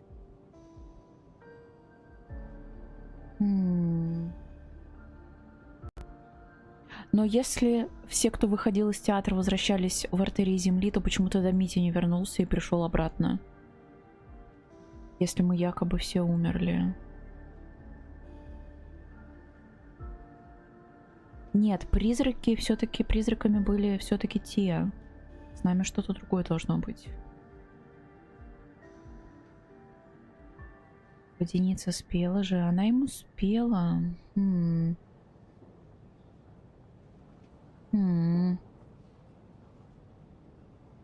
Wait. Hold on. Right before I lost consciousness, I think I saw something. Вернулся. I can't remember. And I think I lost my notebook and pen. Mitya, your hand. Is that blood on your fingers? Huh? You're right. There's blood on the fingertips of my right hand. Looks like it's already dried. Он что-то When написал did that кровью? happen? What the? I guess this was what I saw. I must have desperately drawn it in my own blood right before losing consciousness. What's wrong? Do you recognize the symbol? Возможно. It's Renova, the ruler of death. Alosha, do you still remember that Snezhnayan folktale you told me about? It was about the Grim Reaper. When someone's about to die, he appears as an incarnation of someone familiar to guide their soul into the afterlife. And as soon as you recognize his face, your life is over. I heard a similar tale when I was little. You think the Grim Reaper in this story refers to the ruler of death you mentioned? That's right. In which case, death is near could also mean that the Grim Reaper is here, disguised in a familiar form. Death, the deceased, and the Grim Reaper? So it's a triple entendre. When I first saw this note, I thought it contradicted the investigation report. But now it seems like that was the whole intention. So the Grim Reaper deliberately misled us. Then, we started suspecting each other and searched for the deceased while they hid in plain sight. By that logic, the one person most likely to be the Grim Reaper incarnate is...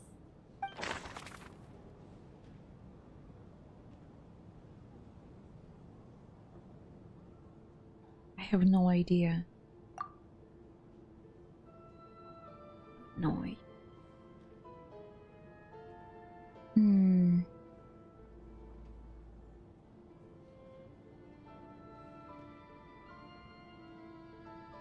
Получается, Алёша?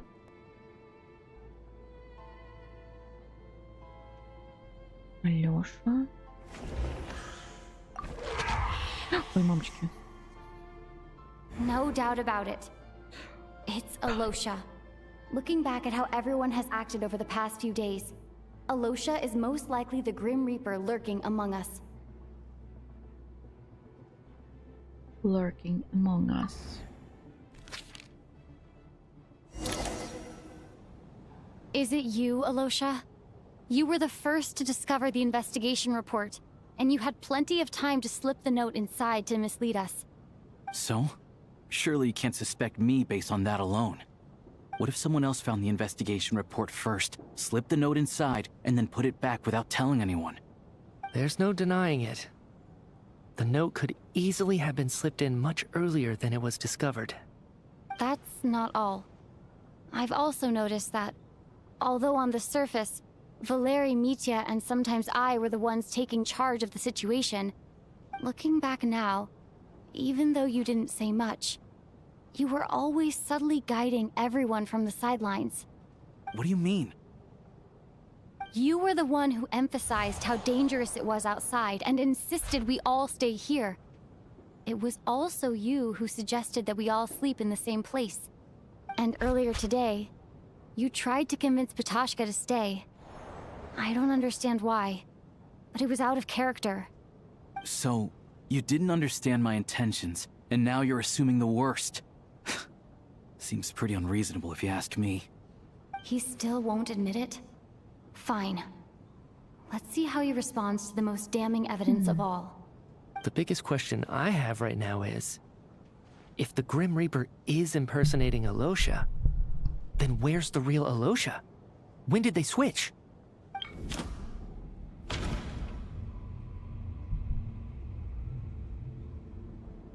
После разведки снежной бури, да.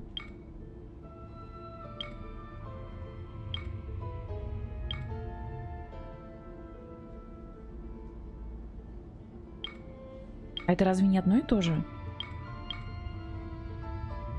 А, нет, Митя, господи, это Алёша, первая. Угу. That's right. This was the moment. Right at the start, before any victims had even emerged, Alosha was switched with the ruler of death while everyone's guard was still down. Ну зачем это повелительница смерти? Зачем? Ой.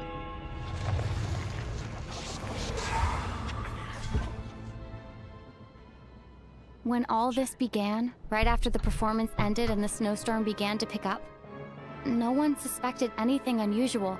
We just assumed we were snowed in. It wasn't until we discovered the bodies the morning after that we realized something out of the ordinary was going on. But it's clear now that the oddities actually started earlier than that, when Dimov walked into the snowstorm and never came back. Right. So Mr. Dimov was the first victim, not Sobolova and Torgov. And if we pinpoint that moment as the beginning of this incident, then one thing becomes clear. Alosha, you are the only person who walked into the snowstorm and came back without the help of Vojanitsa's Requiem. More precisely, Alosha never came back at all. The one who came back was the Grim Reaper. Мрачный Not жнец. bad. Ooh. Well, since you've backed me into a corner, I suppose there's no point in keeping up the act anymore. Alosha? You're the Grim Reaper? I am no such tired cliché. Mortals should address me as the ruler of death.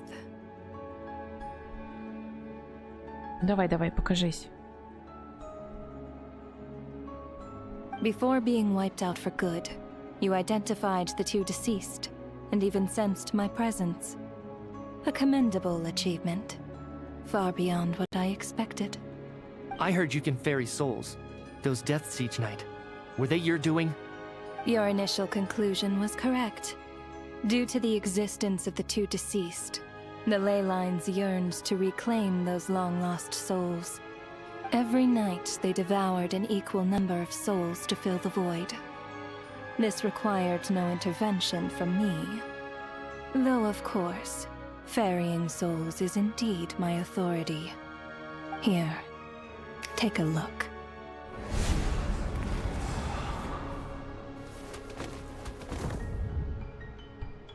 What the fuck? Что? What are you doing? That Почему takes их? care of today's too. Don't get so worked up. You are already dead, and your souls must return to the ley lines. I know we're already dead. You murdered us, didn't you? Murdered? No. Murder is when mortals usurp my authority. Death is my jurisdiction. If I require someone to die, I need not resort to such laborious methods as murder.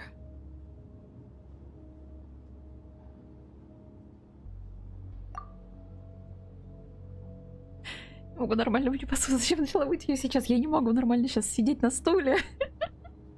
Что происходит? You simply met the criteria to trigger my curse of death. I know about the curse of immortality. So there's another death-related curse too? You cursed us? When? And why would you do such a thing? So often, humans pray to me, begging to know when their death will come, and what form it will take. But few people ask why. If you must have an answer, know that death comes simply because one's time has come. So you're not gonna tell us the truth? Hold your tongue. By all rights, you shouldn't even be allowed to speak with me. Those angels from the past are to blame for the reckless renovation of the ley lines here. It's made my work on this occasion infuriatingly complicated. Work? So trapping us here, making us watch our friends die, that's just another day at work for you? You clearly have a lot of questions. Fine. As a reward for your remarkable accomplishments over the past few days, I shall answer a few of your inquiries, provided they aren't too unreasonable. After the physical body dies, the soul must return to the ley lines for that person's death to be considered complete. My work encompasses the entire process of death, including, naturally, the guiding of souls into the ley lines, with which you are now so familiar. You must also be rather familiar with Natlan's Night Kingdom, I presume? It was I who supported the creation of the Night Kingdom. It provided a convenient means of guiding the souls of Natlan. Here, too, the ley lines connected to the theater underwent some modifications. The angels hoped to make them capable of accommodating the souls of some special creations. But this actually hindered their ability to accept ordinary souls to some degree. This effect manifested itself after you died from the curse in the theater, leaving you stranded in the afterlife, unable to achieve a complete death. But if souls who die from the curse of death fail to return to the ley lines within a short window of time, they will miss their chance for good. Then, they will remain forever suspended between life and death, no longer subject to the authorities of either. So if you don't resolve this matter soon, and see all our souls return to the ley lines before long, we'll escape your control. Mitya is sharp. This must be what Renova was worried might happen, and the reason she got involved to begin with. But if you have the authority to guide souls, why didn't you just show yourself and get it over with? Why hide among us in the form of Alosha? You seek to understand the mind of a god. Very well. I'll tell you. This is a theater, and I decided I wanted to watch a show about death. That's why I encouraged you to take the events to the stage. I found myself getting quite immersed. I suppose the entertainment you provided makes up for all the trouble you've caused me by being so defiant in the face of death. There. Are you happy with my answer? Can't say I am. Really? But it fits the stereotypes you humans have about gods. Just moments ago, you were complaining about how infuriatingly complicated your work here has been. Work is work, I get it. There are times when it's a huge pain, but you just have to get it done, right? That's a rather unique perspective for a human. You are in fact correct. There is a pain point in this case. Due to the obstruction in the theater's ley lines, there is a hard limit on the number of souls they can receive each day, making it impossible for me to ferry all your souls at once. Revealing my identity too soon would inevitably have led to futile resistance, and there was a risk that any souls who chose to run would disappear. Then there was the issue of the 2 lost souls you called the deceased. The way you resolved that quandary was all part of my design. That's what I don't understand. If all of us were souls of the dead, what made their presence among us special? For centuries, they have refused to return to the ley lines, exploiting the issues created by the angel civilization to resist being drawn in. Centuries of obsession accumulated during this process. You may think of this obsession as the resentment of the dead, and in this quantity, it was a bomb that could have detonated at any moment. It reached the point where I could not afford to leave it unchecked. But the only way to fix it was to help them acknowledge their own deaths, make peace with their regrets, and willingly walk into the snowstorm. Only then, with my guidance, could they finally return to the ley lines. Otherwise, you would not like to know what the consequences would have been. I vaguely remember seeing Patashka, but in the most terrifying form. Was that in a dream? Is that what would have become of her if she hadn't returned to the ley lines? I see your dreams brought you many revelations. So you see, death in fact grants wisdom to mortals. Souls connect to all things in the world and see the chain of cause and effect between them. It's nothing unusual. Anyway, giving psychological counseling to lost souls is not my strong suit. that is more of an angel's role. It was something I could not resolve directly using my authority, so I decided it was easier to leave the bomb defusal to you. Meanwhile, of course, their presence caused the souls of other members of your party to return to the ley lines each night. From where I stand, that was killing two birds with one stone. As both issues slowly resolved one another without me having to lift a finger, all I had to do was stay close by and keep the situation under control. Then use my authority to wrap things up at the end. And, of course, while I was at it, I thoroughly enjoyed watching this drama, dealing with death from a mortal perspective, play out on the stage. Sounds like you had it all figured out, Grim Reaper. I just did the math. You said there's a hard limit to the number of souls the ley lines here can receive each day. It's 2, isn't it? That much is obvious, even to a fool. It's time to review this whole affair. If the ley lines can only take in 2 people per day, I need to go over the deaths from these past few days again.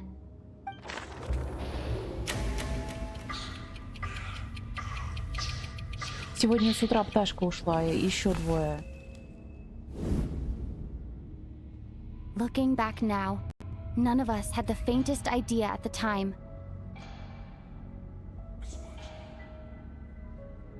From the moment the staff member named Demoff walked into the snowstorm, the incident had already begun. Угу. И да, и в самом начале, получается. Так, день 1.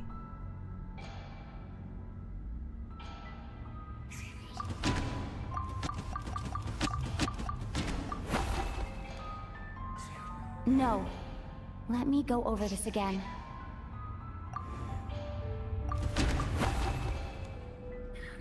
No. Let me go over this again. Погоди.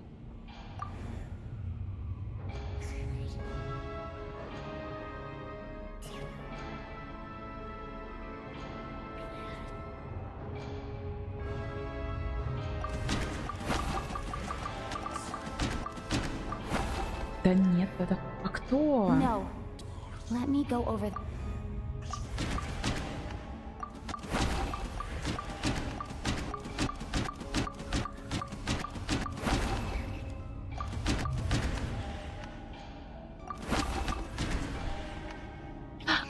Алёша! Точно же, да. Первый день. Точно, спасибо. Спасибо. Alosha was the second to walk into the snowstorm after Demoff to investigate. During this process, the ruler of death assumed his identity, making him one of the victims.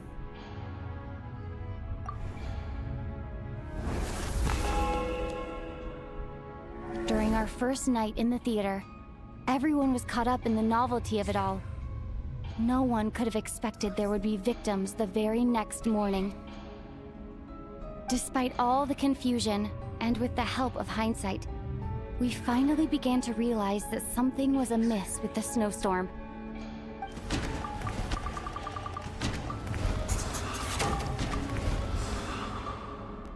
The ley lines devoured Torgov and Sobolova on the first night. At the time, we thought this might be a murder case connected to Lelek.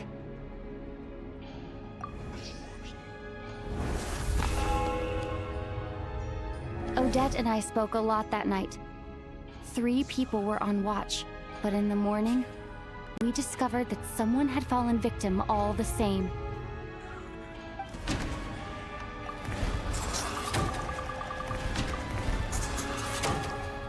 The deaths of Kulish and Ranpana caused everyone to stop suspecting Lelek. Unexplainable phenomena occurred one after another, leading Mitya to suspect that we were caught up in a supernatural event.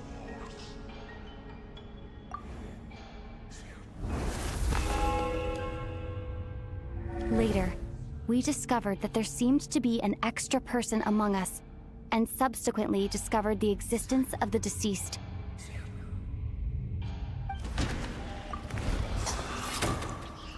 Mr. Schramm realized he was the deceased and walked into the snowstorm to return to the ley lines of his own accord.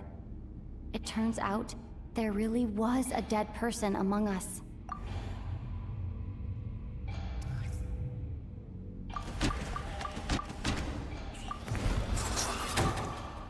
We thought it was all over, but Mr. Valeri's death was a rude awakening for everyone. Once again, the ley lines consumed him during the night. A lot happened today. Mr. Valeri's death led us to discover the connection between the number of deceased and the number of victims during the night.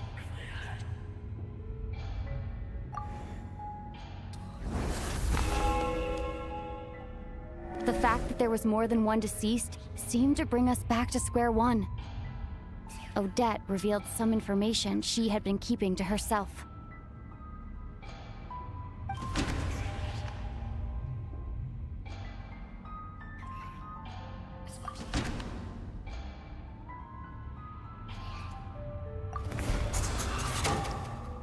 As it happened, Patashka filled the void left by Mitya's return from the ley lines by walking into the snowstorm this morning.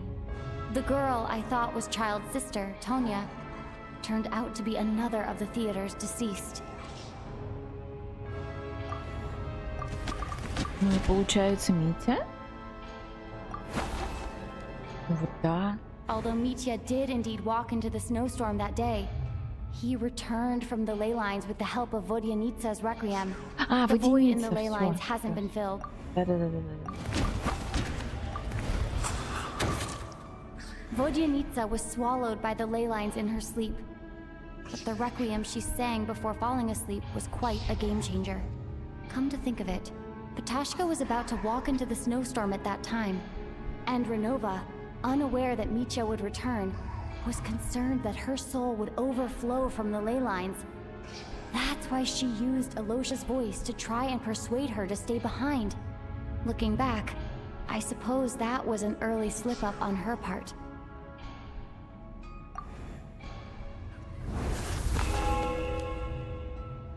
No one could have expected anyone who walked into the snowstorm to return. But just after nightfall, Mitya returned, bringing crucial information with him. Various truths began to surface, including that all of us were already dead, and that the ruler of death was here among us.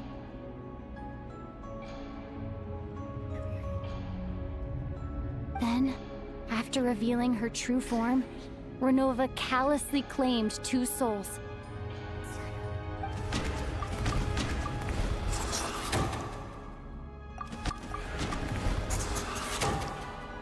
In fact, everyone was already dead by the time we took the photo. And in the days since, we've experienced many more partings in the afterlife. Now, only Mitya and I remain. And the true culprit behind everything still stands before us. In Mitya's eyes, I see the same anger and frustration that I feel.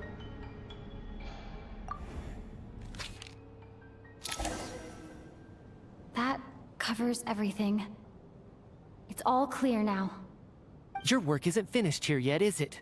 The Traveler and I are still standing here, safe and sound. The water imp's song threw things off a little, but it is of no consequence. The ley lines have already anchored your soul, and the first ray of light tomorrow morning will take you back. I, meanwhile, need to review my attitude towards the water imp race. So the reunion in the night that Vodyanitsa mentioned, I suppose that was never meant to be a permanent reunion. That just leaves you, Traveler. My power only allows me to temporarily separate your soul from your body. The ley lines of Tevat would not accept you, and your soul is firmly anchored to your body by your will. For a descender like you, who is not bound by Tevat's rules, your death can only be brought through the most violent of means, such as directly destroying either your body or soul. I have no interest in involving myself with Descenders. For now. Although, this may change if Asmodee remains missing, or you insist on interfering with our affairs. One last question then. All our struggles and sacrifices here, they were meaningless from the very beginning, weren't they? Death abides no reason. Besides, what you call sacrifice is merely a concept created by humanity. To me, it is nothing more than a self-indulgent charade in the face of death. Mere mortals fantasizing that their actions could reclaim something from my grasp. A truly laughable idea.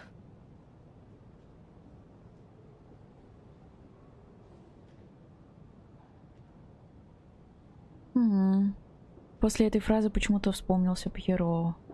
Пьеро же его зовут, да? А не вмешается ли он случайно?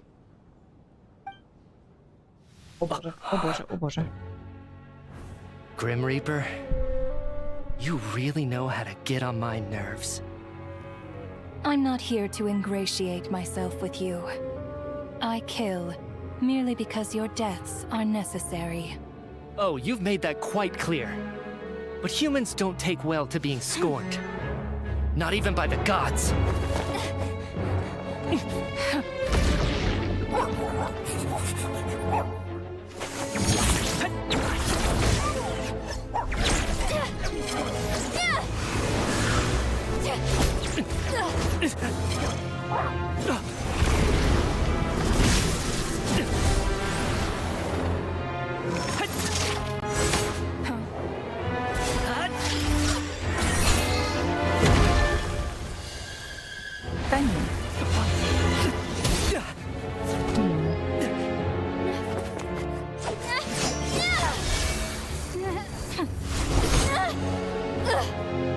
This is futile.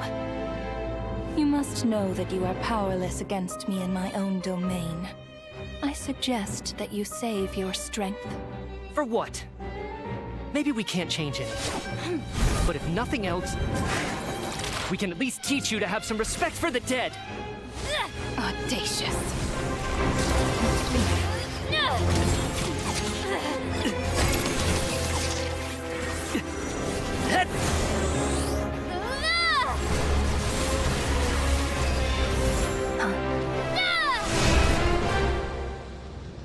Huh?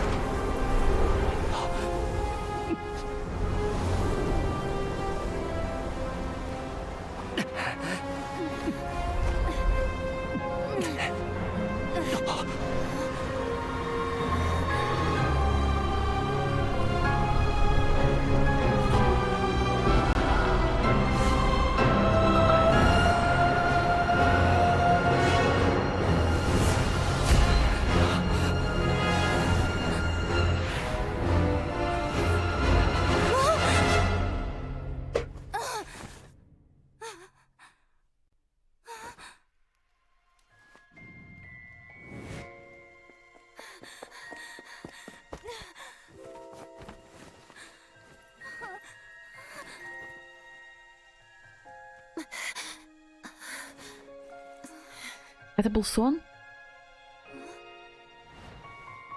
Все живы.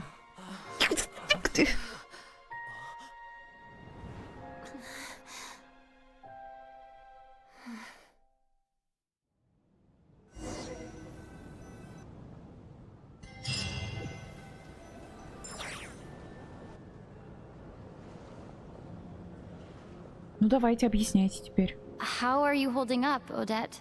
Все живы, да. Я говорила, что не могли умереть. How much do you remember? What do you mean? Is the performance over?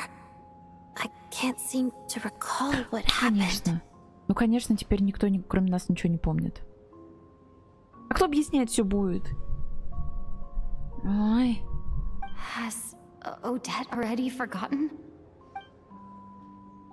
Может, хотя бы Митя помнит. Mitya? Oh, I'm sorry. I guess I spaced out there for a second. Remind me who you are? Руку покажи. Руку покажи. Don't you remember anything?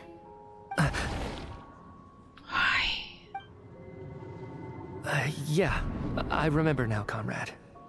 Looks like we guessed right.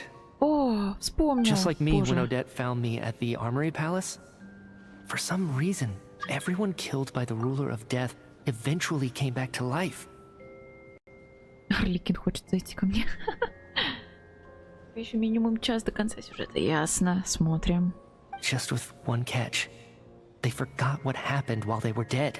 Почему ты вспомнил? Odette and the others have already forgotten everything. Why were you able to remember this time? Could this be the reason? You said this is the ruler of death's symbol, right? I don't see anything there. You don't? Huh. Okay, I guess that makes sense. I carved this into my hand in the afterlife, so it's not visible in the physical world. Does that mean I carved this symbol into my soul? What an unsettling thought. Still, at least I get to remember what happened. I suppose it's a blessing in disguise. What about you, though? The ruler of death mentioned that you're a descender? Is that why you can remember? A full explanation would get complicated very quickly, but that's essentially it. Well then, now that it's all over, let's figure out what we've learned. The first thing I notice is that everything here is precisely as we left it, right before our deaths. This confirms that time passes differently in the afterlife than in the real world. They say that right before death, time slows down and your whole life flashes before your eyes. That must be how you know you have one foot in the afterlife by that point. Anyway, clearly the few days we spent in the afterlife probably only amounted to a few short minutes in the real world. This also aligns with previous reports of widespread temporary memory loss among the Armory Palace personnel. Now it seems likely that those were all brief deaths caused by the Grim Reaper's so-called curse of death. To those unaware of the truth, dying and coming back to life must feel similar to a short bout of catatonia. Но почему мы возвращаемся? This leaves me with a couple big questions. What are the conditions that trigger this so-called curse of death? And why are we resurrected after we die? If nothing else, I think it shows that killing us wasn't her ultimate goal. We still don't know her true reasons for subjecting us to death. Right. This time only got complicated because of the situation with the theater's ley lines. That's why she had to approach it differently. If the previous incidents of amnesia among the researchers are anything to go by, killing us is usually a pretty routine matter.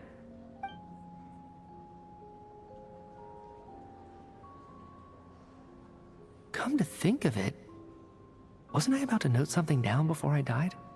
I can't remember what it was, but I think it was something related to my research project. Sorry, Traveler. I'll catch up with you again later. Right now, I have to make a trip back to the Armory Palace.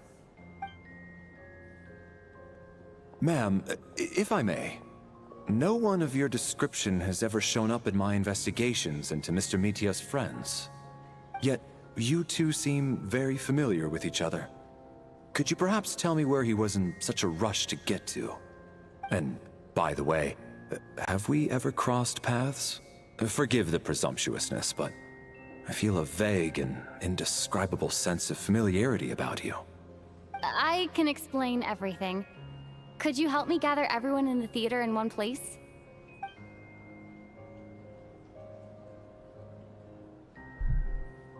Все снова собрались на сцене, только на этот раз в реальном мире, а снаружи не бушует метель.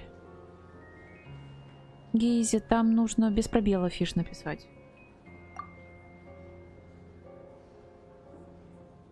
Из-за особенностей артерий Земли театра все в той или иной степени помнят пережитое в загробном мире.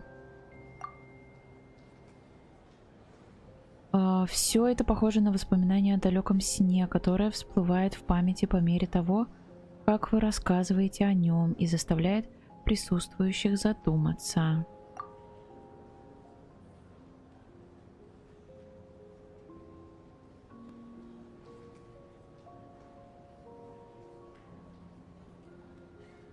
Все по очереди рассказывают, что с ними произошло, И сегодняшнее представление наконец подходит к концу. До конца проходить сегодня. Наверное, надо бы, да. Не хочу откладывать, потому что не знаю, когда в следующий раз смогу.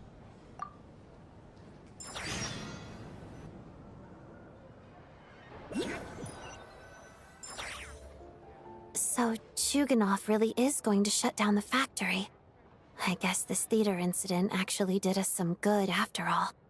So, you said I promised to take you to the Armory Palace while we were in the afterlife, yes? I believe you. I think I even have a vague memory of it. Agreed. Let's check in on her first. The whole reason for our trip to the Armory Palace anyway is to figure out what's going on with her health.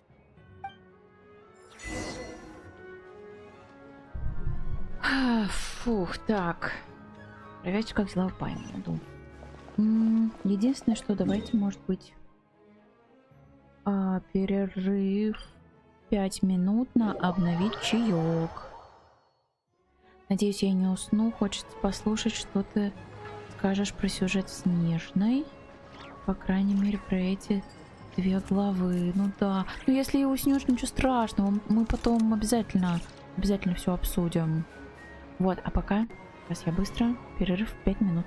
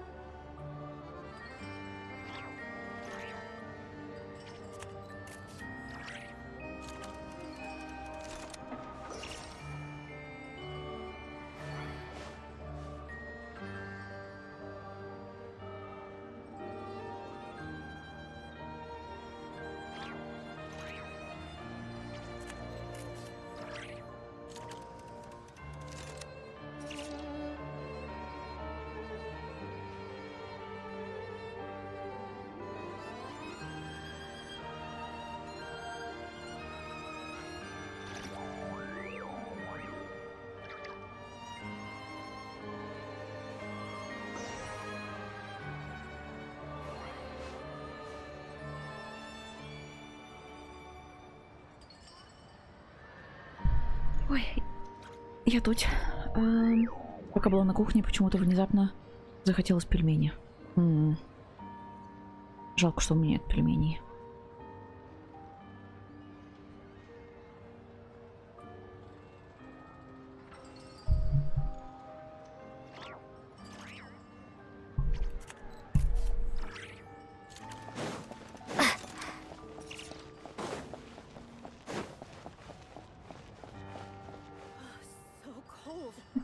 Спасибо большое, Декстон, за пожелание удачи. Спасибо.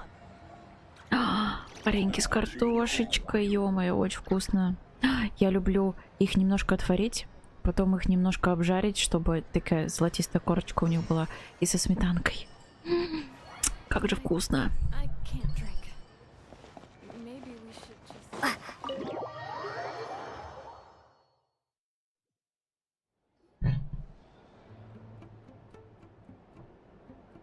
I'm finally back. Even though a long time has passed from my perspective, as far as Paimon's concerned, I probably just went out to watch a very short show. I should keep my emotions in check when I see Paimon again, or it'll seem weird. Wait. The atmosphere here feels off.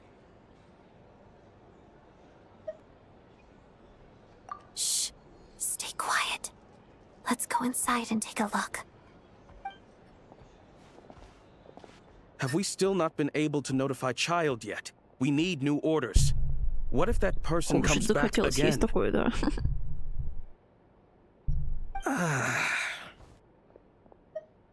I'm so sorry. Under the circumstances, there was really nothing we could do. Tell me, what happened to Paimon? It was the Jester. He came here in person and escorted Miss Paimon away. He's the director of the VII.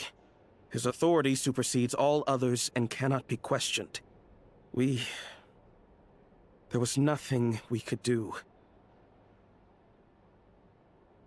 How long ago did he leave? And what was Paimon's status? It was about an hour ago. Miss Paimon was fast asleep at the time. The Jester simply walked off with her as if it was only natural. I assure you, he absolutely did not use any force. Do you know where they went? The Armory Palace, most likely. Lord Piero, the Jester, has been overseeing the experiments there lately, keeping a close eye on their progress. Everyone in the VII has heard about it by now. I'm surprised he came in person. Whatever his reason for taking Paimon, he'll most likely return to the Armory Palace first, which is exactly where we were headed anyway. Then lead the way, Odette. Okay, let's go. Или что-то случилось, или зачем-то ему Пайман нужна. Блин, я не знаю. It's just up ahead. Quick, let's get inside. No, I'll go alone. You know I'm planning to force my way in. You're with the Fatui, so you should stay outside.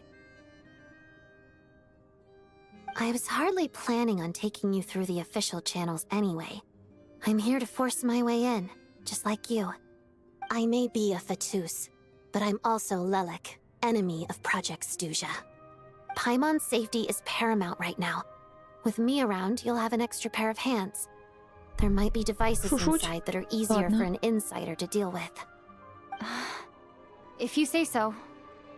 Let's go. There's no time to hesitate. Вообще, вот всю эту главу такое странное ощущение, да, и правда. Точнее, даже не главу, а... Можно сказать, почти первые 2 главы, да. Там в самом начале Пайман немножко с нами была, а все остальное время ее с нами не было. Это так странно. Я так привыкла, что она всегда у нас под боком. Ох, мне не нравится.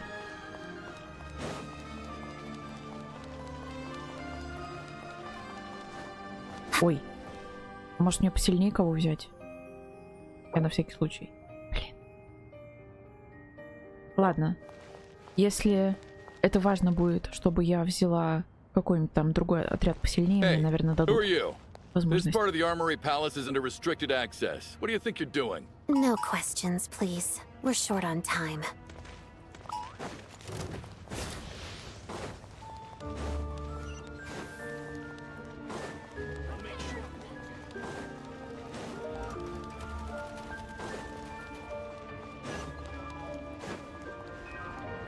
Ой, какие красивые-то стоят здесь. О! Можно было с ними не драться. Ей!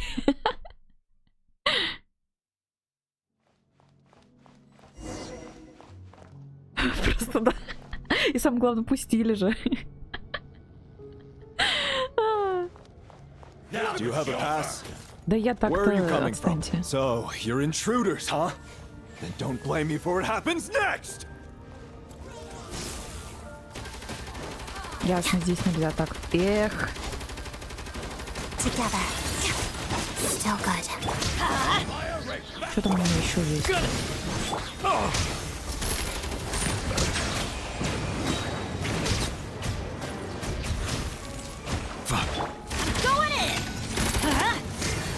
Как там L1? Ага.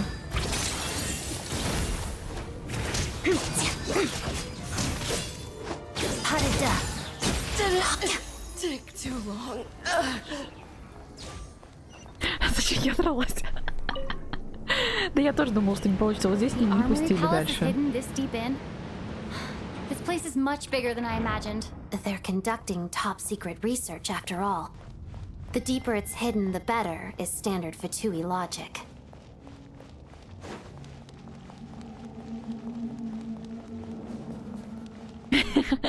Ну да, смывает. Style doesn't really look like the Fatui's handiwork, though. They must have requisitioned some structures from a past civilization. Intruders! Stay alert! Блин, опять стена. Там просто дверь слишком близко к стене была, и меня поэтому удалось нажать. Let the mighty be humbled. Settle down. Ну, собственно, да. Даже все шарики не использовала.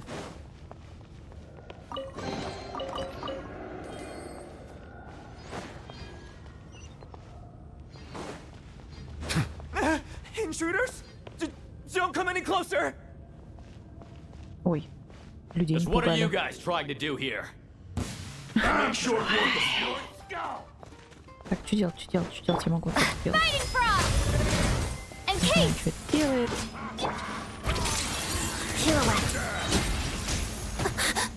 Да подожди ты. That's gonna hurt in the more. Let's light it up.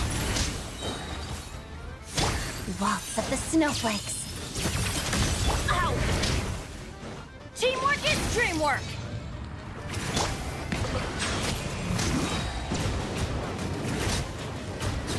Be sanctified. No one interferes with a jester's work.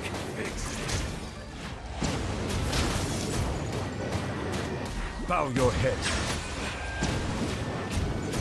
You're pretty sharp.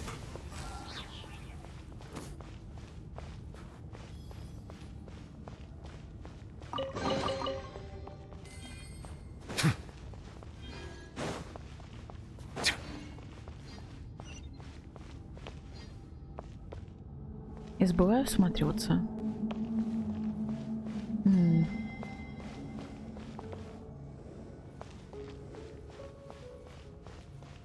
Все еще ничего не понятно, но очень красиво.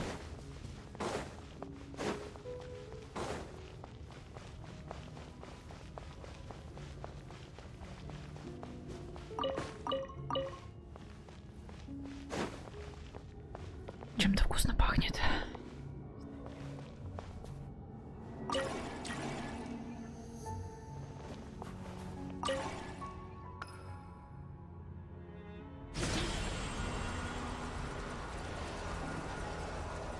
Нет, не чайник.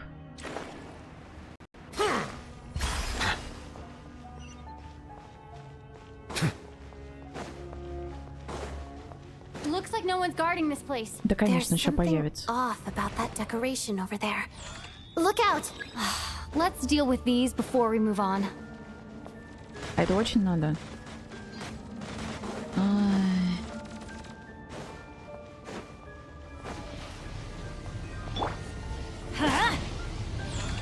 Together. Settle down.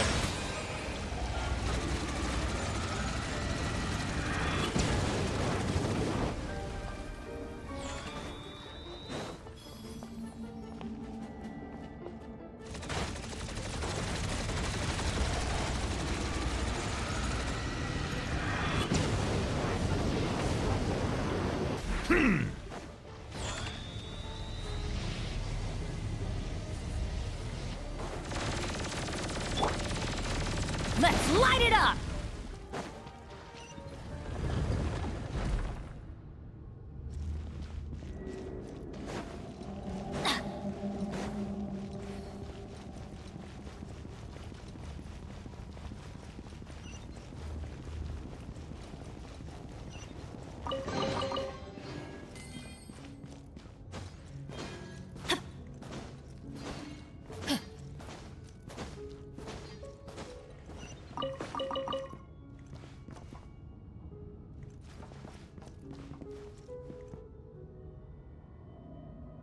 Люди.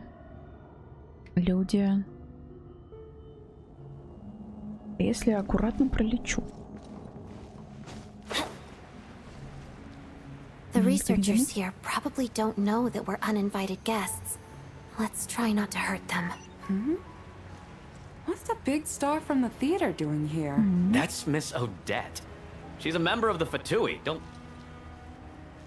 Was the whole reason for Project Stuja to support the research here at the Armory Palace? Just what are the VII and the Tsaritsa planning? Декстон, спасибо за сердечки. Что такое?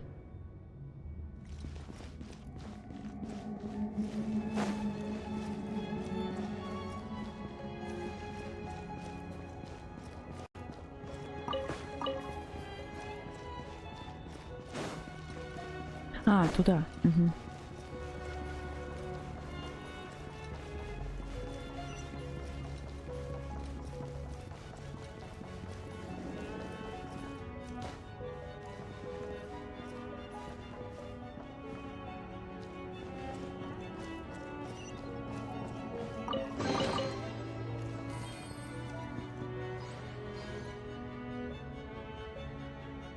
Ты звала люди или я не так поняла? Я не очень понимаю, о чем ты. Звала? Кого звала? Где звала? А, люди. Не-не-не. Я поняла, да. Я смотрела просто вниз. Осматривалась, да, и так. Там люди стоят, там люди стоят, там люди.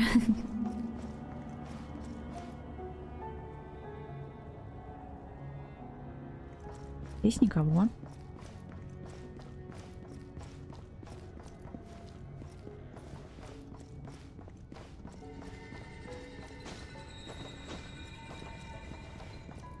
we go. Off we go. Ходите.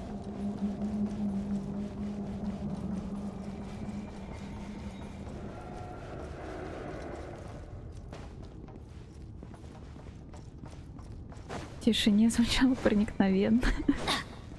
Поняла. Looks like there's no way through here. Maybe using the power of this prism could help? Ну я же только что туда ходила.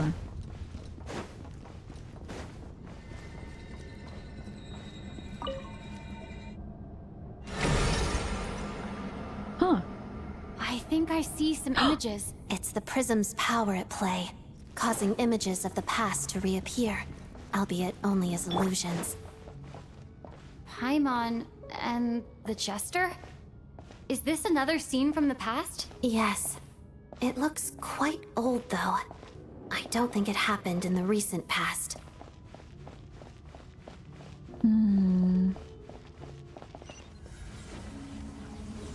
What's going on here? What happened? The source seems to be the Armory Palace. They must have started some large-scale experiment. Wait, what if this has something to do with Paimon? We need to hurry! Я спешу, я спешу.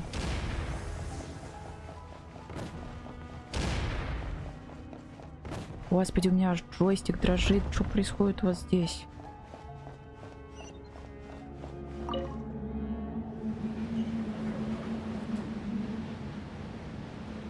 Контроллер? Джойстик? Контроллер, наверное, да? We're almost there. The Armory Palace is just up ahead. Paimon, please be okay. Да идите вы все лесом, нафиг мне с вами драться.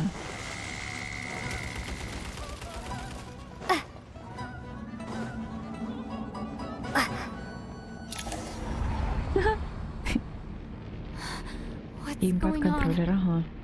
Wait, Хорошо, хорошо. I remember this feeling. It's the curse of death. No, no, not now. Why is the curse of death striking again already?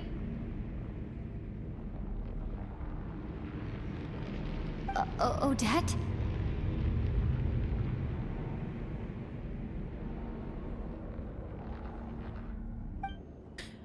Oh no.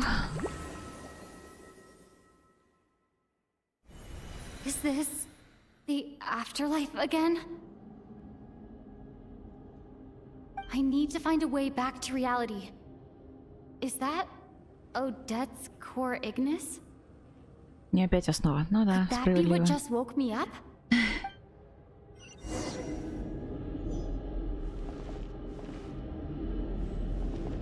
Core Ignis. Куда я иду? Да? Покиньте загробный мир. Я слишком много крутилась. I don't know. Ладно, пойду туда. Нет, не туда. Ясно. Значит, туда. На лестницу. Все хорошо, спасибо. Спасибо, Ань, да.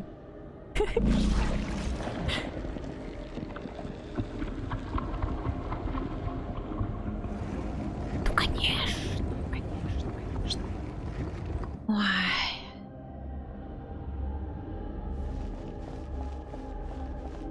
Как же без платформерских переключений? Чего вы дергаете?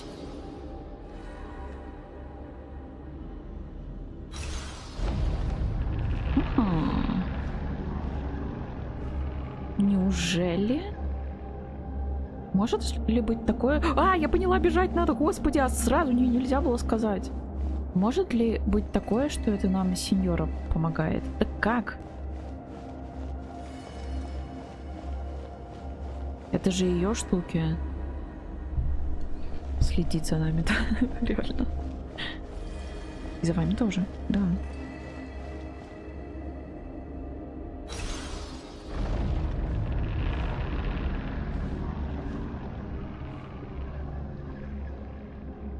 А, да блин.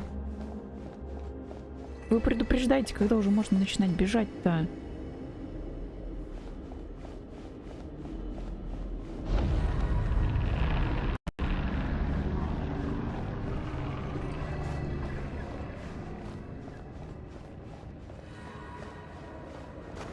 которую Адетта нам показывала. Ну да, она вроде сказала, что эти штучки, эту штучку ей дала сеньора Розалин. Вроде бы. Или я опять напутала?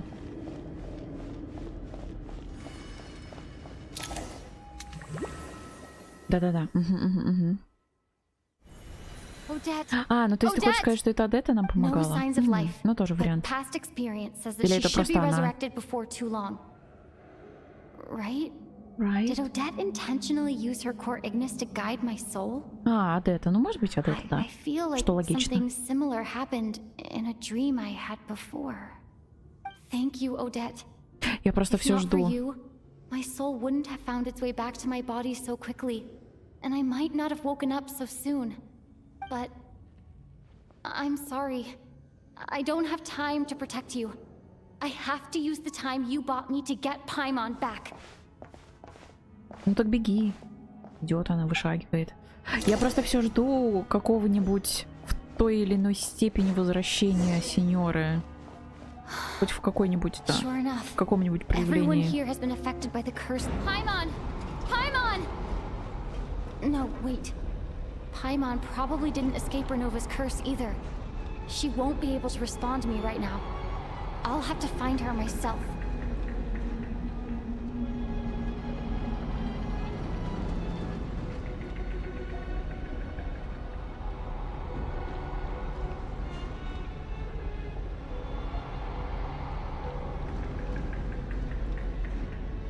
Mitya!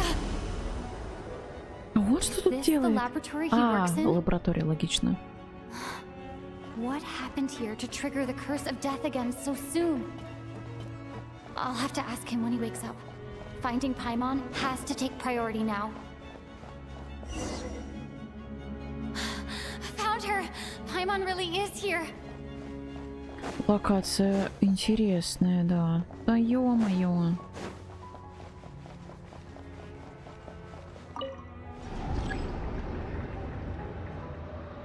Да, дайте им еще 2.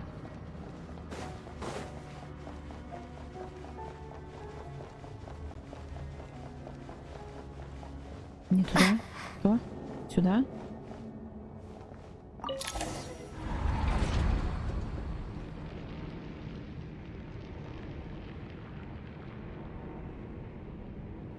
Опять. О. Зато она наконец-то в своем образе.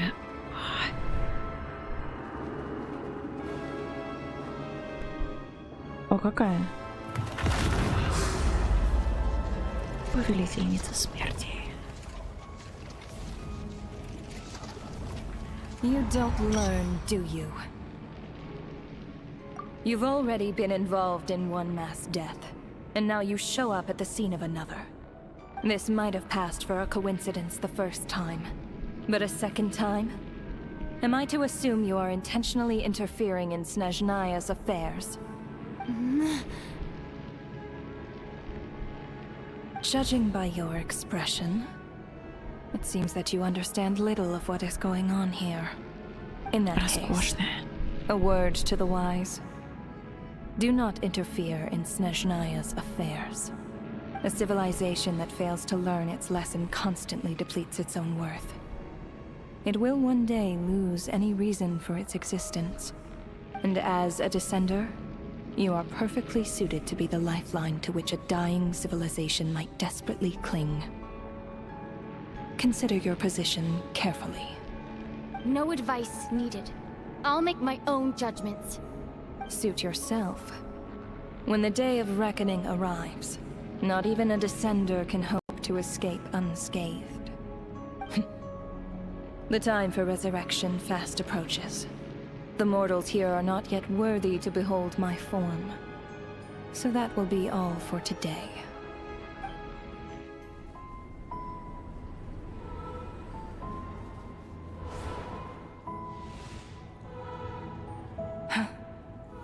That thing is coming with me. Боже, боже, боже. Coming with me, что?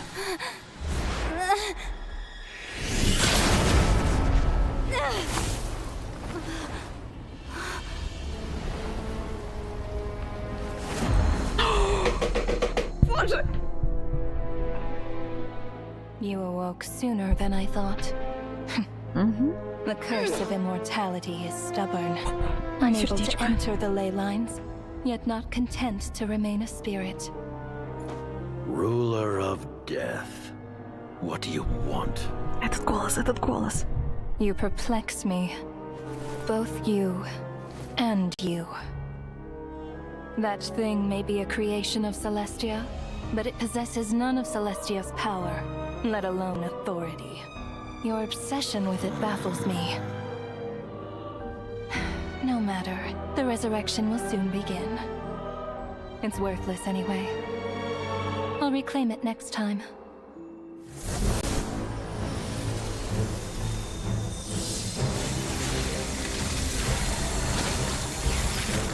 Hey, who says there'll be a next time?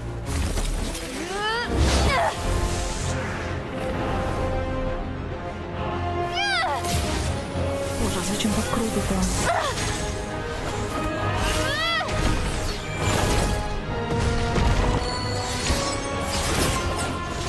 Теперь понятно, почему Пьеро забрал Пальму. Я не знаю, то ли он это предвидел, то ли еще что.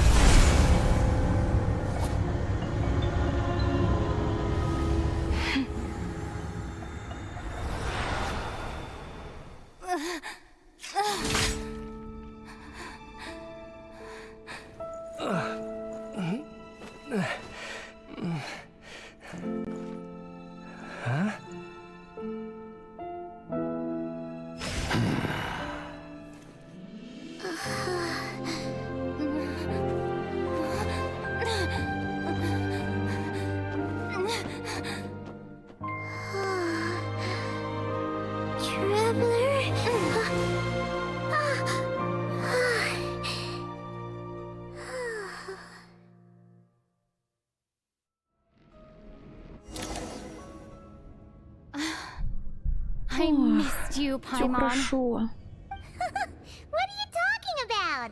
We haven't even been apart for that long, have we?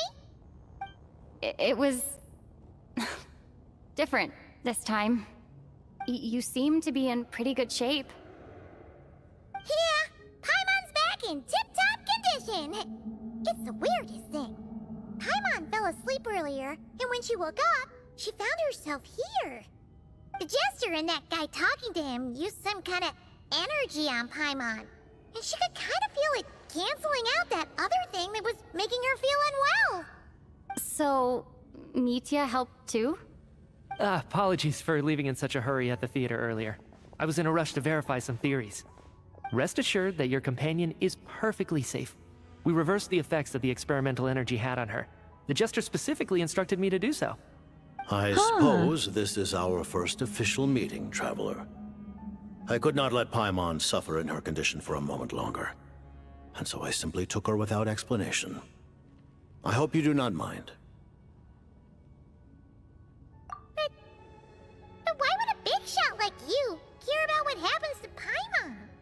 As I said when you first arrived in Snezhnaya, we once spent some time together in the distant past. Погодите, что Ренова сказала? Что Паймон создание небесного порядка, но не имеет ее власти, что-то такое, я правильно помню? Или что? Куда?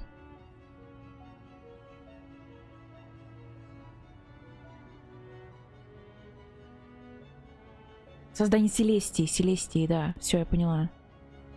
Ну, Селестия, небесный порядок, без силы и власти, ага. Ага, окей. Спасибо, Ань, ага. Ой, и Нихтон тоже, да, спасибо большое. А то я так засмотрелась, что Да, это теперь осознаю только.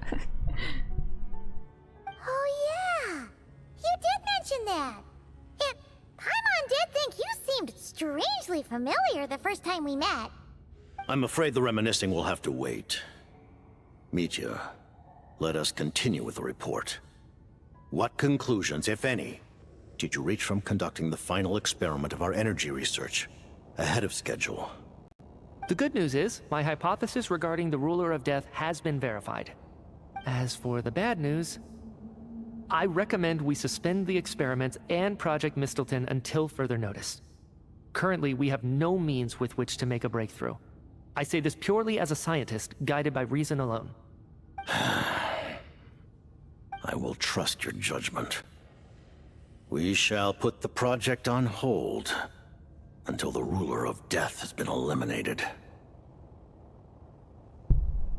Хорошо, Митя сказал, да? Надо послушать. Я пропустила. Ну, в смысле, не обратила внимания. Где он говорил? I'm afraid the reminiscing will have to wait. Mitya, let us continue with the report. Так, What conclusions, if any, приятно сказал. did you reach from conducting the final experiment of our energy research ahead of... Wait, what are you guys talking about? You want to get rid of Renova? Like, how? By killing her? By whatever means necessary, so long as it removes the threat she poses to us. Until then, everything we do will be in vain. Спасибо большое за водичку, Декстон. Спасибо, спасибо. After what just happened, I've ascertained Renova's goal. Or rather, the trigger condition for the Curse of Death. Okay, let's hear it. What she's doing is blocking Snezhnaya's technological progress, preventing us from possessing any means with which to threaten the heavenly principles. Just like the little lapdog she is. So, any ideas, research, or experiments that lead to technological progress can trigger the curse. Just now, for instance, I was set to launch a final phase energy experiment ahead of schedule. If the experiment was successful, we could have achieved a crucial breakthrough. As expected, though, the moment the experiment began, all the researchers, technicians, and witnesses died from the curse. Нет, ну согласитесь, появление Пьеро было великолепным. All that effort, not to mention the energy and materials we relied on Project Stuja to gather for us, went to waste. In the end, nothing was gained. Does that mean something similar happened when we were at the theater? That's right.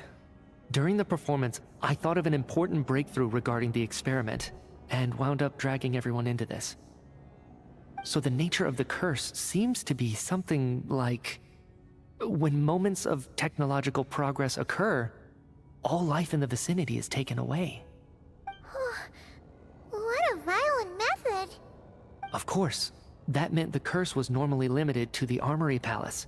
Since outsiders are forbidden from entering, this mass death phenomenon went unnoticed. Until Odette came along. I believe she was the first witness. The Curse of Death was triggered just before she infiltrated the Armory Palace that day. But you mentioned something about a final stage experiment. Doesn't that mean you've actually made some progress? That's right. Even with the gods locking certain key components out of reach, humanity can still advance technology in incremental steps accumulated over time.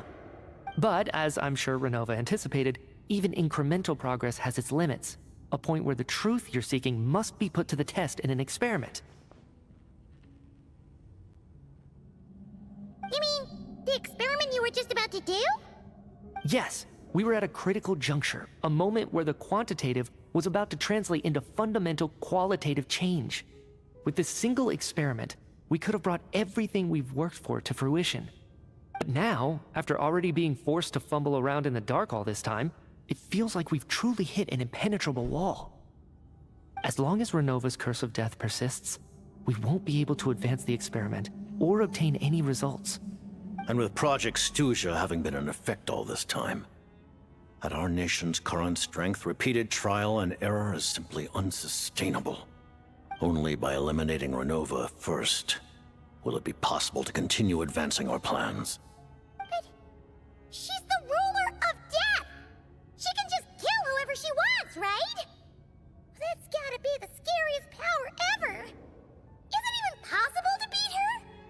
We'll see. But one thing's for sure. She definitely can't just do whatever she wants. The best proof of that is me, standing here, very much alive. You're saying... Wouldn't it be easier to just kill all of us researchers for good? Why resurrect us over and over again? Why let us advance our technology to this point? So, you're saying even the ruler of death has limitations we don't know about? Exactly. And I think that's where the key to our breakthrough lies. Regardless, the ruler of death has always been an obstacle we must overcome. Indeed, we must face life, death, time, and space. After all, our goal is the heavenly principles. The Fatui want to challenge the heavenly principles? For a long time, I've had a vague suspicion the Fatui and the Tsaritsa were targeting the heavenly principles, but hearing the Jester admit it is still a shock. No wonder the Tsaritsa's goal has always been kept a secret from the people. What kind of road will that lead Snezhnaya down? In that case... Lord Jester, I would like to request some leave. I'd like some time to organize my thoughts and go over the data. Granted. Get some rest, put the experiment out of your mind, and take care that the curse of death doesn't affect any civilians. Спокойной ночи, Ярослав. Хорошего отдыха.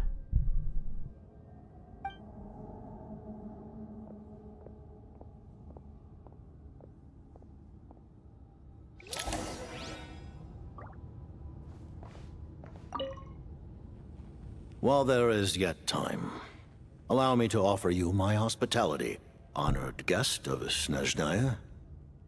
Is there anything you wish to know?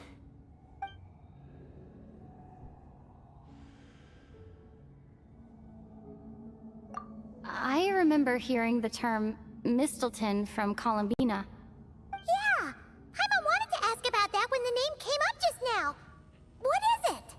Paimon's heard of Project Stuja, but not this one. As you know, Project Stuja is a series of measures enacted to consolidate our nation's resources, the greater purpose of which is to serve Project Mistelton. Many of the things you have encountered thus far are essentially for the advancement of that project. This includes the Kuvaki Experimental Design Bureau in Notri. Researching Kuvaki was merely a facade. Its core objective was to use local resources and research findings to build Mistelton itself. And that's a weapon built for the final battle against the Heavenly Principles, isn't it? Huh? How did you know that? I was given some intel, and I made some deductions. Wait.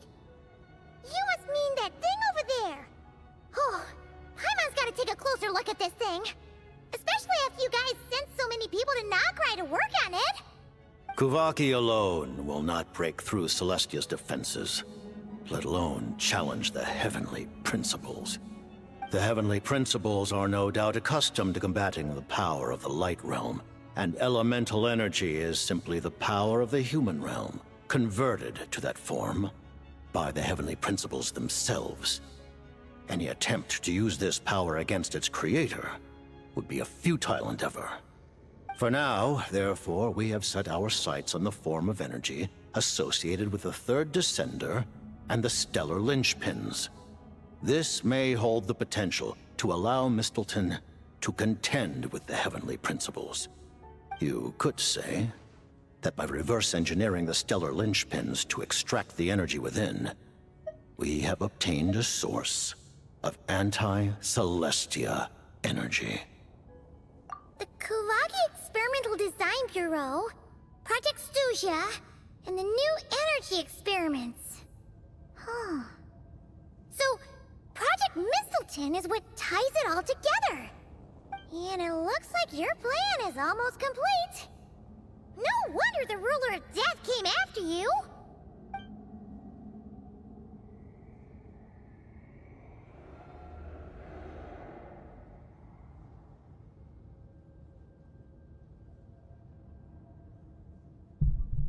А что мешает повелительнице смерти просто уничтожить это их оружие и все?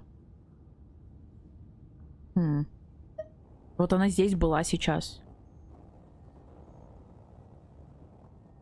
Но зачем ты хотела забрать Пайман? Зачем ты сражалась с нами? Вместо того, чтобы забрать... Ой, не забрать, а просто уничтожить это оружие.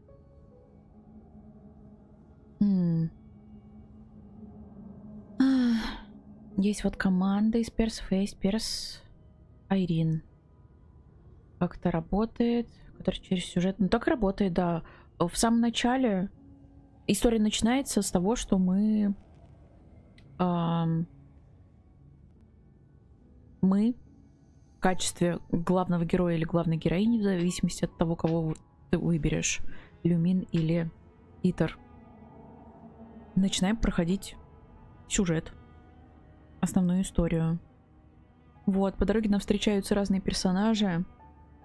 И, собственно, с персонажами связан элемент гачи, когда ты выбиваешь себе персонажей. Декстон, спасибо большое за цветочки. Ну, собственно, да, вот как Аня написала. Ира это главная героиня. Ну, тут в самом начале зачем-то, если честно, можно дать главной героине имя, несмотря на то, что у нее есть и так имя. Ее зовут Люмин.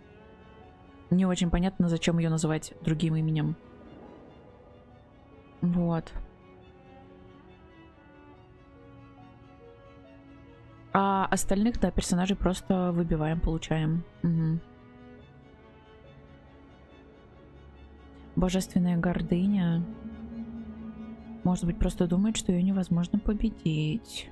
Так, на самом деле, мы даже не ее пытаемся победить, мы пытаемся победить того, кто еще над ней даже находится.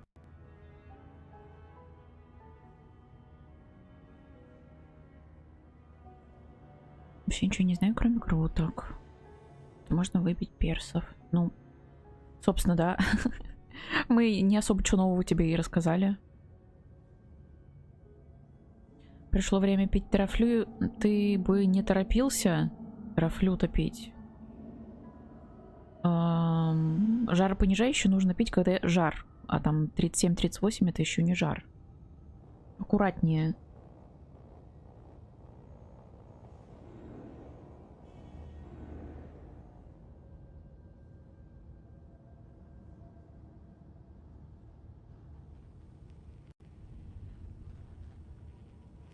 Он меня всегда спасает. Это фикция.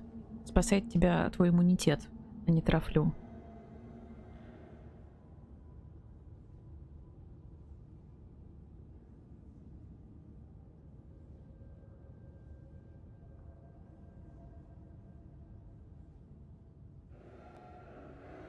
На следующий день как огурчик. Ой. Ладно, главное не переусердствуй. Да-да-да, я поняла, что ты про машину, ага. И это будет метод борьбы с восстановлением против небесного порядка. Ну да, да-да-да, логично.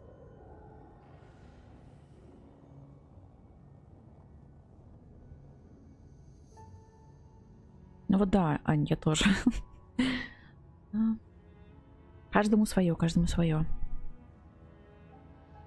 Как по мне, жаропонижающий это экстренный случай. Точнее, экстренное средство, вот. Я бы, возможно, даже до 40 градусов подождала бы, чтобы пить жаропонижающее. Ладно, до 39 хорошо.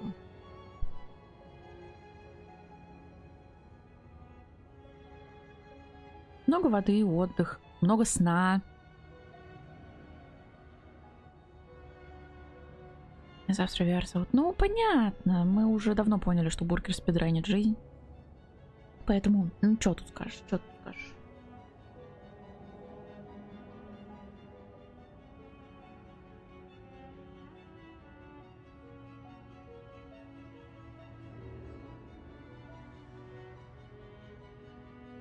Her Majesty the Tsaritsa has embarked upon an expedition to vanquish a monster. Were it not for this, I imagine she would have been delighted to grant you an audience. Seems like the powers that be in Snezhnaya don't intend to hold my past conflicts with the Fatui against me. The Harbingers have been granted significant autonomy in retrieving the Gnosis. But by the same token, they do not completely represent Snezhnaya's official stance. You read my mind. Speaking of the Gnosis, Paimon's been dying to ask this question since forever. Why exactly does the Tsaritsa want to collect them? Is it something to do with the fight against the Heavenly Principles? The Gnosis will undoubtedly serve as a key bargaining chip when she confronts the Heavenly Principles. Beyond that, you had best ask the Tsaritsa herself. I am not sure if this information is mine to disclose. What do you mean, not sure? Don't you make the rolls? You're the highest-ranking Harbinger!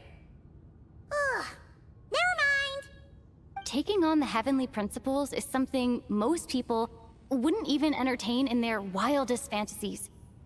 Why is the Tsaritsa so fixated on this? In Tevat today, civilization is nothing but an illusion. Something whose very existence can be negated at any moment.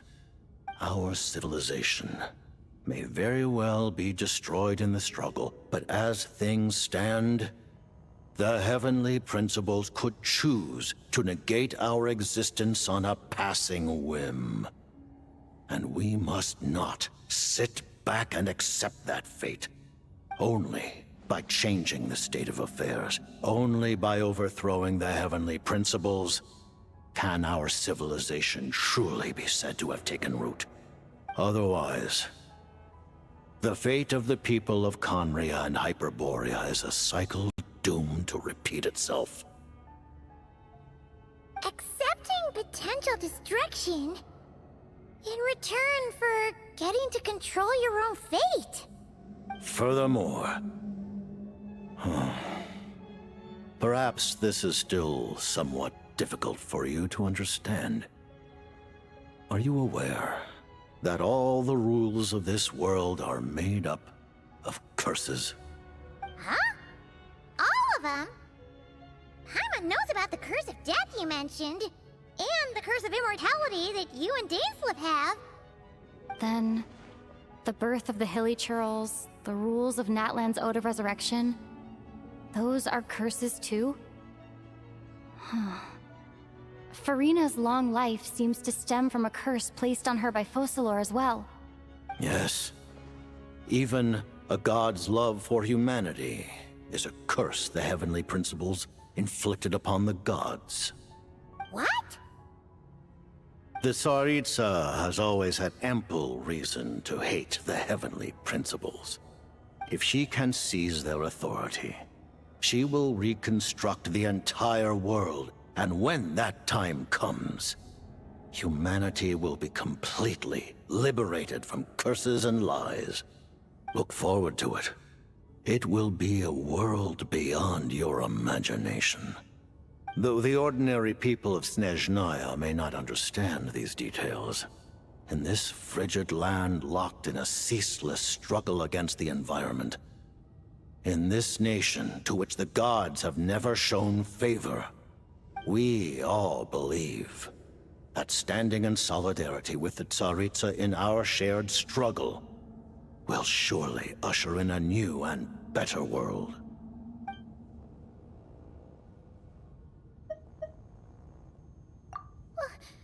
Paimon really doesn't remember. He's basically a stranger. You've got to believe Paimon. Allow me to explain.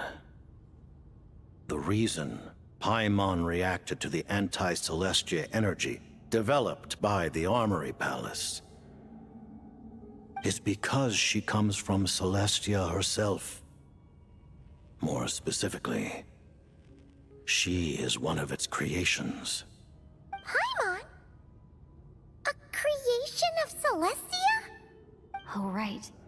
I was blinded by anger earlier, but thinking back on it, Renova also said that Paimon is a creation of Celestia, but she lacks Celestia's power or authority.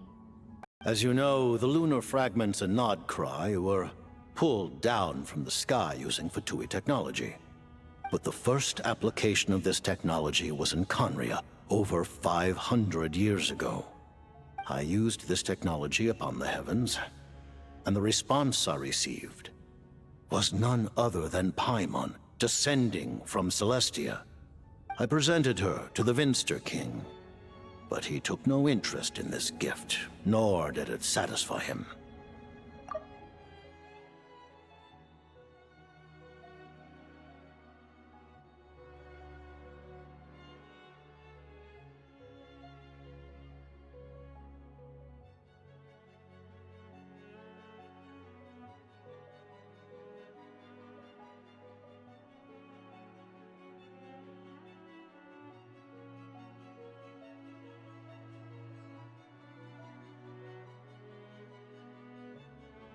Paimon then took up temporary residence in my palace until, of course, the arrival of the Cataclysm.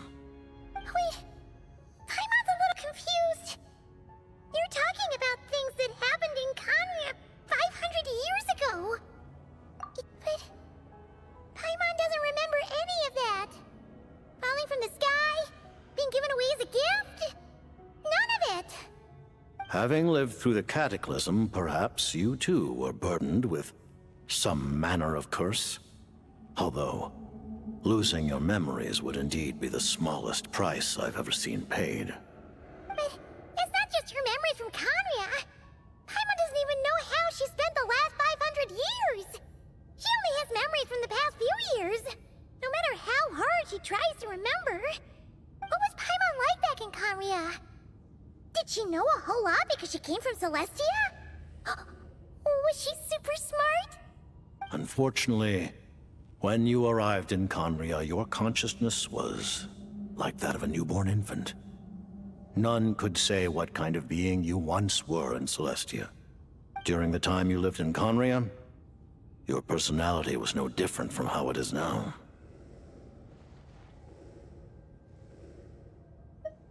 Aw, man! Paimon's plan to get her memories back and become super smart is ruined before it could even start. You know, even though Paimon lost her memories, she still feels weirdly close to you for some reason. That must mean you took pretty good care of Paimon back then, huh? On the contrary, I completely ignored your existence. I was entirely focused on my struggle against Troptatyr the Wise. But now, as I see it, it is as if you are the only sane thing that survived that era of insanity. And thus, are worthy of protection. Noted. Man, Paimon's gotta stop projecting friendship on everyone she meets. But, Traveler? Even though you know Paimon's some creation of Celestia now, you still want her, right? You're not going to abandon her? Oh, phew! That's a relief. Paimon's just learning about this too. She's barely even processed it.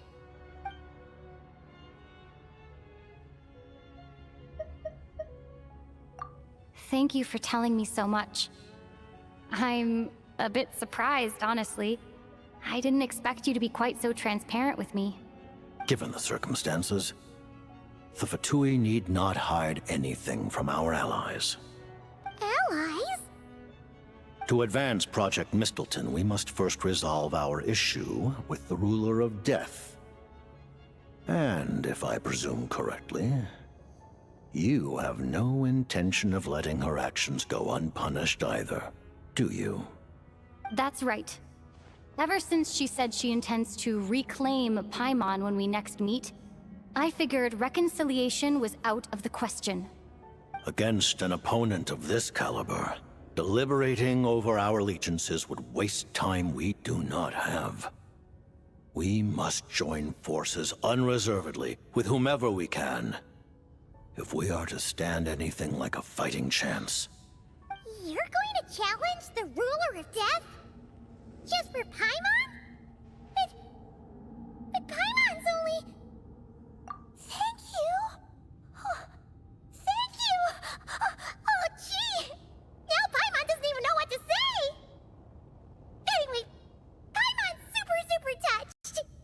The Tsaritsa will return in triumph in short order, and the VII shall hold internal discussions regarding the enemy. The time for us to meet again will come very soon. Got it. Thanks for your help with Paimon. I'll be sure to look after her for you. There was just one other thing. Well, it's just a request, really. Paimon really wants to see what this Mistelton thingy you're gonna use against the Heavenly Principles looks like. Of course, Paimon knows it's top secret and stuff, but she just had to ask. It's okay if the answer's no. Certainly you may. Oh, for real? Actually, maybe it's best not to. What if her Nova suddenly pops up again? She might take this chance to... While the technology is not yet fully developed, it has nevertheless reached the stage where Celestia's creations are unable to damage it. In that regard, you may rest assured. Oh. Wow. No wonder Paimon felt so out of sorts recently, even though it was super far away. Alright then! Paimon's ready to take a sneaky peek at this top secret super weapon!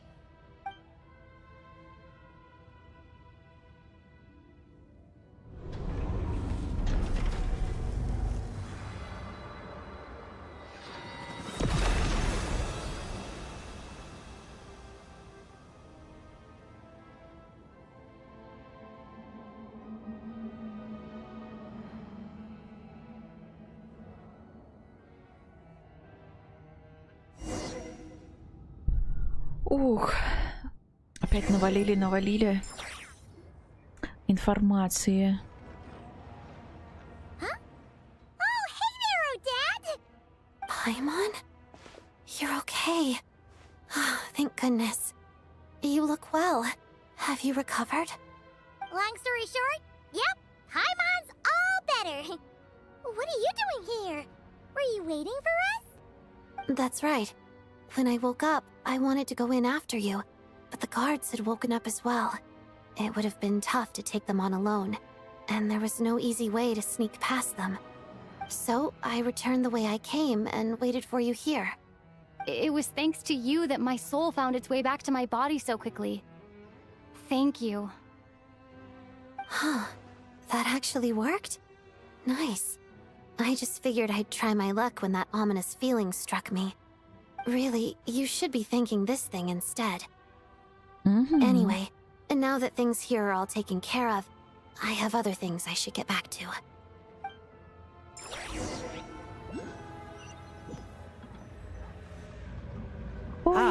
Director Chuganov, you're back.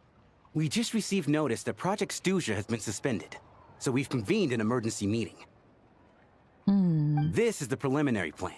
In addition to expanding production capacity, we've also discussed feasible layoff plans to optimize revenue and expenditure structure. Our calculations indicate that the factory's profits will increase by at least 30%. Just give the word, Director. That won't be necessary. Leave the energy for those who need it. Whether they use it just to get by or to run a business, that's up to them. Start preparing to halt production and lay off the staff. Make sure the workers are able to land on their feet and that they are duly compensated. Thank you all for your hard work during this time. Am I hearing you right? Why? After all the tough times we made it through, now is exactly when we should start to turn a profit. I just suddenly don't want to do this anymore. Huh. Does there have to be a reason? Iskra. It's time to rest. Dear esteemed members of the Rokat, given the effects of Lelik's radical actions upon our organization's reputation and social stability, a decision has been made to permanently withdraw this codename from use. Considering that Lelik did what they did for the benefit of the people, the Rokat has nevertheless negotiated with the authorities, ultimately securing a waiver for all penalties due to them. Lelik will be suspended for a period of time. Depending on their future performance, they may be allowed to adopt a new codename and continue acting as part of the Rokat. The purpose of this notice is to remind everyone once again that motives and methods are equally important when one operates in the shadows. Even with Project Stooge's suspension and our interim operational victory, we must guard against complacency and rashness and work to consolidate the progress we have made so far. We act only for the greater glory and solidarity of our nation. May the aurora shine ever on, and the tundra always stand firm. We act only for the greater glory and solidarity of our nation. May the aurora shine ever on, and the tundra always stand firm. Looks like it's finally over. You mean for us? Just thinking out loud. I've never seen the Snezhna Grad Vecha so lively before. I never once thought I'd come here. But I understand everything now, Rosaline.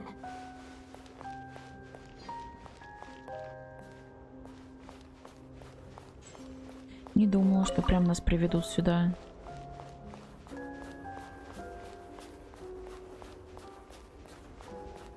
Но мелодия такая красивая. Каждый раз, как мы о ней вспоминаем. Бабочка ее. I've seen Spirit Seeker performed many times, including by your mother. Why do you bring that up all of a sudden? Even though the choreography is always identical, every dancer finds a way to make it her own.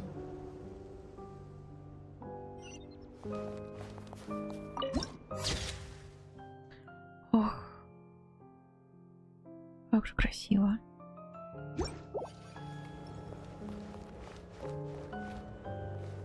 So you actually want to talk to me about ballet?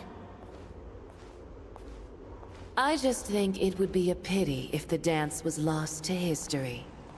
She didn't teach it to you, did she?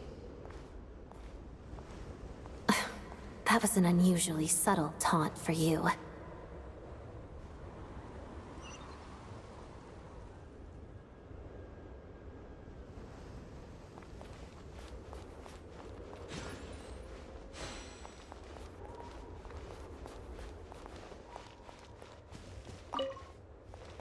Подождите. Ну-ка. We embraced one another on the snow-swept plains, melting the ruthlessness of time. But when our bodies, in pieces, are cast to the winds, what of our love will remain behind?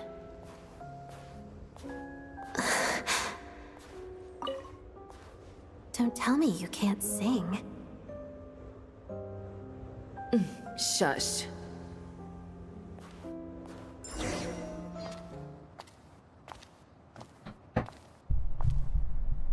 I understand her hatred. The Fatui robbed her of the life she should have had. I never opposed her dancing. Yet still I became an enemy of her ballet. I'll just keep my distance. Many despise me. I'm used to it. You're certainly not one to shy away from confrontation. But children, they need a different approach. I'm hardly the most maternal figure. Yet, she is a child. In my experience, while a father commands authority, he must still yield to love. You should tell her what you think about her dancing.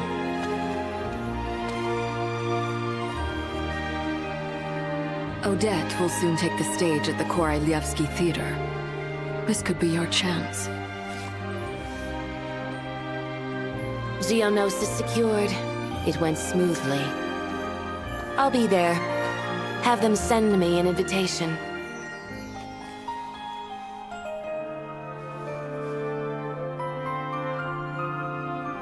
Sadly, things didn't work out.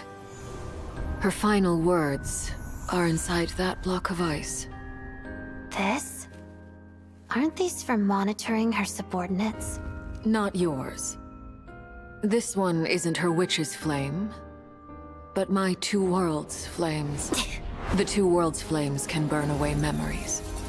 It was my parting gift to Rosaline.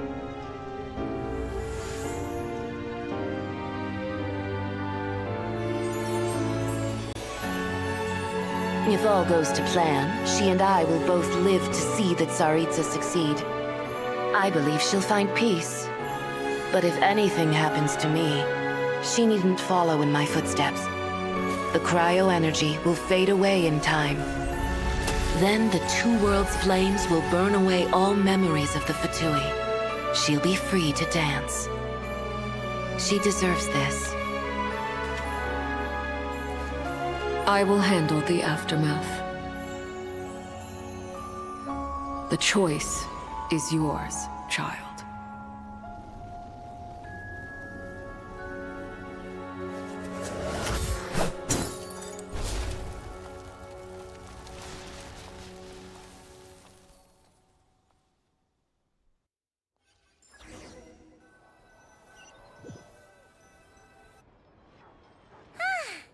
Fresh air at last!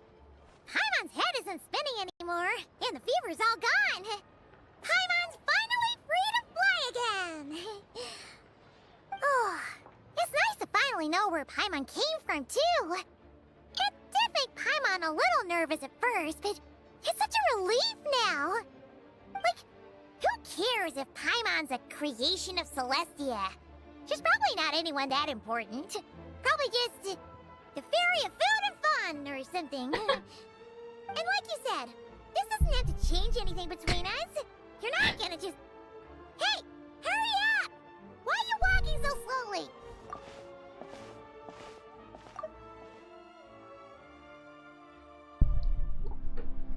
You've spent the last few days lying in bed and stuffing your face. I didn't think you'd be able to fly this fast. Says who? Paimon's as agile as ever. They don't call her White Floaty for nothing. Paimon originally wanted to check out the bookstores in Snezhnograd, but she's more in the mood for flying around right now, so let's save that for later. Wait, they've got light novels from VII Publishing House here too. Huh? And this is Paimon's favorite mystery story from Fontaine! Wow! They got a sequel! The local Snezhnayan books look pretty interesting too, but also kinda heavy. Not the easiest things to look around. I thought you were in the mood for flying around. Paimon can read while she flies. Hey! Look at these two domes! Which do you like better?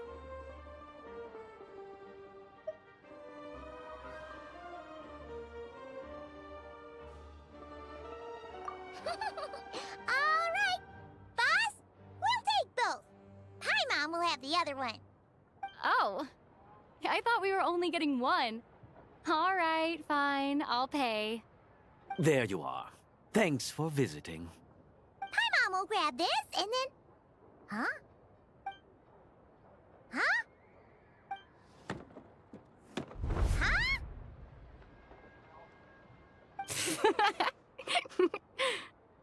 How many layers does this thing have? And what are you laughing at? Huh. You knew all along, didn't you?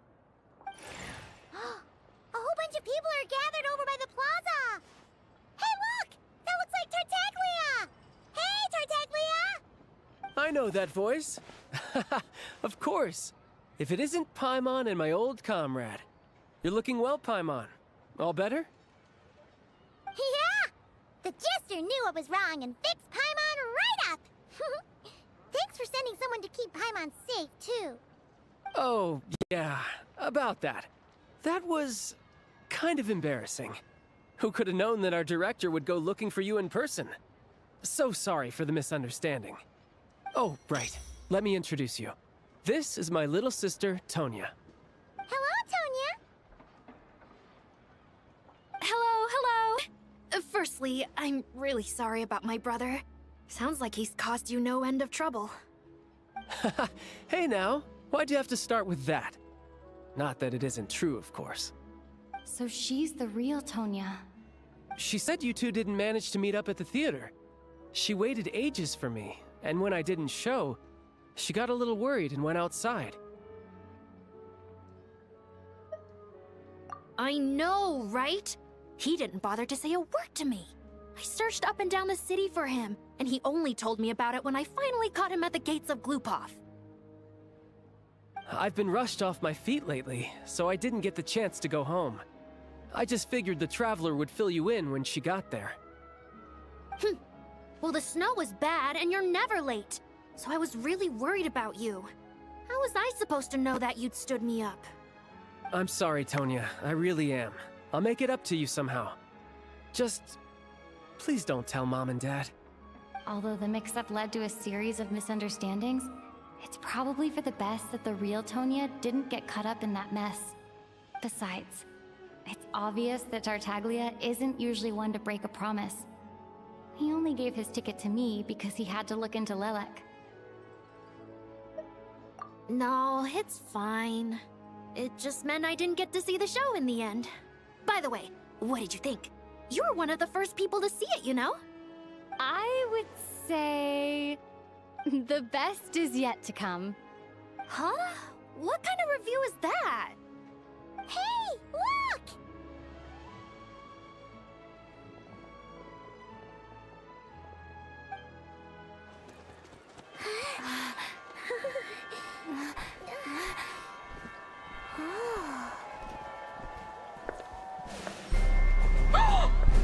Что? Я не ожидала, что мы сейчас ее увидим.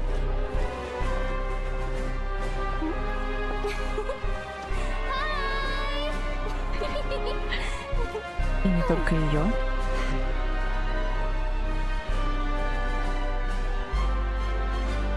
Блин, это все. Нет, не все.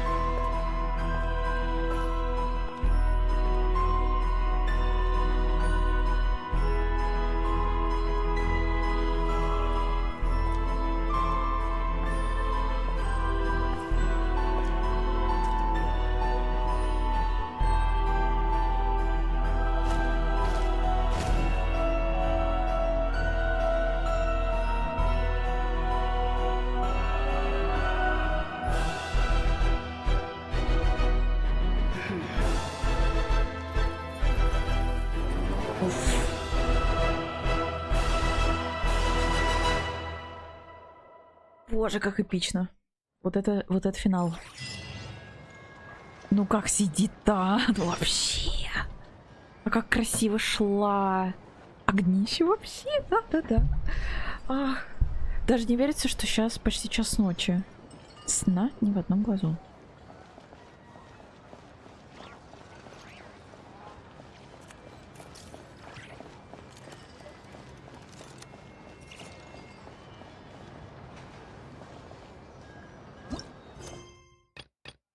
Все, да, это все.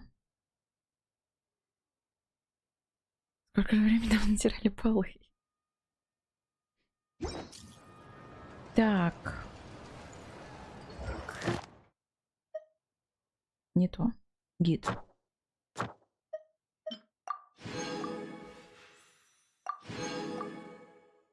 Thank you.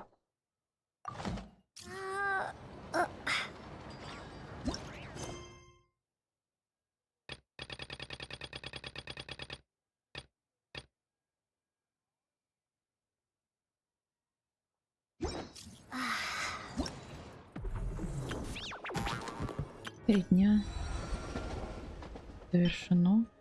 Награда. Ё-моё, спасибо. Красота какая.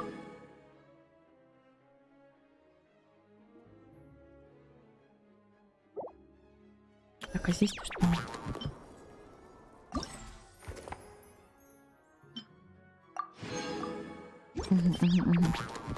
Как тебе? Я в полном восторге. И раз уж нам под конец сейчас показали царицу, значит, в следующий раз мы точно как-то с ней взаимодействовать будем, я думаю. Ё-моё. Так. Я потерялась.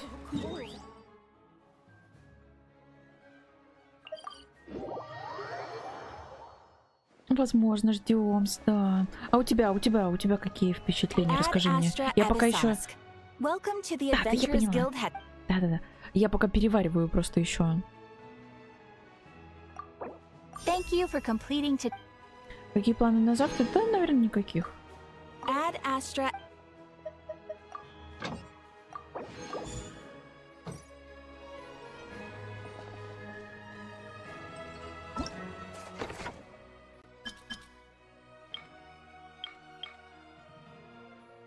Дексон, спасибо большое за сердечки. Спасибо.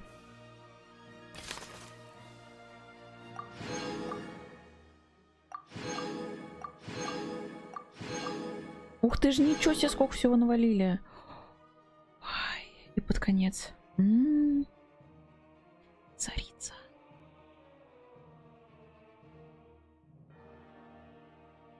Был в восторге, было интересно. Жутко хочется посмотреть, что они надумали. Ну, короче, да. Навыдумывали дальше, да.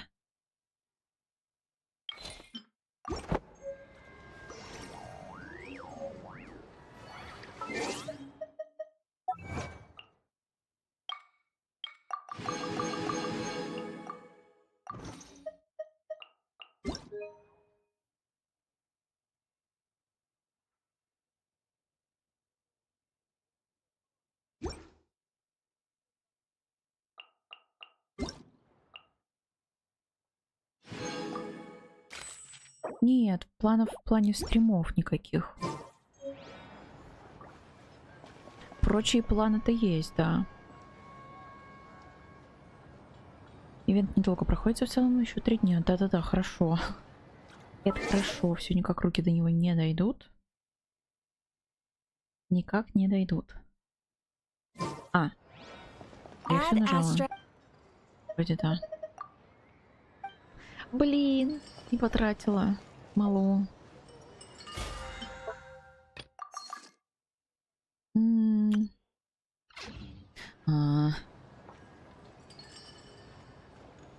Так, гемы Иры, точно. Там, возможно,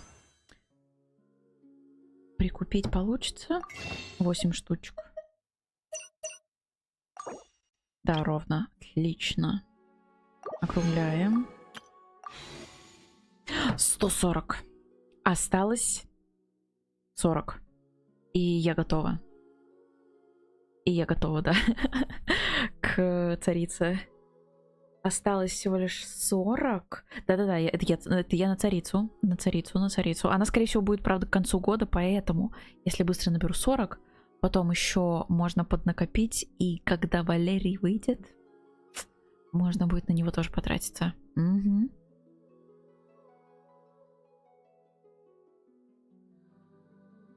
Вот, а у вас что там, какие планы есть интересные? Не удержалась, докрутила Арлекина еще, теперь она у меня C2. Шикарно. Вероятность какая-то или как-то работает? Вероятность, да, там может выпасть хоть с первой крутки, а может и не выпасть. Вот, но есть система гарантов, то есть гарантированно выпадает 5-звездочный персонаж или предмет каждые 90 круток, но первый раз там вероятность 50 на 50 тот, кто вот на баннере, или один из персонажей стандартного баннера. Вот. А на 180-й крутке, грубо говоря, гарантированно 100% выпадает персонаж с баннера. Валерий, царица, хороший план, да. Арлекина. Арлекина, конечно, тоже хороша. Валерку будет забирать 10 000%. Царицу тоже, остальных надо. Остальное видно будет. Да. Слушай, сколько надо накрутки гриндить?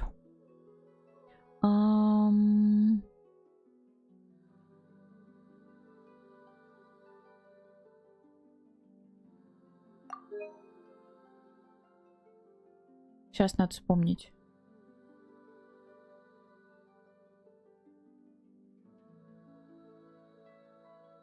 Ну вот у меня Последний 5-звездочный персонаж 23 февраля.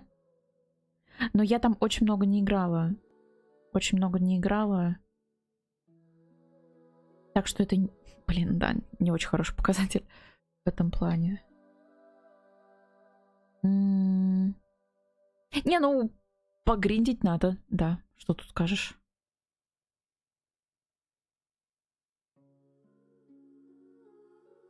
Смотри, какие планы накрутки. Эх, да. Ну, выбирать приходится, да, выбирать приходится. Примерно столько же, сколько недавно заказ игры. Ну, кстати, хороший пример типа того, да. В окружении ровно 0 человек играет в Genshin. У меня в окружении только вот Аня играет в Genshin, поэтому да.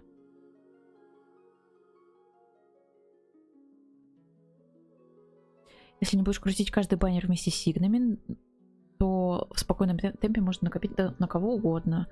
В целом, да. И как будто бы персонажи повторяются, но сейчас настолько много персонажей, что, конечно, трудно. Не трудно, а очень долго ждать приходится, например, баннера с тем персонажем, которого хочется. Вопросы не глупые, я просто не знаю, как ответить. Да, вопросы абсолютно нормальные. Гача механиках не зуб ногой. Нет, ну как? Вот в рыбалку ты играешь. Тоже считай гача. Закидываешь деньги и неизвестно, что получишь.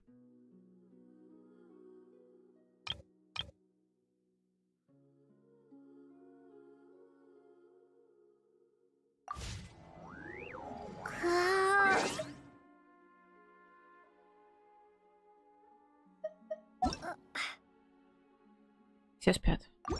Да и правильно, да.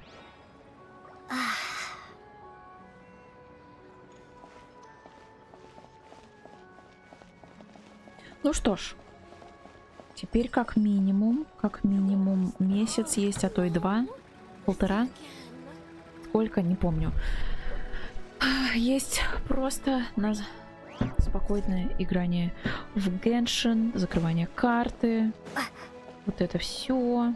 На сбор примагемов как раз. 40, мне кажется, как будто бы это не так много. Можно достаточно быстро набрать.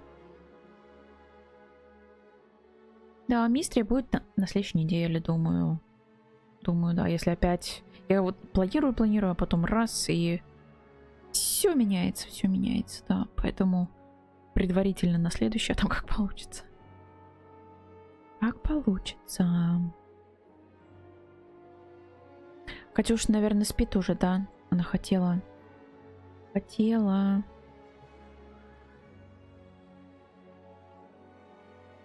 Расклад заказать. Вдруг Ирина Мальтивы рванет. А чё б нет? Всякое бывает.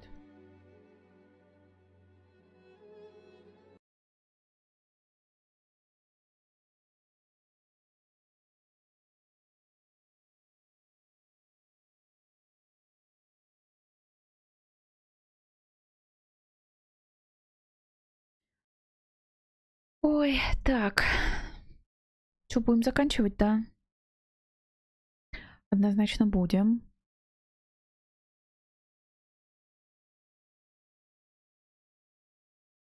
Давайте по традиции закиду спящих к нити, что ли.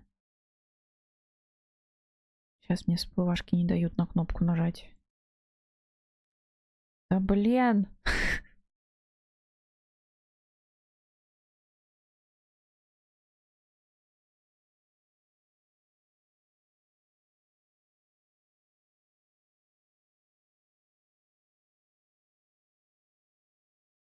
Было очень интересно. Я очень-очень рада, что вам было интересно. Так, все, да, я нажимаю. Всем огромное спасибо за компанию. Сюжет и правда был очень-очень классный. Смотреть было проходить. Вам смотреть, мне проходить. Хотя в большей степени, конечно, все равно получается, что я тоже смотрю, потому что там кат-сцен столько, что как будто фильм смотришь. Так, я нажала. Что-то начинается. Да, короче, еще раз. Всем спасибо большое за компанию. Всем спасибо большое за чудесный, прекрасный, замечательный вечер. Все, кто еще не идет спать, хорошего продолжения дня, вечера, ночи. А тем, кто пойдет спать, приятных снов.